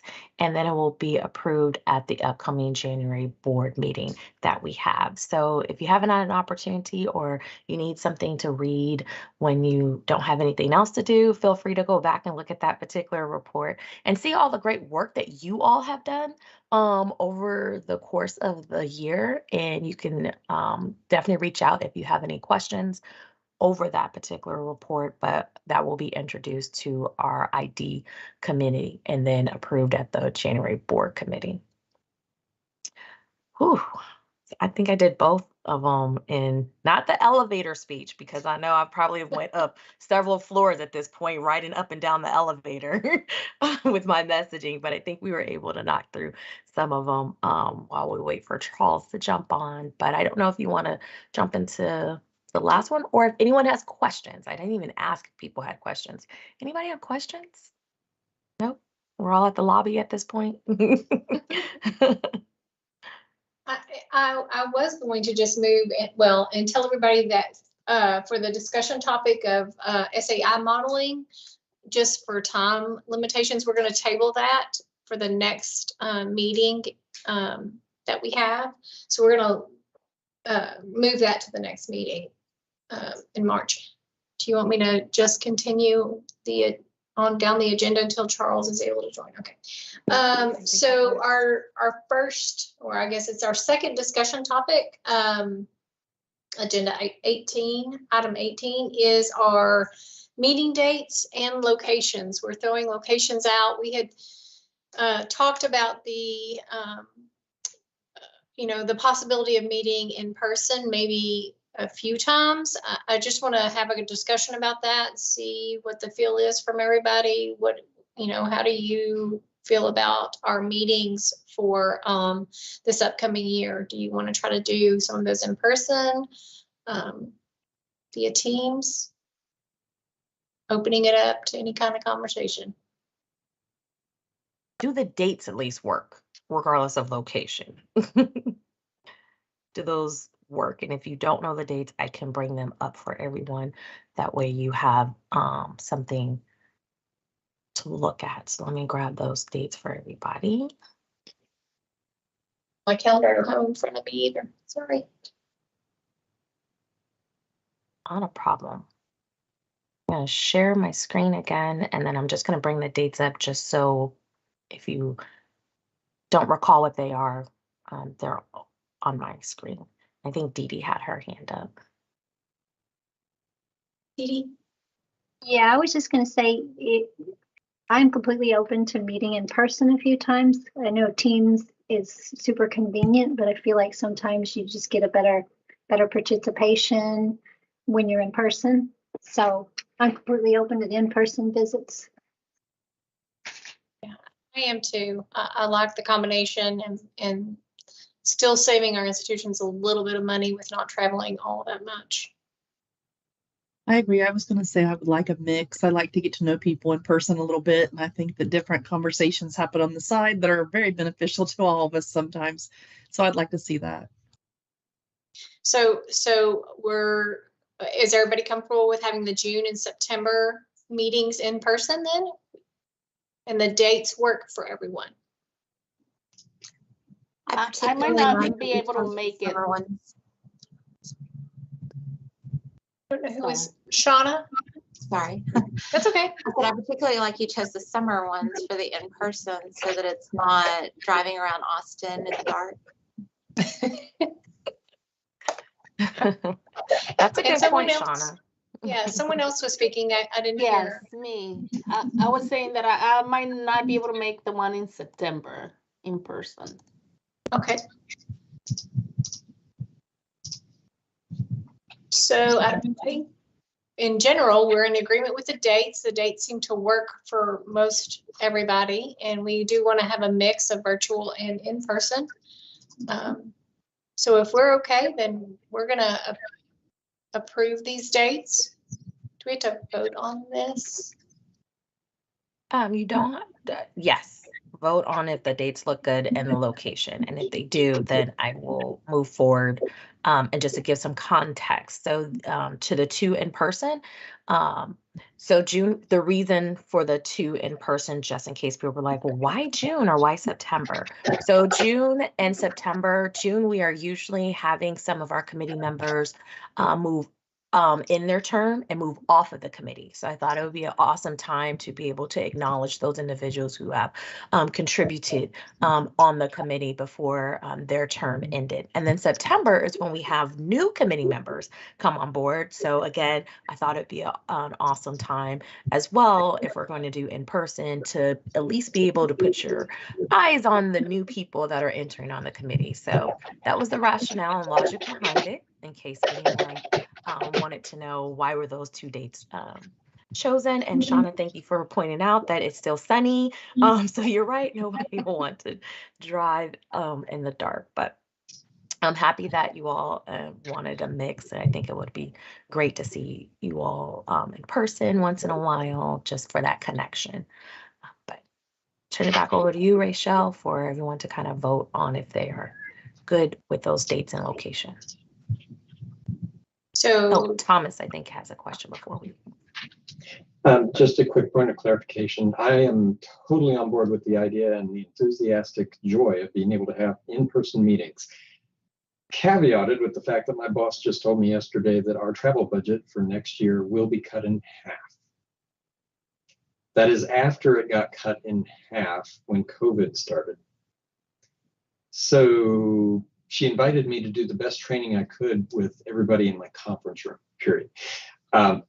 In that light, I don't know that economically after June 1st, that I'll be able to invest as I would prefer to be in person. So I just want to ask, with the in-person meetings, will there still be a virtual option? Yes, I do believe that we've done that in the past, and that is something that we would still consider doing, because we do not want to not be able to have an option for committee members to join in. So we do have where you can, in the past, we have dial in and then virtual. We are in a new building, so I'll be honest with you, Thomas, I'm having to figure out the logistics myself. So that's part of the reason, like, at least we're in June, so I can, by that time, make sure I have all the technology and everything available to it. I will say that as, I guess, budgets change, as the climate and environment changes, I know that we'll probably come back to the committee members just to make sure that those in person still make sense, because I want us all to stay healthy and safe at that point. So If there's any changes, we will definitely address them earlier on for everyone, especially if you have budget constraints. But yes, we will always make an option available for any committee member to be able to participate in the committees, even if they can't be present, physically present. So yes, great thing. Really to ask. appreciate it. Thank you. Okay, should we go ahead and vote by, do we vote by a raise of hands or virtual hands? How do we vote on that? All in favor, aye. Those who have nay, nay. We'll make it very simple. Do we need to have a motion first, or we? Yes, yes. I make a motion that we approve the dates and locations as described. Yeah. I second it. Okay, sounds like they are approved. It will be good to see. Yeah, I was like, I think you have to say all in motion. You have to call for a vote. Oh, Yeah. oh, I'm so sorry. Still learning. So we need to call for a vote. All those in favor say aye. Aye. Aye. All those Any opposed? Thank you. Thank you. Thank you. Hey, it's 2:10. I understand. After 2 o'clock, brain cells start falling out. That'll work. Well, great. I will get started on those 2 in-person meetings and give out more information as we get close. And it looks like Charles is on. Is Charles? I think he is. Yes, I am. Yay. So we're gonna move back up to agenda item 9, and Charles Quintero-Probst is going to present on the Texas Higher Education Coordinating Board Financial Aid Strategy. Great, let me just get up my slide deck. Hold on one second.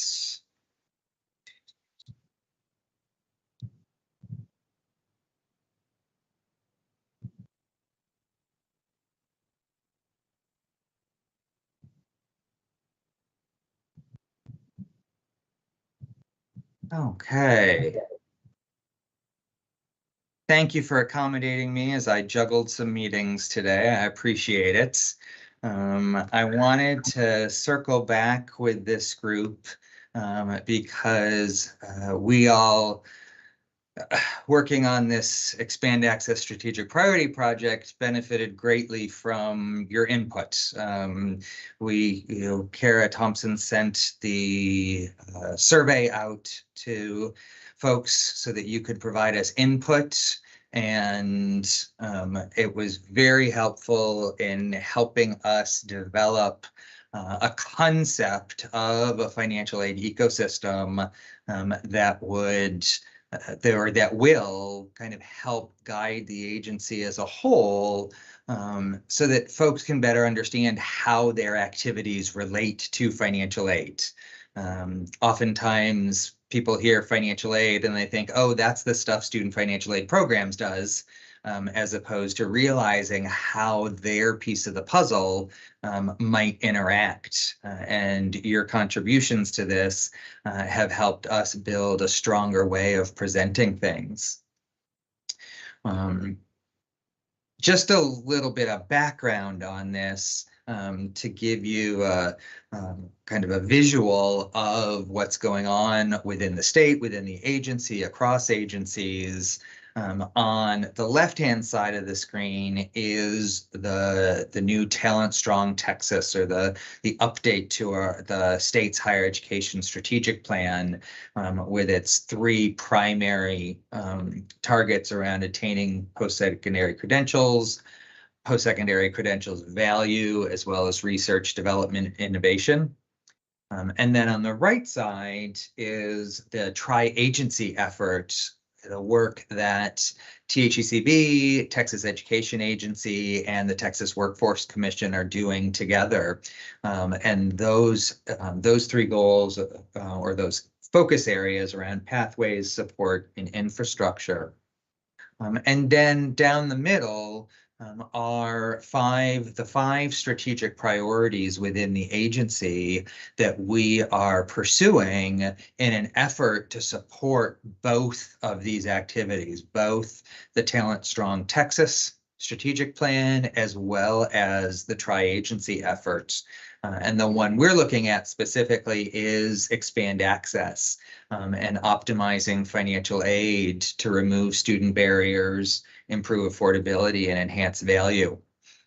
And one of the things just from the start that I really appreciate as to what the agency is doing by way of the strategic priorities is the fact that financial aid has been called out as a strategic priority within this effort.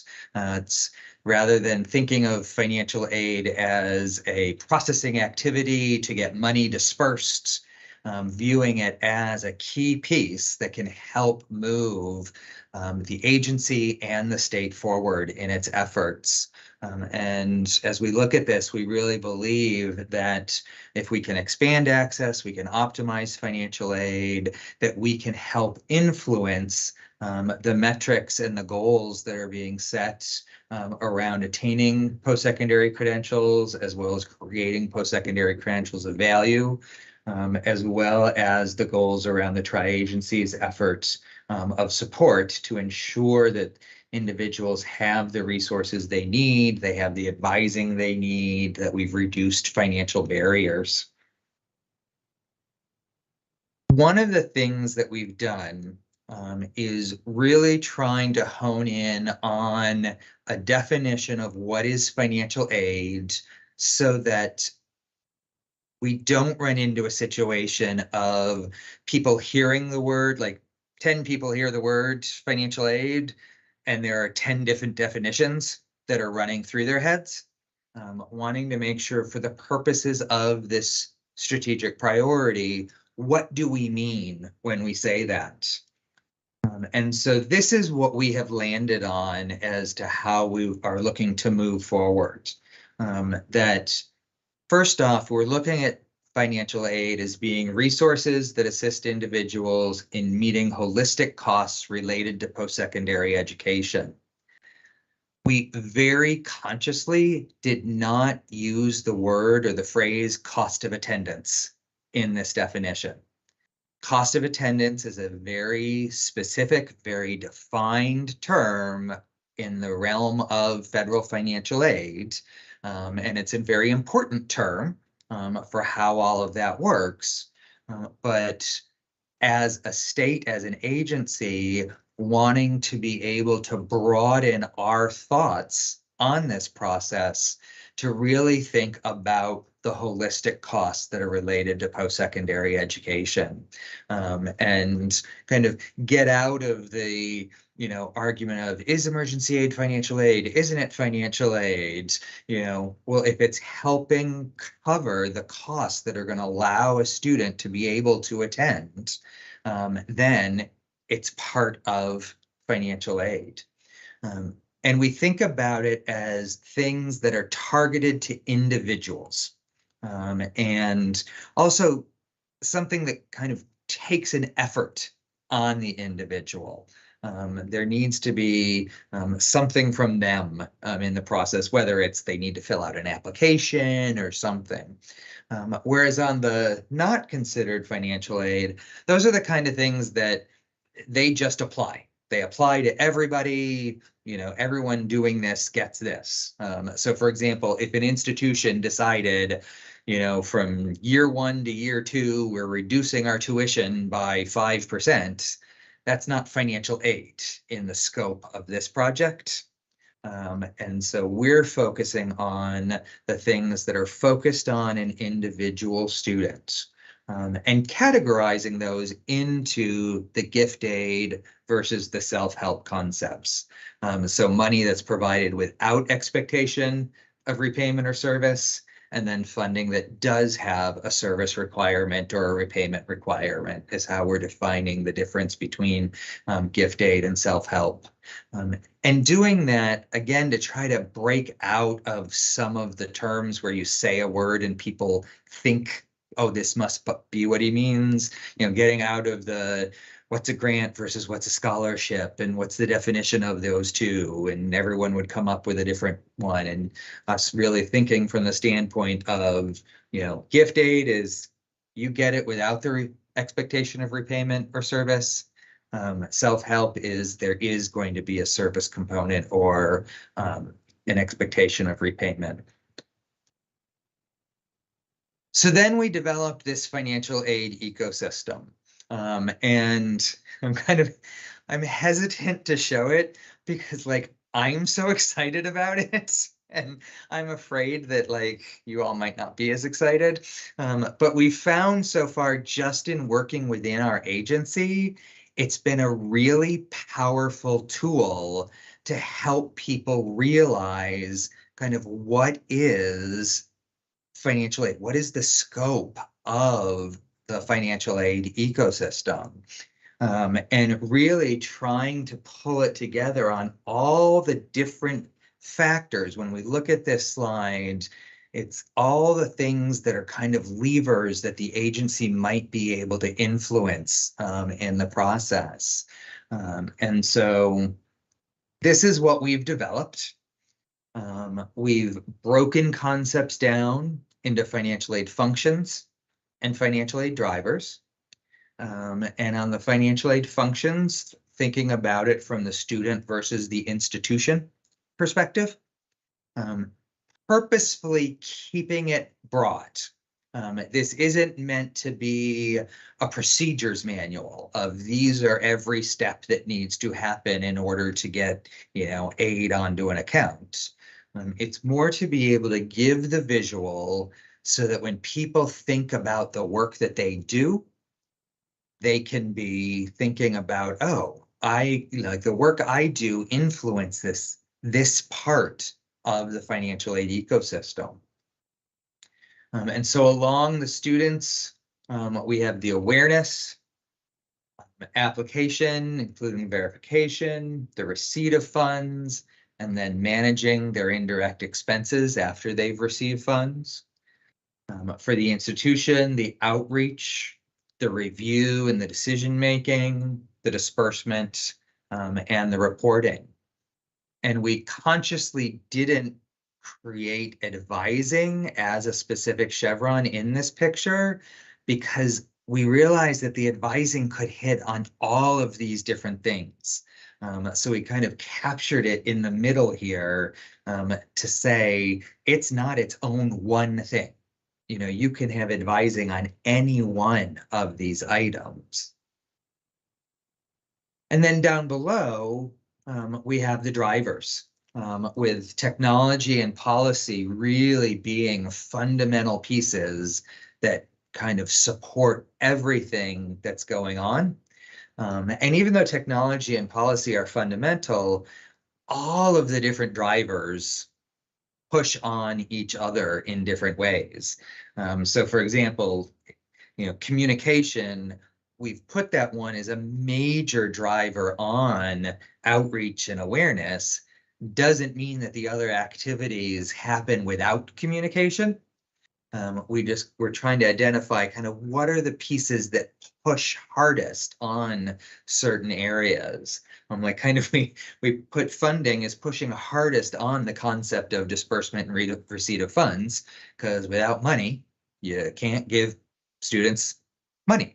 So those pieces of the puzzle, but really looking at these 6 items, the communication, the process, the funding, the data, the technology, and the policy as being 6 core elements that without these items, you can't accomplish the functions that need to happen.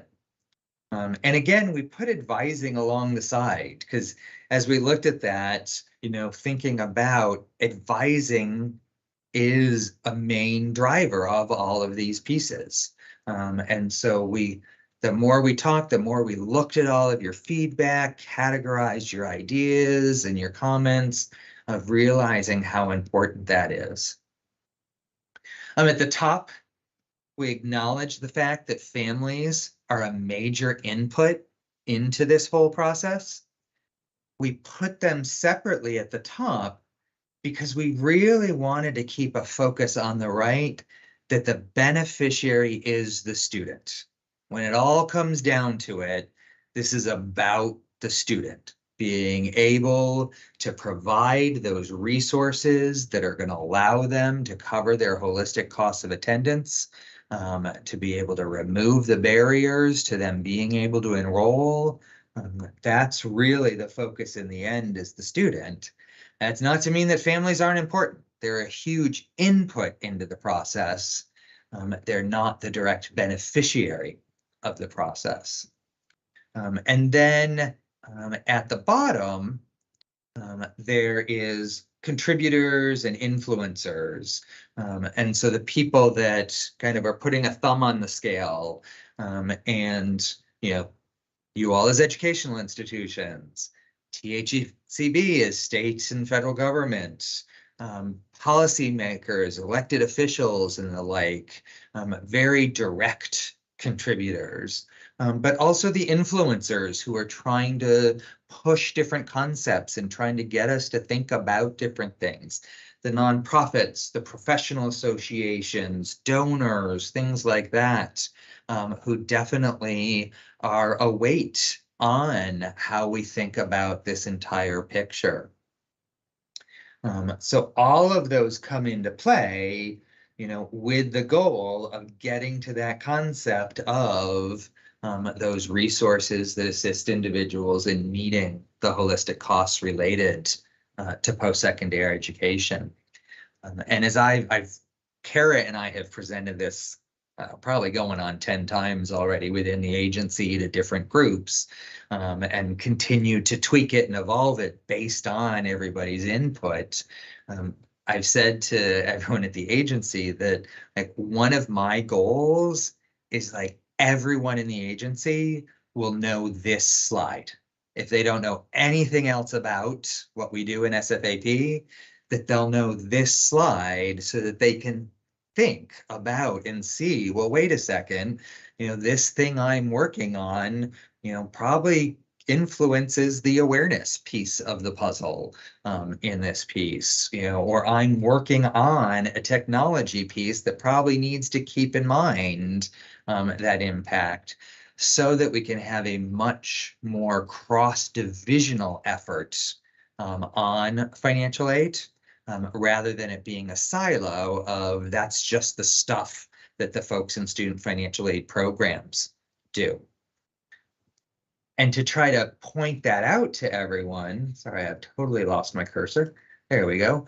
We actually created an org chart, and the org chart's already old. We have a couple new divisions and stuff, but we created an org chart to actually visualize this for everybody. And we categorize things as dark yellow of, these are divisions or areas within the agency that have specific projects, that relate very directly. And all those projects are listed on the right-hand side. The yellow is the technical expertise. Our financial services area, they are critically important with our bond work and with our, actually dispersing the money out, but they don't have a direct component. And then the dark blue are the items where we haven't identified a direct intersection in the administration or the forwarding of the expand access strategy. And I will admit, or I'll say to you, never underestimate the power of a visual, because when we started presenting this, we literally had divisions coming to us and saying, I don't want to be blue. I do not want to be blue on your chart. We need to figure out how are we contributing to financial aid, and having discussions with some of the divisions that I didn't know much about what they did, and identifying ways. So there was actually a lot more blue on this chart when we started, and we're still debating a couple of the blue items. But, you know, if you had asked people before we started this effort, kind of the percentage of divisions within the agency that were involved in some way with financial aid, my guess is that people probably would have said, you know, 10-15% of the divisions, you know, there's a couple of them that are involved. But again, like that's the stuff that Chad and Deshay do. Whereas, you know, at this point, you know, we're pushing 2/3 of the divisions that are involved in some way in the whole goal to utilize financial aid as or to kind of influence the levers that can then push forward our expand access strategy. So in terms of where do we go from here? Ultimately, we're thinking through, you know, kind of why is this important, or what do we do with this information? And the idea we have, you know, as an agency, the vision of where we're going with our strategic architecture, the strategic priorities that we're looking at, and then thinking about the strategies to achieve those priorities, and then the specific aims, which will each have their own individual work streams. And so right now we've got the top 2 items within the agency's strategic architecture. We have the Talent Strong Texas vision to equitably foster the skills and spur the innovation that are vital to the Texas economy. And then we have the strategic priority related to financial aid. And so this pyramid is going to be about that strategic priority specifically of expanding access, and then moving into thinking about what are the specific strategies and what are the aims. We're still working on that. The strategies seem to be evolving around the idea of policy, advising, and technology, kind of as the 3 large groups. And then needing to think, okay, well, what are the aims that'll move the needle on those items? And I view this pyramid as kind of each level pushes up on the next. Like if you've got a really strong base, then that's gonna help make sure that the strategies are achieved. And if the strategies are achieved, the strategic priority is achieved. And if all the strategic priorities are achieved, then the vision is achieved. So that's where we are. We're still working through that level of detail. But I'm about to blind you as I scroll quickly back through. But I really wanted you all to see this financial aid ecosystem because it's going to be a core piece of what drives us as we think about how are we trying to optimize financial aid.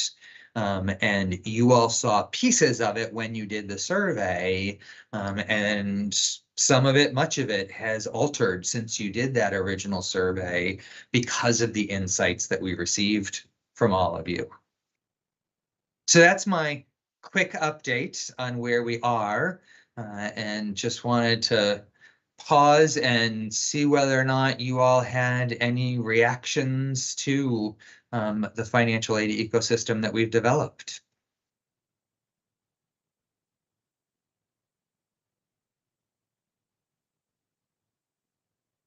Do you have any questions?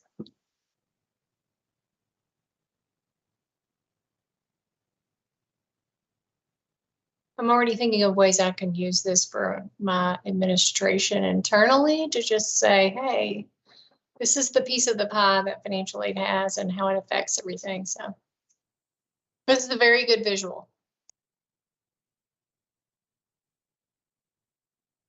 Yeah, I kind of look at it, I'm like, that was 6 months of work to get a slide, but it was hard work with lots of people giving input.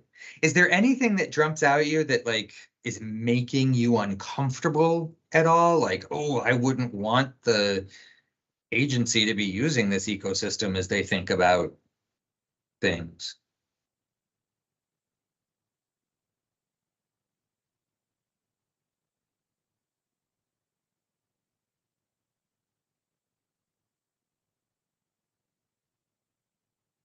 Well, I know you're in the moment, so Deshay will add this to the materials so that because I was still writing this morning because we were still doing edits on this over the past week.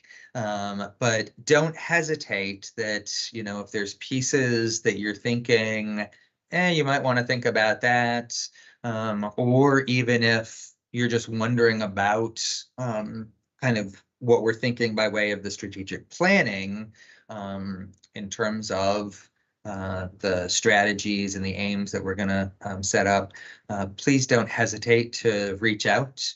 I look forward to coming to you all again at a future meeting and being able to lay out those strategies, those aims that we're developing, often influenced by the feedback from the SWOT analysis side of the survey, where you gave us insights into what our strengths and our weaknesses are, into what the goals that, you know, if you could have us pursue anything, what are the things that you'd want to see as goals? And so really we've been looking and trying to pull those themes out to think about what we could do. So I will be back again. Thank you very much. Thank you so much, Charles. We appreciate you coming in and reviewing this. It's like I said, I like the visual. It's very good. All encompassing. Have a great day. Bye-bye. Thank you, Charles. Okay, I'm going to move to our next agenda. It's a discussion topic, number 19, and basically it's feedback for future meetings. So if you have, I think there was a few mentioned earlier, a few topics earlier, I wrote those down. But if you have, and then we're of course going to move the SAI modeling to the next meeting that we have. But if you have any other topics you want us to add to our meetings, please let us know. Or presenters. We've definitely gotten some great feedback from all of you guys on future presenters. So you now have the new dates for 2023. And if you have anybody that you think would be wonderful to present to this group, please feel free to reach out to Rachel and I so we can make sure that we get them on the agenda. Okay. Our final agenda item is for adjournment. Before we do that, I did want to remind everybody that we have our expense reports that will be coming our way. They'll be emailed to us, right? Okay. I'll send out a notice. So don't forget to do those expense reports. Those are important. And then I guess, do we have a motion? Oh. One more thing before we adjourn. Arnold told me he had something to tell you all. So I want to turn over to Arnold before we officially adjourn. Golly, Deshay, you would give me the last word, wouldn't you? Yes. If you notice, I didn't vote on future meetings. I abstained from that vote, and it's for a reason. I want to share with my colleagues today on this meeting and throughout that I'll be retiring from this beloved profession of financial aid. After 4 decades of it on the saddle, I've decided to, as they say in Texas, hang up my spurs. And it's been a remarkable career. Oh my gosh. And I started off as a financial aid counselor, and this was going to be my part-time job while I got my real job. And look at here. I used to be the rookie. Now I'm the elder statesman. I even chastised Jeff Webster over 36 years because I've got years on him. But it's been great to have the camaraderie of colleagues like you, because we have a shared passion, and that passion is to help students attain a higher education degree. I'm very biased in saying this, but what a noble profession. Please don't continue the charge. I'm very hopeful for the next generation, but this baby boomer's got to pass on the torch. And, and now I have a very biased opinion about educating more youth because I want them to contribute to the Social Security Fund and the Medicare program because guess what? I'm there.